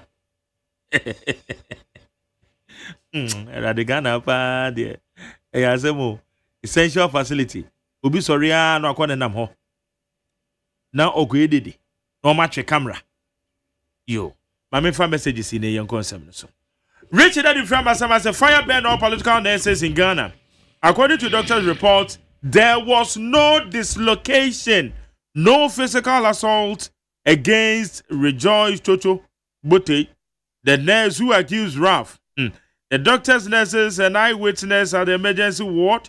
Thus, and also testified before the committee that Rejoice, the political nurse, was not assaulted. What do you mean by political nurse? Where is the president of GJ, Albert Kwabena Dumfuo? Why was he mute when the political general secretary of Nurses and Midwives Association, Dr. David Tinkrat, threatened journalists? The interview na menene ye June. Na minim the interview na sa face. Enra kra menya course sa we from and mag yes when I interview na na menene ye but sa say we me ye interview no June mu. July betwa mu ko August aba fe interview na sa face sa na amafo. Ghana de what's them na we do ani ye ndi o what's them no beto ha e be ko pulu no ba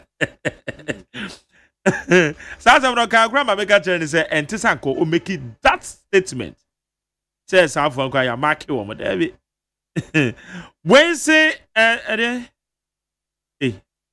osi atwetwa trebia suro ayayana the Ayawaso West Wagon violence incident is continuously giving MPP sleepless nights. They think the same thing will happen in Akwetia as a revenge. But let me tell them that President Mahama is not vindictive like Nanado. So they should be rest assured that Akwetia by-election will be free, transparent, and violent-free. But they should compose themselves because if they misbehave, they will regret the day they were born. Again, thank God the truth concerning the Rich Hospital incident has come out. Lamtekin Rashid said, good morning to you, Mark Jerry. Indeed, they say is indeed real. But I remember in 2023 when the peace of Daboya Mankaribu was destabilized by a section of the people.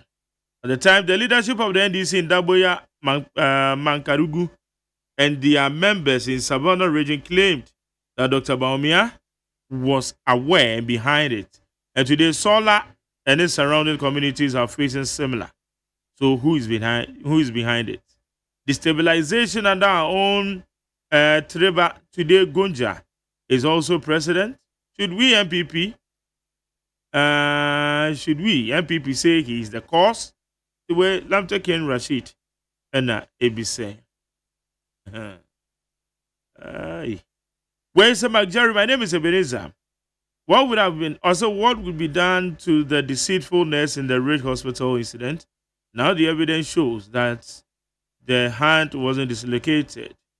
Also, to the disrespectful General Secretary, Dr. Tenkra of the Association, he should resign immediately. Aben or the Frequabenya. Where's the Jerry? Could you believe that some time ago I called a 13-year-old boy Muguyaru? Ever since, this boy doesn't talk to me. I was so sad to hear Mustafa Gbande, and I'm also told to be a Mustafa Gbande can't say me stay aging up and I so me catch as a cast and Mentia say, Ali, Mugiara as a transit. Oh, Mentia was out. I was out. Meso Metia was like a crow, but Mugiara and Measurantias. A Debbie, I attempted the dear pa. Make a many planetary sign to what you are signed there, and again move forward. Mustafa Gbande in a casa, and our manager sign. Ways of watching the Ghana Host Investment Forum in Japan with President Mahama left me disheartened. Foreign investors have dominated our strategic sectors since the Fourth Republic, repatriating billions, while we remain underdeveloped with attractive incentives like 10-year tax holidays and duty-free exports. I believe Ghanaians at home and abroad can drive growth with government support with these incentives. In fact, I say a tiny business for year because my opinion so na pro now or the world Japan, Singapore near then. GIP's law no also obesi some new more America kra. And yes was a Ghana do for any budget. I don't believe so. Because our law no a diwo munya. There be areas near here. Areas in we are foreigner. Now we be adwuma wa threshold in da ho. E say winya $1 million and san what him the Bible rem. But my opinion so the Bible ba sika ketu bi to say 50,000. Anya no Canada dey no ka. Ebia nye se obeka investment capital. Dabi pacho. Eno ano waka. Ada president dey ko follow no. President na dey go kan me meeting am say reducing the capital. Reducing the capital. That would be yes. Oba be reducing the capital. Also Oba reducing the capital na etimi ama. Foreigners in etimi ama more. Maybe for category maybe it's a consultation. So all these things will come up. Into na bia some specific businesses, type of businesses. Well, okay. And that you know be applied to, but not wholesale. Like go wholesale there. The same as say yeti krowe mu. Yeti krowe. Emra krowe ye adwuma. Yasim retail. Enye Ghana fonko na say ye. Ko makola. Ba wo mo ye pa. Wo mo to aso ma pant ne. Obi ojira street bukura dey am for ye competition. Or that hawker o say. And there's someone that's what my you hwe ye. Who said there? Okay, fellas, I'm sure say very topics no go to. Well, Marjorie, first of all, Omanpenyi say onko tete. Na obedi na be si form say obehwe ama even capital and as expenditure e be spend the 2028 election. Yeah. E be from in going forward. Marjorie Omanpenyi has no option. That is the law. We need ebia a conversation among for the nam ho a political game play bi wo ho say or person or sister constitution because even constitutional review committee you know term limit in the kura no yensesa no there's no indication say bia ya best sano. I have been maintaining 4 years now and 2-year term. So when the president says such thing, I think it's too early to even make a statement. Maybe he's responding to amount for thinking. Ntina out about the can at the end as early as possible. But whichever way it is, President John Dramani Mahama on to me ye bibia nka say opese okotetem. So we got another term one. You see a call referendum. Ema ye nyina ye kokko jitum. Say, and even that the law is not retrospective. And just any kind of yeah. A proactive. Yeah, fan ko ye chi. Until say even obe review constitution ni say going forward we can have a 3-term 4-year limit. It will not apply to him. It will apply to subsequent government and president. He was and had been president under this constitution, 1992 constitution. Yes, say utimiko 2 terms, 4-year period. Uya kotrefi. Your man requirement is signed by bill because untra 2 terms. And that is what the law says. And once we are running constitutional democracy there, for me, Obibiara make assumption say, oh, person called 3rd term, person called the 3rd term, person. I disband those arguments and me kanwasam kese me etugu. So the president has no option than to comply with what opposite chaos about my media. He should attempt it again, and I don't think he will do that to say or best say the image. Name Momuno at this period that says here I cut 3 years, 5 months. You do 5 months simple, 4 months. Mm-hmm.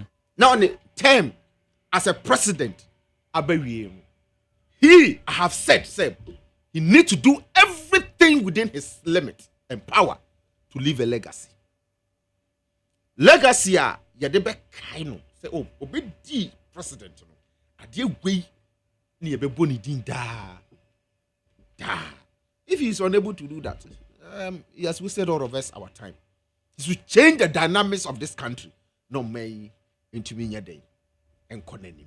That should be his major focus, and he should do that within the 3 year and some few months and then enemy to change the dynamics of your governance system. Now, public goods and also you enjoy the dividends of democracy and the good governance. Our my way. Now, yet to me, I near I got here by election. Marjorie, last week, Mikano said, if you are going for a simple election, say a kwakwe a candy for, and no be amenadi and causes winning. Now, you're going to send a year kwakonoa. For me, we have still not understood democratic principles and principles of election to be precise. Me, that's what I think, and that's what I see. I think as a society, we have failed ourselves. As political elites, those who run politics in this country, you are failing on my way. As to say, position you say we are hostile against each other in terms of going to elect leaders. How on earth should I go and attack my brother Ali when we are all going for an election to elect you or Odami here? Say Bakunemna Medi Yenim. They didn't say me bro Ali. They didn't say Ali. Eba atata me say me kochirema dwinti obe atata me. It doesn't make sense. It doesn't make sense at all. Simple election day. A police and na etwa mu ni na police fo nkwa na ekono. Omugu VIP bus mu ni ade. Ekwakotia because of nipa wo ho ekwato aba. Nipa wo ho kure endru 80,000. Omomoto aba. Na ye de saade we na ekoho. The consequences tells us say we are not safe. Ghana is peaceful. Our peace is very much relative. Very much relative. Because up to date, yen come to terms say ye de asumdwe me kyerɛ madwen na wo nso wa kyerɛ wadwen na ye de ayade etumpon ewo ɔman wem. But I wish the people of Akwatia would demonstrate say one woman na ekwakoto aba no enye obi na influence wo. Put your political inclinations aside and go and elect somebody I will think say what you say obetumi aboa ɔman Akwatia na Akwatia akoso. Kwani sana sa political elite yo mabegu omudi sika omudi nyama bi ba ho omoma mpuntu ma ho na emom no eduru election no so dia omu de mirika edi sika edi cars edi enyema ebeba ho se muntu abamaye na yemfa sa enyema we emfa emam. Let the people of Akwatia prove to them say they hold Akwatia and they will let somebody wonum na epeno memom ntie ni a amanfo ni nam say ye di asojafo ababigo security for there say abribia no mo go round no mo call petrol mo ye ade kakra. So for me mini problem bia say indeed Ghana Armed Forces ebe send it inipa kakra because mo nkoye surveillance na mo nhwe how peaceful the place may be na yentumi engu about. But once we have agreed say we are not going to allow the military to be part of the electoral process in there, I'm not sure they will be there and then participate in the election now. Because we have deployed enough police officers, enough of them, and all of them have been resourced adequately. Say, Akwatia na asumdwe emra. My problem the effect, the impact on the electorate. On the electorate. Near beba on the emma ehume wura omumu say yempie nkra meto aba no. Because at the end of the day, someone pie ameto aba no kakra bi ebepie no na say omko elect obi a no ma elect ne keke. Say a police for ne ko no mo yo madwuma pepepe e hye nkrofo nkran empo epiapia on sa mo nkonkoto aba no mo hu say they are there to protect them. Gidi say omo beba no ma ba beto aba no ama asumdwe ayede aba ewo Akwatia. So let's share the speculations. Say basa be koso obi de nkrofo bi ekoho obi yese. Let's shelve them. Na yen focus on adwuma nankasa na ye de say electoral commission Ghana police emfa Bible embra ne yen so ayekoto aba no yen koto aba yen political parties are participating in it no yen kan kire ye chitafo na basa bia enkoso ewo Akwatia. Ye wi a example Majeri, finally, Raf. Me, I will say, the report submitted is incompetent. Very incompetent report. Majeri, the Oko Agridi Act 29, a lawyer for Bibre Akasa. I think section 129 or so. It defines what assault and battery are all about. Sani ebeya yebetumi agina so ma obi kodi sa abone ahodo yi mu bia yebetumi prosecute sani pa no. Na onum say act 29 na ye criminal code a ye dey prosecution for criminal offenses on my room. Now I define all forms of crime. Assault and battery eka. Ni a report no e focus on battery. Say ampa yabu na pra na nsem abu. Until we can take action. And I don't know why their interest was only on that. Probably, so I team now never committee anymore. They had no lawyer among them. They had no lawyer among them. Probably, we to me appointed outside. Oh, Sadi wins so. Mumi and Shem Fanka. What's the medical report? No nipano. Okoyeno. She was treated with pain. And also provided with psychological counsel and as a support. It tells you two things. Say nipano, you're causing some form of pain. And two, you're causing some form of fear and you're psychological. And that is where assault description in criminal code. Causing fear, pain, anger, annoyance, and all those kind of things. Without the person's intention. It would me boom. Now boom. I've assaulted you. I can be prosecuted for my action. It is okay just say nipa ni nsemu emu enti ni yenja ade nya ne saa. Enti yenja ne saa. And you treated for pain. And you man psychological and you man bed rest. And so that is it. I think sometimes you should spare us. Say Sabe, ye read some of this report and ye wo man no mu no ye mu bi yenim nyansa. Yeah, they should spare us. Obi akodin samfun say akoye dede e wo baby amanfo eja yarehwe to the stand of assaulting somebody. They say nipa ni nsemu emunti. So that is it. Is that so? Ewie no enya na nipa na wasen akone na nam hospital ho kori nsemfon. Me only one thing and obi betimi aka amama Jerry Mati ase wo this whole conversation say Raf won fan chame he may not be but one thing betimi amama Jatum said near ekoso nyina ekoso say you betimi agya amana ka say bia he's insane. Jerry, that is the only defense. I would the mommy fan ye see ye no one. Majatu. Say a medical examination on Raf and it has been demonstrated say he's not mentally sound. Other than that, your frowns on our criminal code.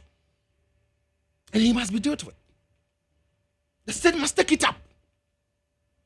So I thought saying even sir investigative team he will do some medical examination on Raf. We'll do some medical examination on Raf to ascertain say nia oye no sebi impreduasa na dwene da ho.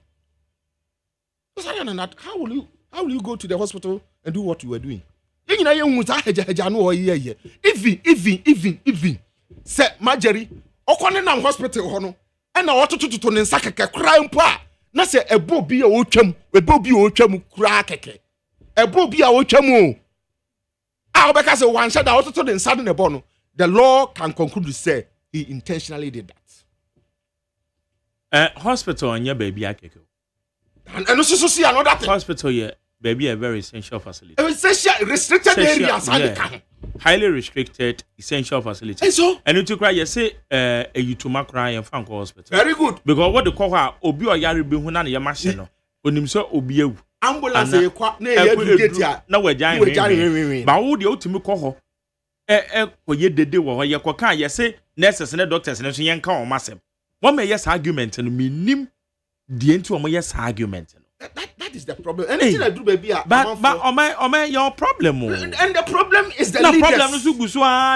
Because we are not dealing with the problem. When there's some problem, we are at the hospital. And you yes, and obi be yes, I did na. Nipa say nurse ni doctor bi anye bibi yi enti no. Enti onya de oye no. Say doctor na nurse ni bi anye bibi yi a. Kwan be so dey fa so address. So for me, okay. For me, that's why I'm saying, say, committee no report on incompetence. Okay. Because they fail to address the underlying problem. Problem now, that one kasan. It's someone addressing. Near dealing with the problem. Ne free one. Nipa na nkoye ni oye bi. Na obi fufra nkoye bi o no. Am I? Yes, Rich Hospital. One match trouble. Enya hope hospitals be every facility one ma trouble ho say may use camera ewa ha los otimi koko use camera no ko use camera report no what kind or say or use camera no not to target a patient but not to target but and so to expose what they were doing what kind of well there be that say same way a abrante ka kire mu yi.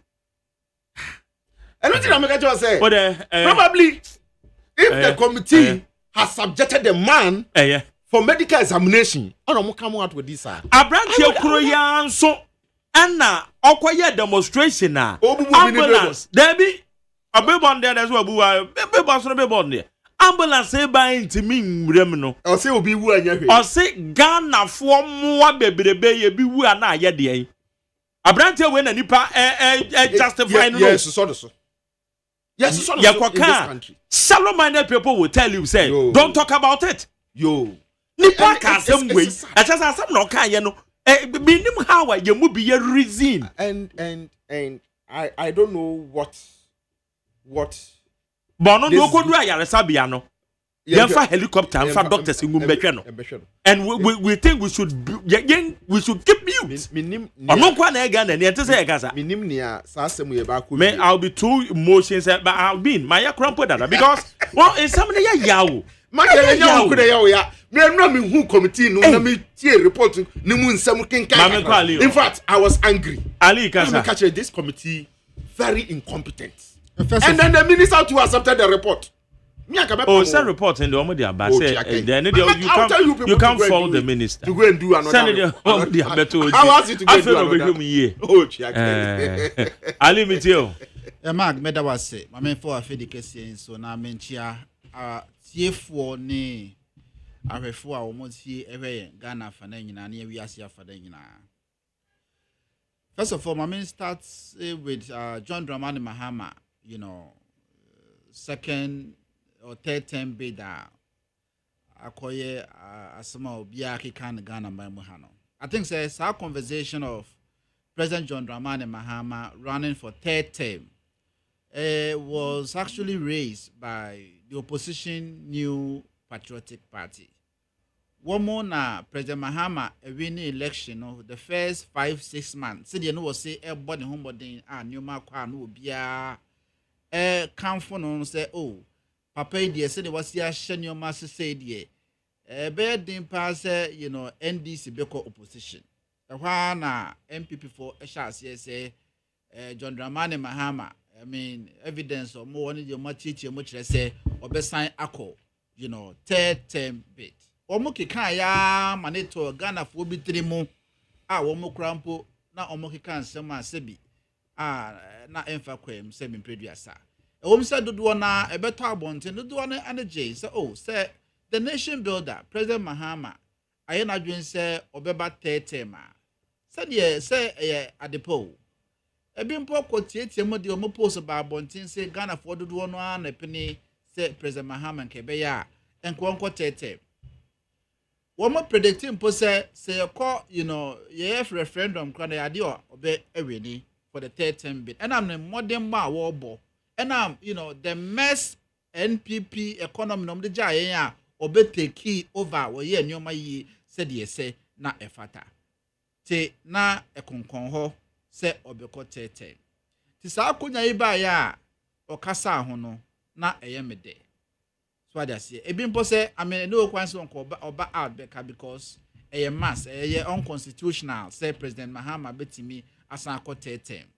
So the menu Felix Eken say I mean constitution is very clear on that. But it's also very important to actually you know set the record straight. So the beya sa propaganda na ebi no ye betimi ye den abo agu. But to say metni ni year.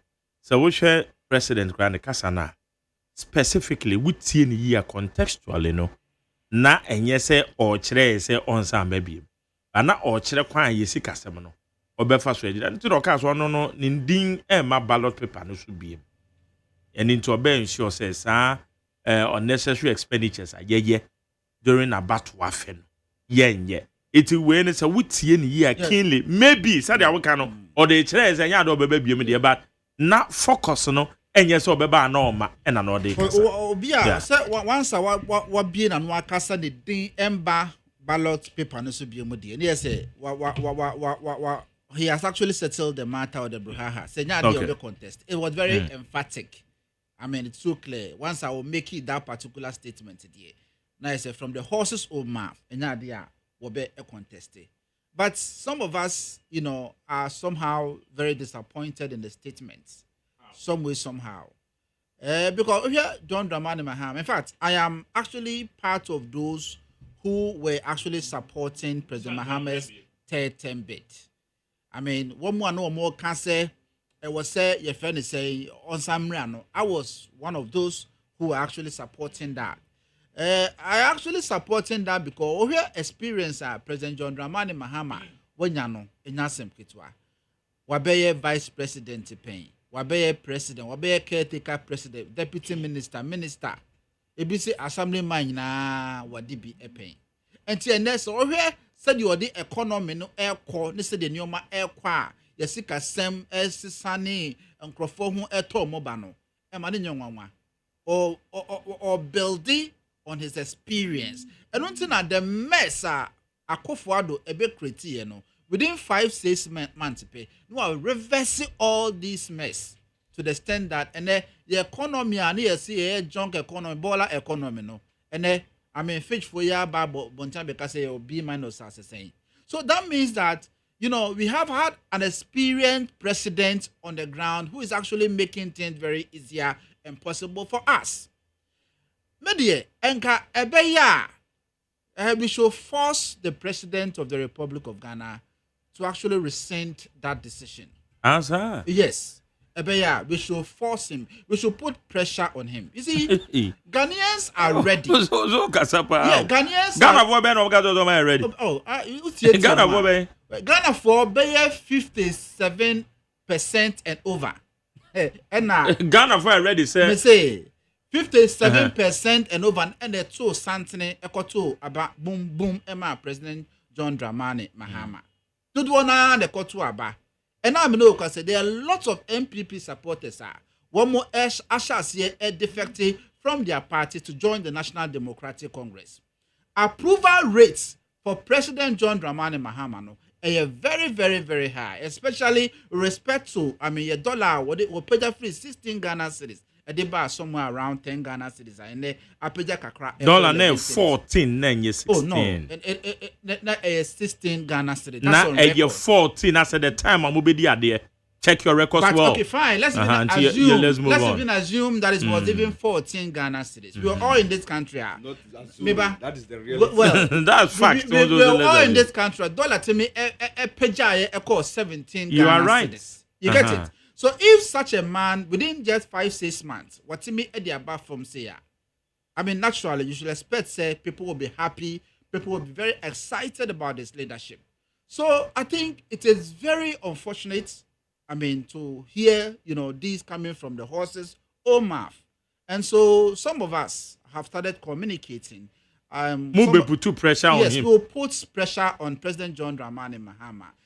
Not in his own interest, but in the interests of the states to actually come back again, I mean, for another 4 years. Because, you see, when we allow this man who is so, when we call him a man of integrity, when President John Dramani Mahama is in Kenya, and so when we lose this experienced hand, I think you can find Dr. Bomia Bana. Bema. Odiebe koyechi almost 1,000 years. I mean, Odiebe say obest senior ma press foundation na President Mahama Eliyeno. If you want a nation to progress, then we should be very, strategic and also do some sacrifices. So yetimi Emma will be wotimi any mamamwo yema de kwan ale be 20 years say ama oman no senior person ye kodru ente fire ko esi honom. Na yetimi emma no sagidie na wo betimi a move your mind dey bia yeka other countries ye omo chance and no omo be krabewe. Their leaders were in power for a very long time. So Kamin Kwa and some other like-minded Ghanaians kebeya ka John Dramani Mahama yensan manu another 4 years na ontutu nyoma preko said yebeya at the end of the day no yebe hunu say economy no I mean, bibia stabilizer my Ghana for nyina ehun atoye. Nti asema waka no ekonkon ho. Some of us we have started talking and at the appropriate time no Ghana for nyina beti enka. Ye be man pressure mu odin pa say I mean okwa enya ade a ebeboa oman Ghana nti onsan emra bi. Now, let me quickly also talk about the incident at Rich. First of all, I actually condemn what actually happened at Rich Hospital. The action of that social activist they call RAF was actually condemnable, and I, Ibrahim Ali Ametihi, do not support that in any way. having condemned the incident, let me be quick to add that it appears that the leadership of the various hospitals across this country, I mean, the Ghana, is it the midwifery and then the Ghana nurses and Ghana registered nurses and midwifery association. One more Eddie, I mean, yeah, health sector no amanyosem. That is what I simply do not get, because issue is here. The nurse in question, he can't send baby say Ralph bro no na enyasem ketwa. Just wa bona manen sakrampo ebui. Enti obi a wonsa abu. Won hunu se wonsa abu. Me say what has say. Say abu a. Hey, ne say asem kase pa na asio. So wankasa nensa abu. O say dislocation. Nensa ne hwan. Na ahwan a. Ehwan just say abu. Sir. Yes. Yes, but if my hand dislocates, unim say the essay ya afa. So wonsa dislocate ya. And it doesn't. It's not even different. Say abu. No, I mean dislocation no crampo. Ya crampo sin. Say abu. No what me abie wano abeka che Ghana man nyina say Rafa browa ma wonsa wo joint nyina dislocate. Ye nyina ye bobo ho say oh. So say dey tie dey say Rafa anya de. Adentin na was hospital. I mean with such an audacity to go tell bro nurse near to the extent send and sign na say I dislocate. Ye nyina ye kan ho asem eso pa no a na nya asem ketwa. Sa na de wo kan nyina no na adanko dada doe. Sa na rodo radasem. I mean, you call medical report, you call check here who will be. Okay, report no. Not report no. So say report. One man kase nurse in the boa. In the same vein, Mokroya na Attorney General. Nyabotre. Good. All right. Mokrona na Attorney General. Eka Cecilia da Padie no. Oso wo manya evidence bia say oye money laundering. It's a man for eka ochene say oh Cecilia da pa ye jano ana ye nya bibia enti ana Attorney General sam be kire mu. No nya Attorney General. Sorry, special prosecutor. Obechire mu say enya say money no need, but much as woman nya evidence. Okay. In the same vein, there's a balance and I'm so David obi ka David one kind of in the same vein, report away. Or someone say woman nya evidence to prove. It doesn't mean say NC. Medical report at the bio. You see omokoye report in anamwa. Medical doctor ebemo examine. Na o examine no, na there was no evidence say nensa o say abu no, not just the krabia o. So in other ways, yes, what totally actually Ghana for. So what they say. Yes, I walk around on the dear way. So what sample decanena, what say what sem. So what sem as a nurse. Na kaneno na de no bia ekabima wa mfuturo we a wabe timi atutu agu Ghana fo nyina ne se wonfa nidie ne bu ama Ghana fo ne se wo krampo de onya no kwafo ne se nsem bia be free wanu ma ba during this incident, the aftermath of this incident nyina no Ghana fo be hunu se adanko dada do your integrity is in question ena I have problem. And I also have problem with the, General Secretary of the Ghana Registered Nurses and Midwife Association. So ba bonten beka say, one video say, say nurse no say bro no nya asem ketwa. I was monitoring that particular interview on your sister station, UTV. Obetna TV so eka say no video evidence say bro nurse ne no nya asem ketwa enti ne nurse na beka say ne nsa dislocate a wono enene ya adwen 100% ene adansi ya beto abonten enyina kire say ekame akoye say the general secretary of this association actually connived with this nurse to come and throw dust in the eyes of the ordinary Ghanaian citizen. Ekobasa respect be ena odima Ghana for. So what people are saying say you have turned the this whole association to politics. It cannot be far-fetched. So what is your interest? Why should you connive with the nurse to come and actually... Are you working? What the assumptions? No, I mean, listen, I've just told you, say, I was watching this same man on your sister station, UTV, who actually swear before heaven and earth, say, oh no, videos, evidence, let's say, study, nurse, no, you say, bro, no, Nanyasem, Ketwa, well, me, some no more. So what they are saying, then sana I dislocate no crampon on the next no crampon share. I want to say very serious. They say the statements are nurse no debate to abontino. The general secretary kind. We can't see any clear difference. Yes, so they were just lying to the good people of this country. So my question is that what is the interest of the general secretary of this association? With this lies, what they be to incite Ghanaians. So I'm not even surprised at all. Say, because propaganda, if I was in your shoe, more. In all my previous interviews on TV, radio, no, I actually condemn, what happened, condemn Ralph, and even call for his arrest. But position. Yes, but at this point, the position is said Nipa no can say Ghana for more bibiribi. Ebi wu ana ye de no.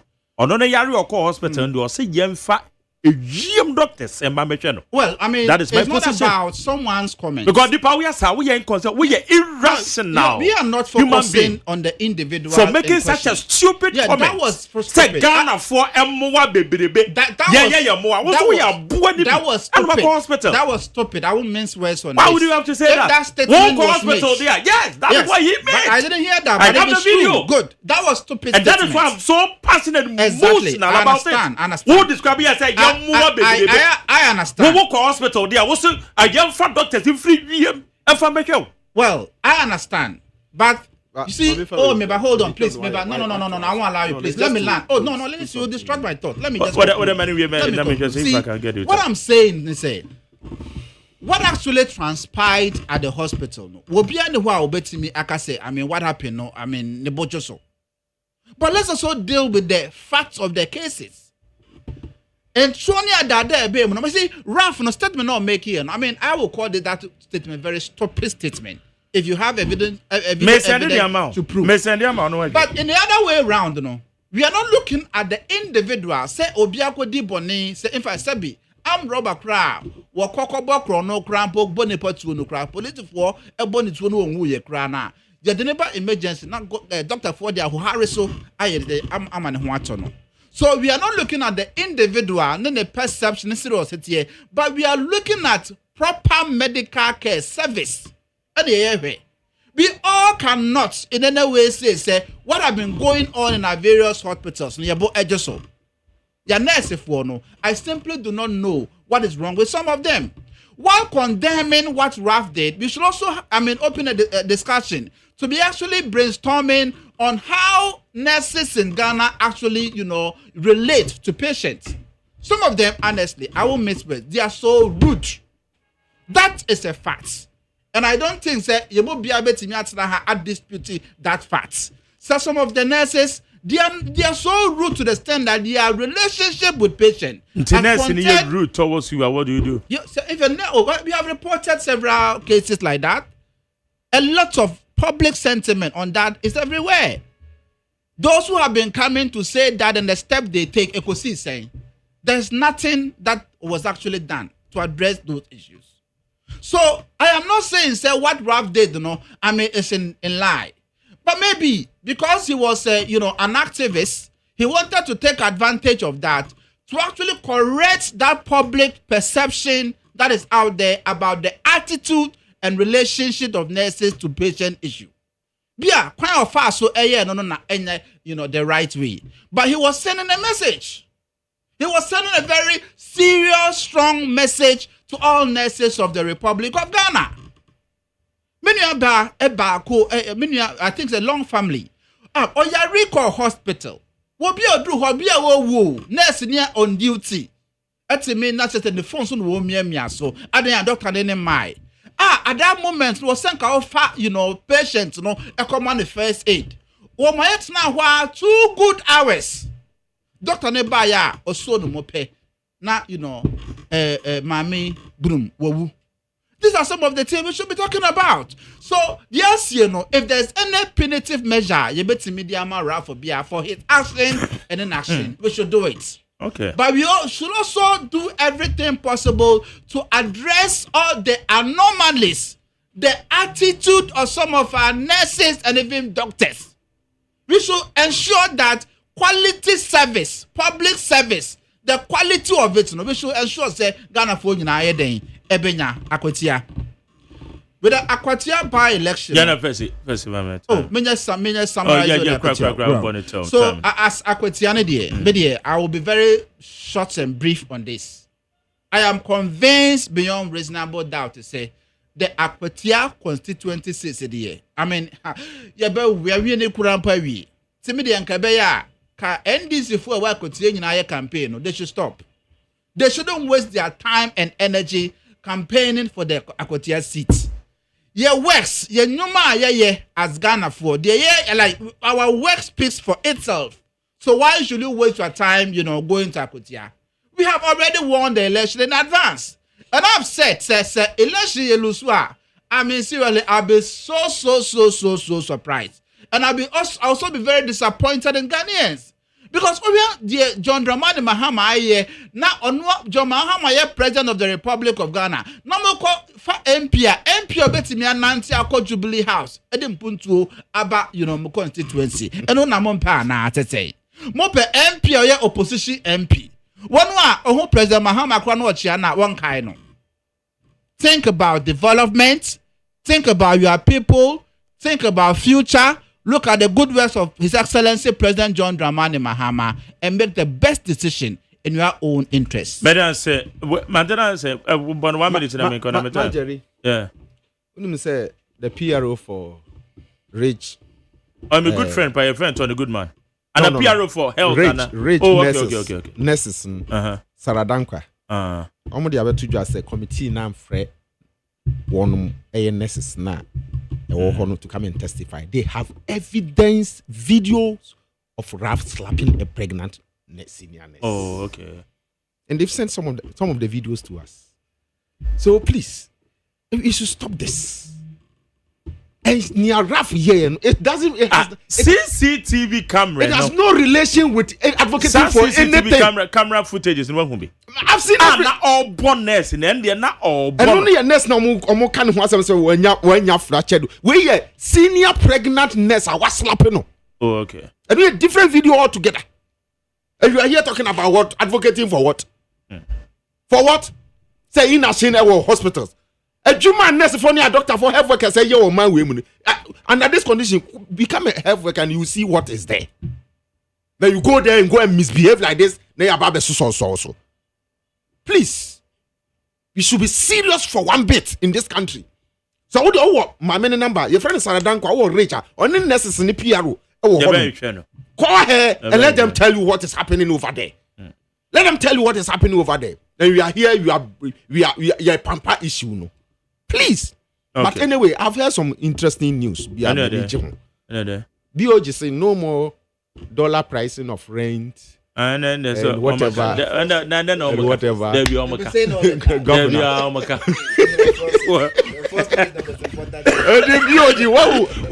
because of say Montie for some more say people don't believe you. That you say you bogus. There's no BOG governor Dr. Siama. Asam na odi betu dwaro. Amafo agbagbu awie. Professor Bill's time. One more no interesting no dollarization of one. I see no more pricing of real estate. Sabrina, Bakwa Bruchaba, now me compare with Tabu Adento. Midruha or Shaman was that, they say, and I'm saying, or set Nabukuta me. A one more price will turn in dollars. Now, Master, you're gonna do, yeah, now they're not teaching. Master, maybe I'm coming. Young 030-2257-902 030-2257-902 and 030-2243-540. Ma yanje wadwen chire to we beba cho ma che yeah animo yanko yanko yo ano me na yɛma tɛtɛ o tam no kɔ mesrɛ wa mentia ɔnabo ba fɔm sa kɔfa ne fɔm ɛna wadamfo incoming national chairman kan kambo adu David ɛna nanake ɔfake nso nanake ɔnso so ɔkɔ national organizer wo na haji asafia kɔ woman national organizer yo tactical dollars ne die yɛnhwɛ nyɛ mfiri system na bibia convert kɔ dollars yɛso sidi ne yɛdi ɔnti yɛ na ma nneɛma no kɔ high ɔn ɛsɛ adeɛ baako a mahu sɛ yɛntɔ ne dollar yɛ aburu abɛde aka nyinaa sɛ deɛ dollar nti ama ahokyerɛ yɛ aba ɔman no mu dodo nti yɛbɛkyerɛ bibia nkɔfɔ moma yɛn Medase pa ma me fa we. Beba to ma che. Yeti o yoko. Ma me che ni mo yan fo ha ku se jom board you ne obia na pipi ne ba umia. E gidi se bia Ghana for do na aka se minua a okoye ade o friend Rich hospital. Osha ma asandi for to do say obi ka se onye ndisi ni a menene nya ade ohwe But they are no free. Me so yen ndisi na onye ndi anya no ne ye hwe. Meba Ya hwe action na akoso. Sa ano na meka se ye ka ye mfa so ye pipi ndisi ni na ye defend ni se de oye ni no koyi papa because ni pana de oye no ohwe na yare poli na gu unu choma tu social media etia hospital mra. Number 2 mumi mfa no kwa tu wa bi se ni ama ye koso no enye na akotiafo me gidi se enye se waban te akonya so nko a na obetima ye adwuma se kan sa yene baabi ana pipi ye nya fit so kanza na kufuado ye adwuma edi se sa asa ne ye ka bia betima kaza na NDC for Ghana for omodi ye nyamo papa because 92 MPP anko parliament but ye adwuma nye adwuma ma Ghana for nyina ene nkire se mahode de betima ye mo betima ye no mo be ye ka se na kufuado waye bi but wanye ni nyina ye besere kutia for mom fasa ani kan Ghana for team say one waban nya ko so untimi nya adwuma because say obompanyin ni wo na say adwuma say kumasi kwan obeya say MPP ni kwa nwini wo kumasi a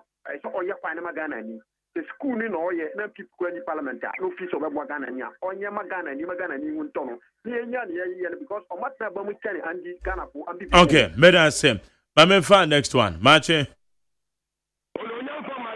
Yoko. From Cantonment Market, Accra, Ghana. Yami of also not attention. Panaj Mapa or Nitasum. Nitasum, dear Ghana, maintain will be at you. And the Nanyama, I am your papa. And tell you question of the time. Never find this in not to call. I don't care that we were doing on this. Let me shop papa. Oh, what about the cooking? About Morgan. They can come with now.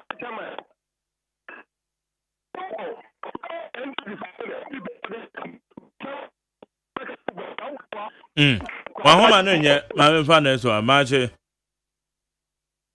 Ye ti o nyame ado mako. Eh ya onua be ma eben. Okay, yeah, eben yanko. Ya da twedi amponyankopon se ena no pe nso. Waboye ho ban na adepa bi achi. Wa ma me akwenya ma me nchia me ami MP. Honorable Liprima Klugu and Honorable Agbo guys. Na me nchia TDC boss and so on pay carriage makafu in Nipuku. Honorable Usman, Chief Fiat, no deputy Abbasman and the chairman of pay.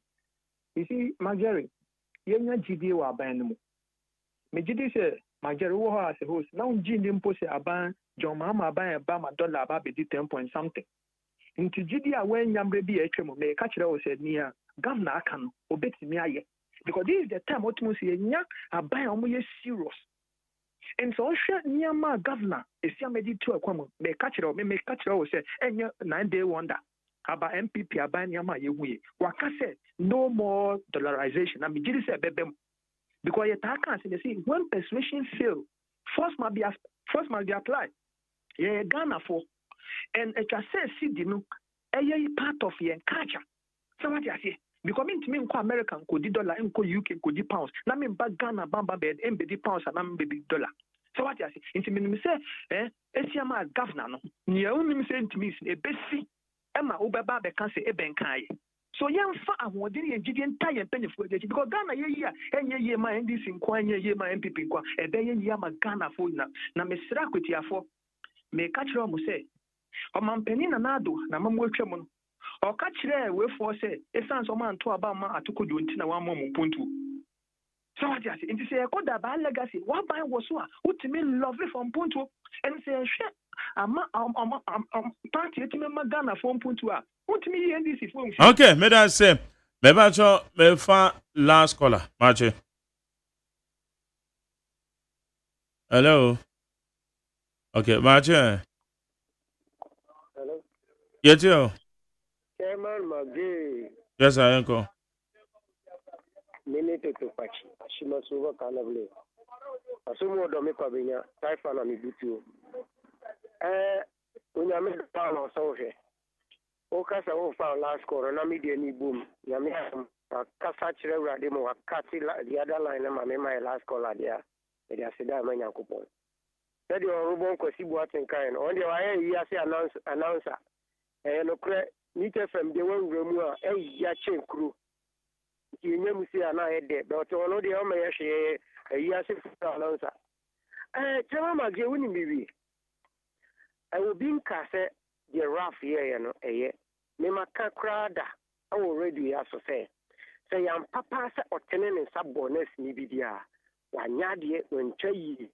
Say, I was say a bonus for any okay, movie cross 7 previous, and can be cracked, carry with a kind. If you say, almost nest for be muso, and a ma, ye be ye movie, ye mammy moo ye. So a bonus nibidia, one yadi. But in China no crack.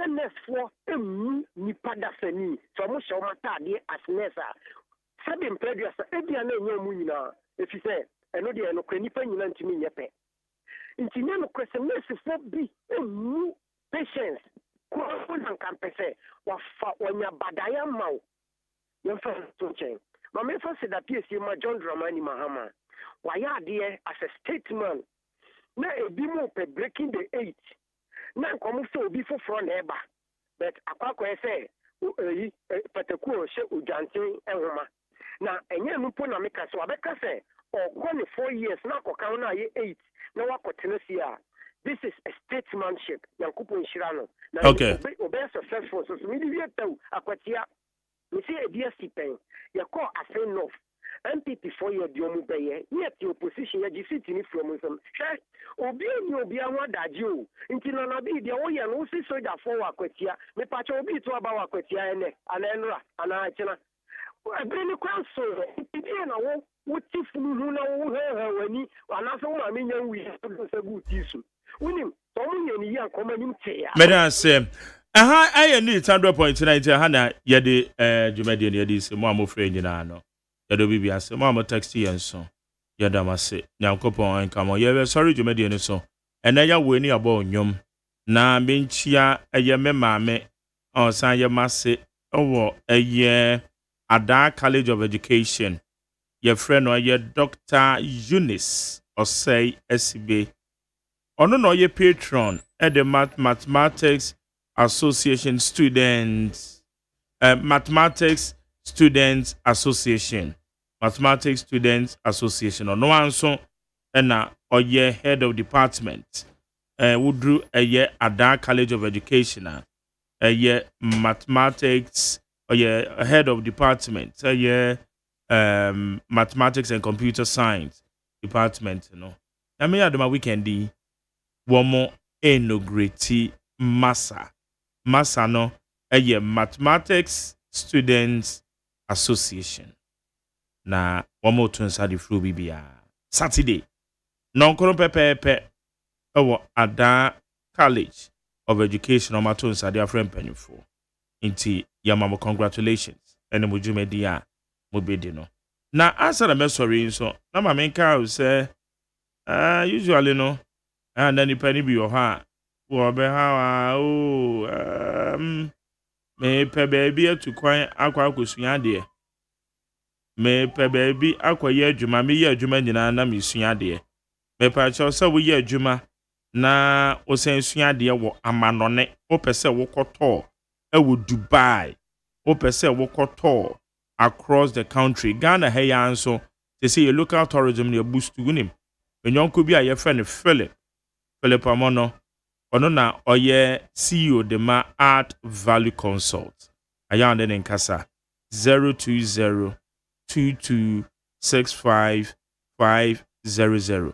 Opeso kwa amadone kusua de opeso kudi holidays o amadone opese okọ eye to okọ nsrahwe bi e wa amadone ne titiru eye Dubai woma ye jese fefefe utu kwa plane ticket o so bebo Art Value Consult free 02022655500 and 055-791-5662.